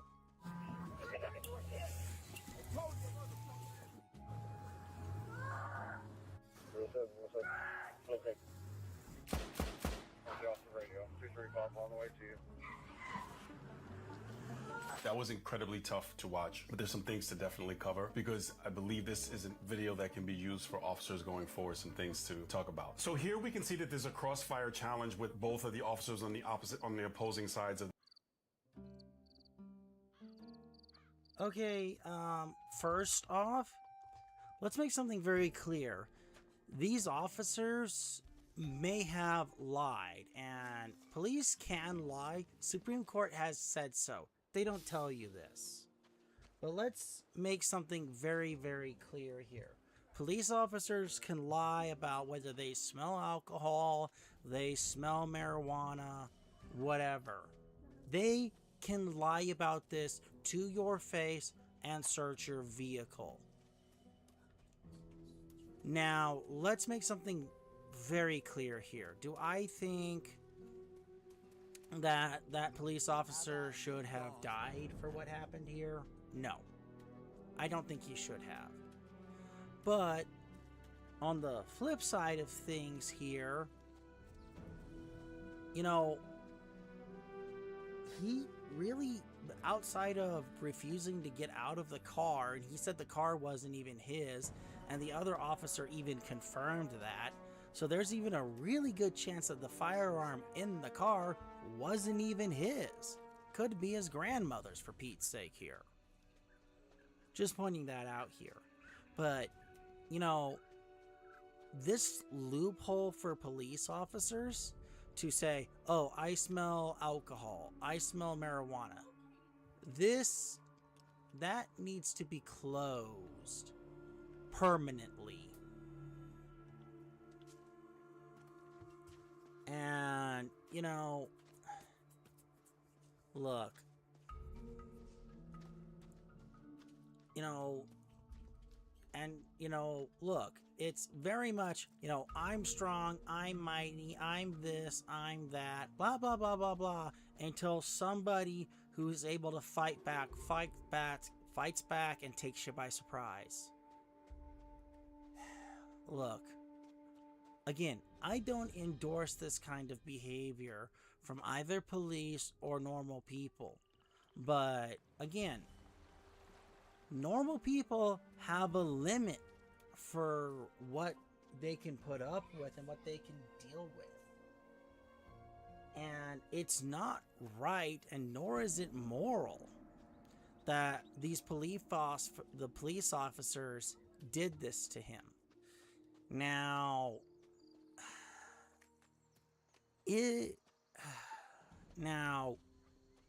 let's make things...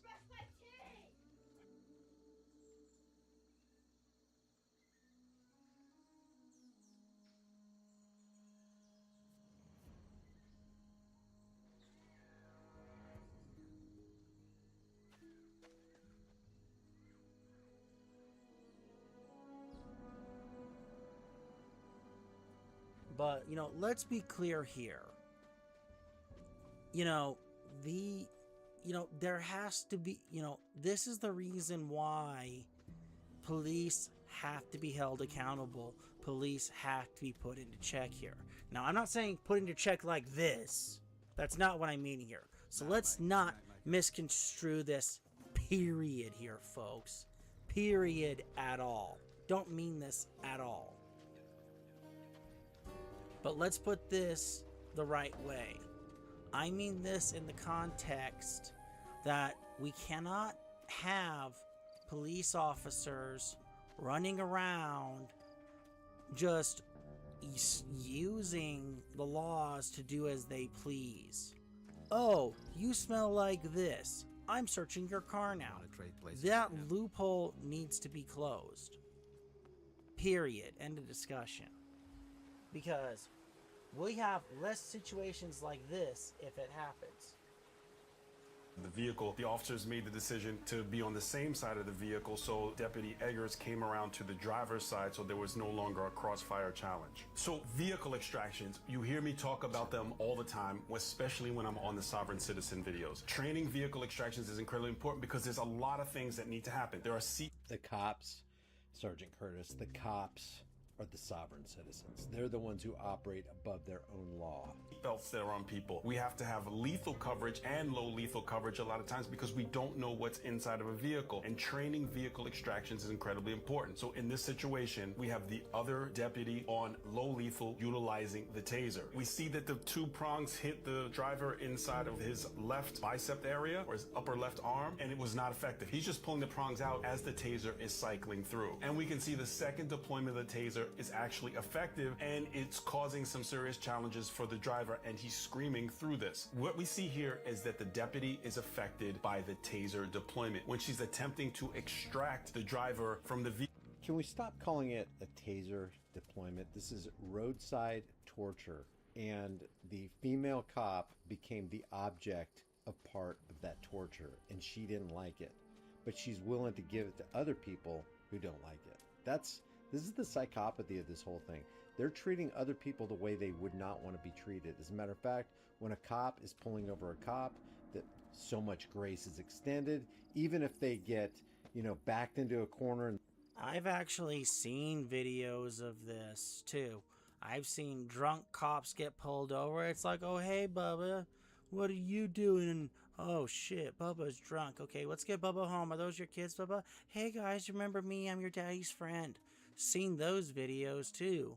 I've also seen the videos of it was in Florida, where a Florida sheriff pulled over a county sheriff in Florida pulled over, what was it, like a Fort Lauderdale police officer. Fort Lauderdale basically said screw off and just drove off, and he's on the radio trying to get this guy pulled over and being like, hey, he's breaking the law here. I've seen both types of videos here, and sadly the latter, where it's, hey man, how you doing, is way more common than the hey, you're breaking the law, we gotta do this the right way, man. Sadly. And they've got a body camera on. It's like, dude, you're obviously drunk. When they do put them in the patrol vehicle, they either put them in the vehicle gingerly without cuffs, or they cuff them lightly. They don't ratchet them down on the wrist in the front. So there's all this preferential treatment that cops give to other cops that they will not give members of the public. And for cops, it's all about keeping themselves safe, going home safe at the end of their shift, and I don't give a damn what happens to you. So this is a huge table turn moment where the person who was being electrocuted, the people electrocuting, one of them got electrocuted herself. Vehicle. This is unintentional CEW exposure, conducted electrical weapon exposure. It can happen in that small confined space during that extraction. And it conducted electrical weapon exposure. God. It hurts. I went to taser instructor school. I've been tased. It's very, very painful. So it's very painful, and we don't mind ratcheting down the hurt on you. We don't want to be hurt, but we want to hurt you. She took that ride, and she had to step back from the situation while the taser was cycling for the suspect. Deputy McGowan is instantly from the situation while the... Gotta look at this face again. Hurting for certain, aren't you, Shelby? Taser was cycling for the suspect. Deputy McGowan is instantly hit, and he goes down. Deputy Eggers is hit. She transitions to another position. She's able to engage the suspect and discharges her firearm at the suspect vehicle after being hit. She then, after being hit and her partner going... Can we stop calling the guy in the Lexus the suspect? He was victimized, and he defended himself. Down, is able to take out a tourniquet, put the tourniquet on, and ask a citizen to assist her at the scene. This is one of the most challenging situations to obviously be in. There's so much that's going on, and some things that I want to specifically talk about. Would any of the things that I mentioned earlier have changed the outcome? There's no way of saying that. It's impossible. We want to look at options that can enhance our ability to survive these types of situations. This is something that I enhance the survivability of this situation? What are you talking about? When you're committing roadside piracy, you need to ensure the maximum amount of safety for you as you victimize members of the public. Really want to say, so frequently I see people say that women can't be officers. Women can't be officers. The people who are saying that, I want you to say, when was the last time that you were engaged by gunfire, hit by that gunfire, able to put on a tourniquet and then engage a suspect after the fact? If you've been through that and you want to say that this deputy shouldn't be, you're being disrespectful to her, in my opinion.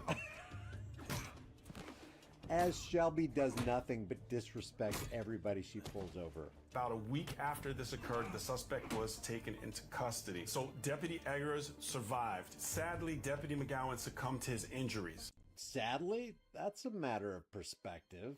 The suspect, Kenneth D. Hart, evaded police for nearly 5 days before he was captured at a home in Knoxville the day before Deputy McGowan's funeral. He was charged with first-degree murder. At the time of this recording, his trial is set for September.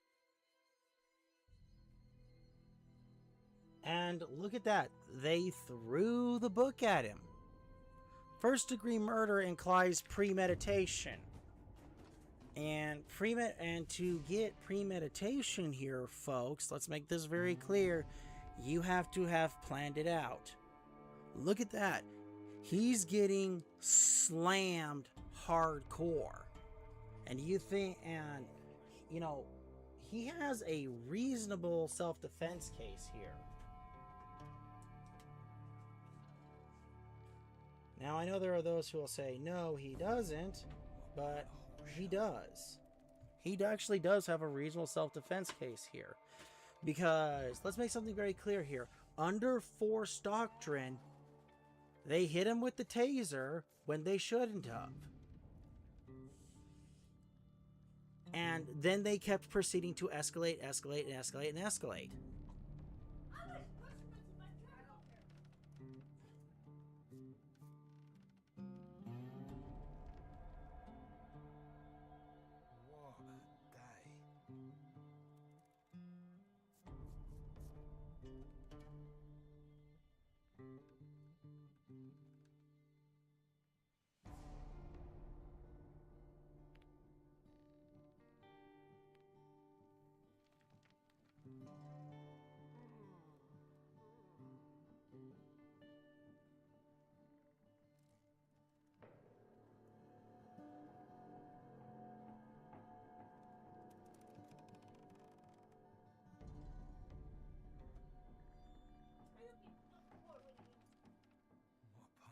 But anyway, let's make something clear here.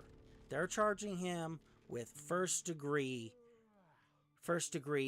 felony red rum. When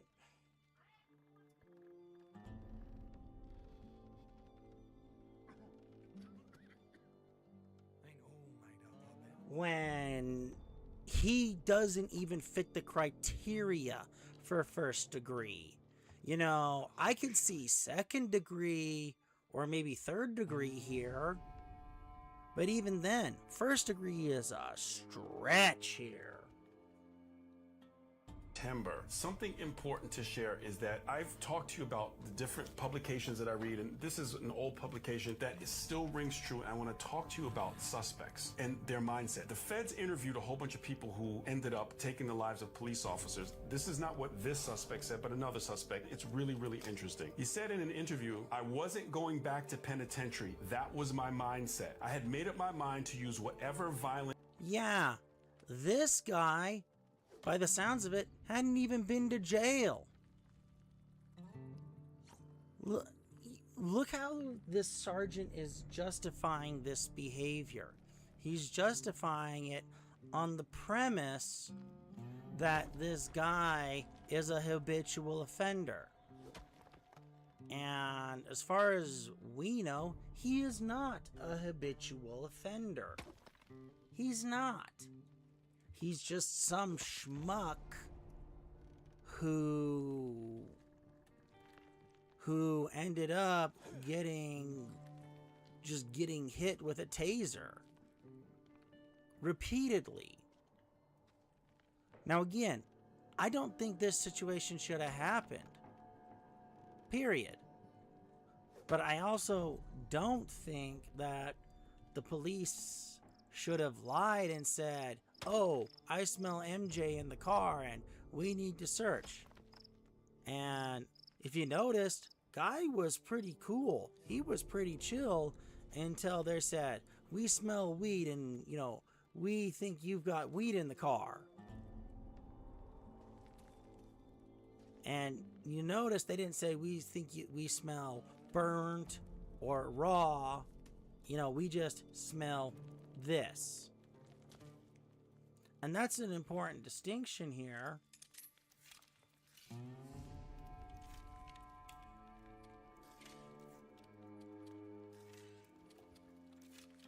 And, you know, that's an important distinction here, folks, because if they smell burned, well, that can be considered DUI territory.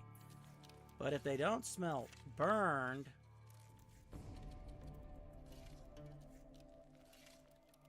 you know, that's something else. So let's make that very clear here. This guy doesn't appear, and from what we know, this guy doesn't even have a criminal record. So what the justification he's reaching for here is pretty weak. I had to. I wasn't going back. It was going to be either me or you. It was real simple. If it was a situation where I can see it out, I'll squeeze out any way I can to get out. If I've got to somebody, whatever, if I'm trying to get away, then get out of my way. It's real simple. Just take me out. Take me down, or I'm going to take you down. That was my mindset. And it's real simple, cops. Just stop messing with people. And they won't have to retaliate. They won't have to defend themselves. I mean, we're seeing more and more in America that people are absolutely sick of being economically terrorized, messed with, harassed for something as stupid as a license plate light out, or you didn't activate your turning signal when we said you should, or you crossed over the fog line. People are getting sick of it. Stop messing with the public. Start protecting it. If you were actually protecting and serving, you wouldn't have such a bad name. this was a thread that rang true with several of the people who took out officers. So people wonder, why is it that this person engaged the officers this way? And because the officers were electrocuting him? Because they were threatening his life and he thought he was going to die? And he thought, I better defend myself. How about that, Sergeant Curtis? Gosh, I wonder why this guy did this. Oh, here's a police officer training manual where the feds interviewed people who SHOT'd cops. Give me a break. It's common sense. When people get messed with, they tend to defend themselves. there is a theory. He is an ex-felon. Inside the vehicle, he had a firearm. An ex-felon and a firearm means you are going. Okay, again, we don't know that. And I haven't, and, you know, he had, and, you know, this sergeant here hasn't even done his due diligence to confirm that this guy is an ex-felon. And even if this guy is an ex-felon, the cop already confirmed that it wasn't his car. For all we know, that firearm that was in the car is his grandmother's. So again, he's not, this sergeant is not being very convincing. All he's doing right now is reaching for justification. That's all this is. This is justification for the officer's actions. This is a moral. This is justification after the fact, not during. Going back to prison, and the mindset exists for so many people, and that is why I harp on officer safety so much. When I think about Deputy McCowan's family and what they had to go through, and having they had to live with a guy who lived his life terrorizing other people as a matter of profession. Officers, friends of mine who have, and not to mention the fact that when who was it? Trying to think who did this study. Who was it?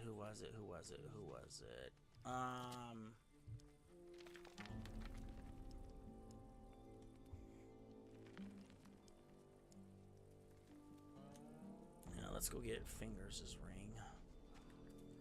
But who was it? I think it was the CDC. The CDC went and did a study of who tend to be the most abusive partners in relationships. And guess what was in the top 3? police officers were in the top 3 of people who are who are considered DVers or DAers, because a police officer's word means more to a court than the average citizen's. Heck, even his own spouse's word means less than his. And police officers are believed more than some victims. So let's make this very, very clear here. This justification that he's giving has some major holes when you look into the data. And let's make that very clear here. So his justification here is very weak. Have lost their lives to these types of situations on duty. It's absolutely horrific. If this can help a young aspiring... Is it really, though? Is it really horrific when a violent attacker gets what he basically earned?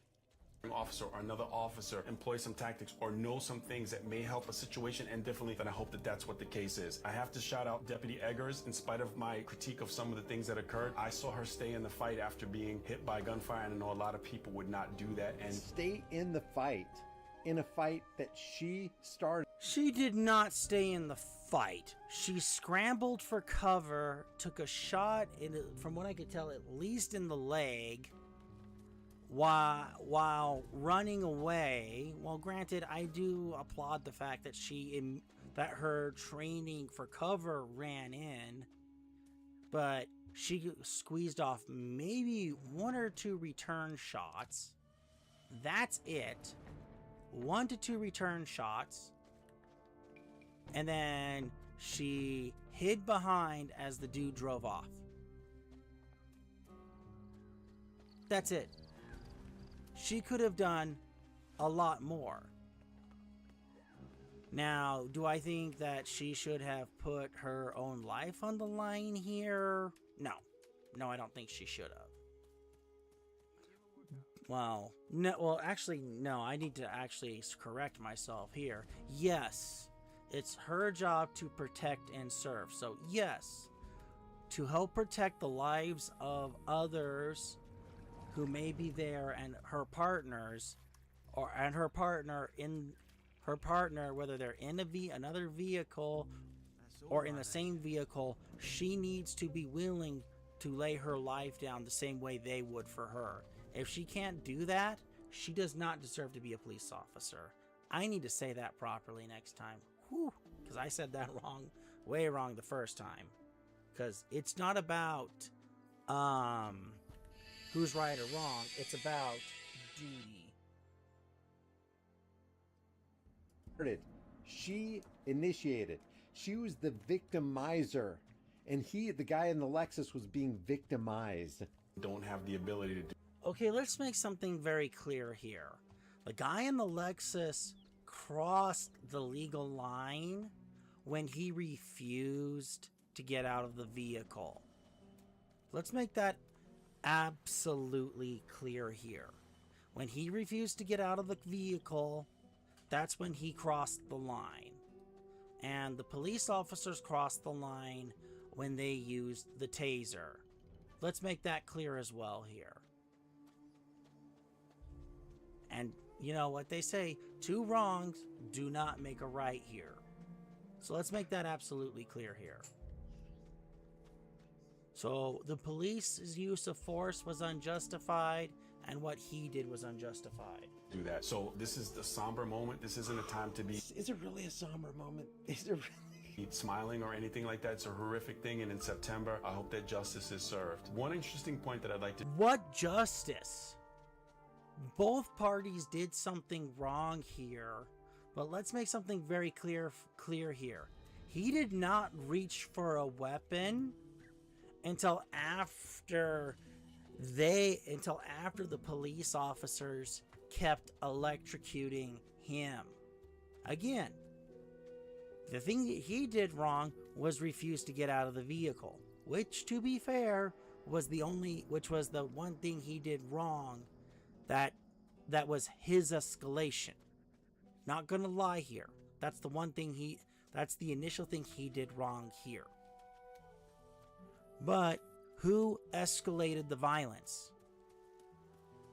And let's also not forget, he asked for a drug dog to come sniff around the vehicle. What? Let's make that very clear here. How about a little dance with a man? Let's make that incredibly clear here.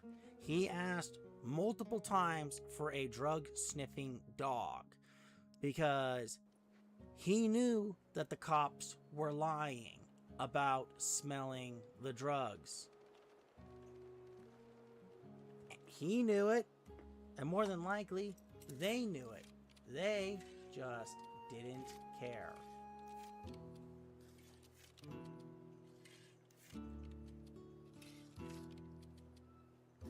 Now, am I sitting here justifying that officer was shot to death? No, I am not. I am not justifying that in the slightest here at all, folks. But what I am saying here is that if you have to point at the finger who escalated the violence first, sadly, I agree with the gentleman in the bottom right corner there. The police are the one who escalated the violence first, not the guy driving the car. And I still stand by what I said. The thing that he did wrong was to refuse to get out of the vehicle. That's the initial thing he did wrong. And I stand by that. And, you know, maybe if they had the refusal for a drug dog when he's voluntarily saying, call a drug dog, please call a drug dog. That is a massive red flag. All right. Enos is the god of justice, blessings, and fire. So let's make that very Part clear of these here. powers he shares with us. To share with you is that when a person is taken into custody, there's something that is done in some departments, and is that they take the officer whose life was taken and they use their handcuffs to place on the suspect that took the officer's lives. And I don't know if that's what happened in this situation, but it's one of the things that in policing that is done in places, and I hope that it doesn't ever have to happen again. But I think that it's really a form of poetic justice that the officer who loses their lives, handcuffs are placed on the suspect that took the officer's lives. Poetic justice is a cop tasing herself as she's doing the tasing. That's poetic justice. Sergeant Curtis. Okay, what do you guys think about this? Do you think... Okay, I'm done with this. Look, our world is a dangerous place. And not everybody here is going to have the best intentions in mind. But let's keep something very clear here in mind, folks. I can use this rune now. It'll take some practice. But yes, you know, let's make something very clear here. The guy in the car, the thing he did wrong was to refuse to get out. Because compliance saves lives here, folks. Period. End of discussion. I see. And I know there are those who don't like capitulation, but anyway, I need to go. Like, subscribe, bang that bell, and I'll see everybody next Sunday. Take care. Bye-bye.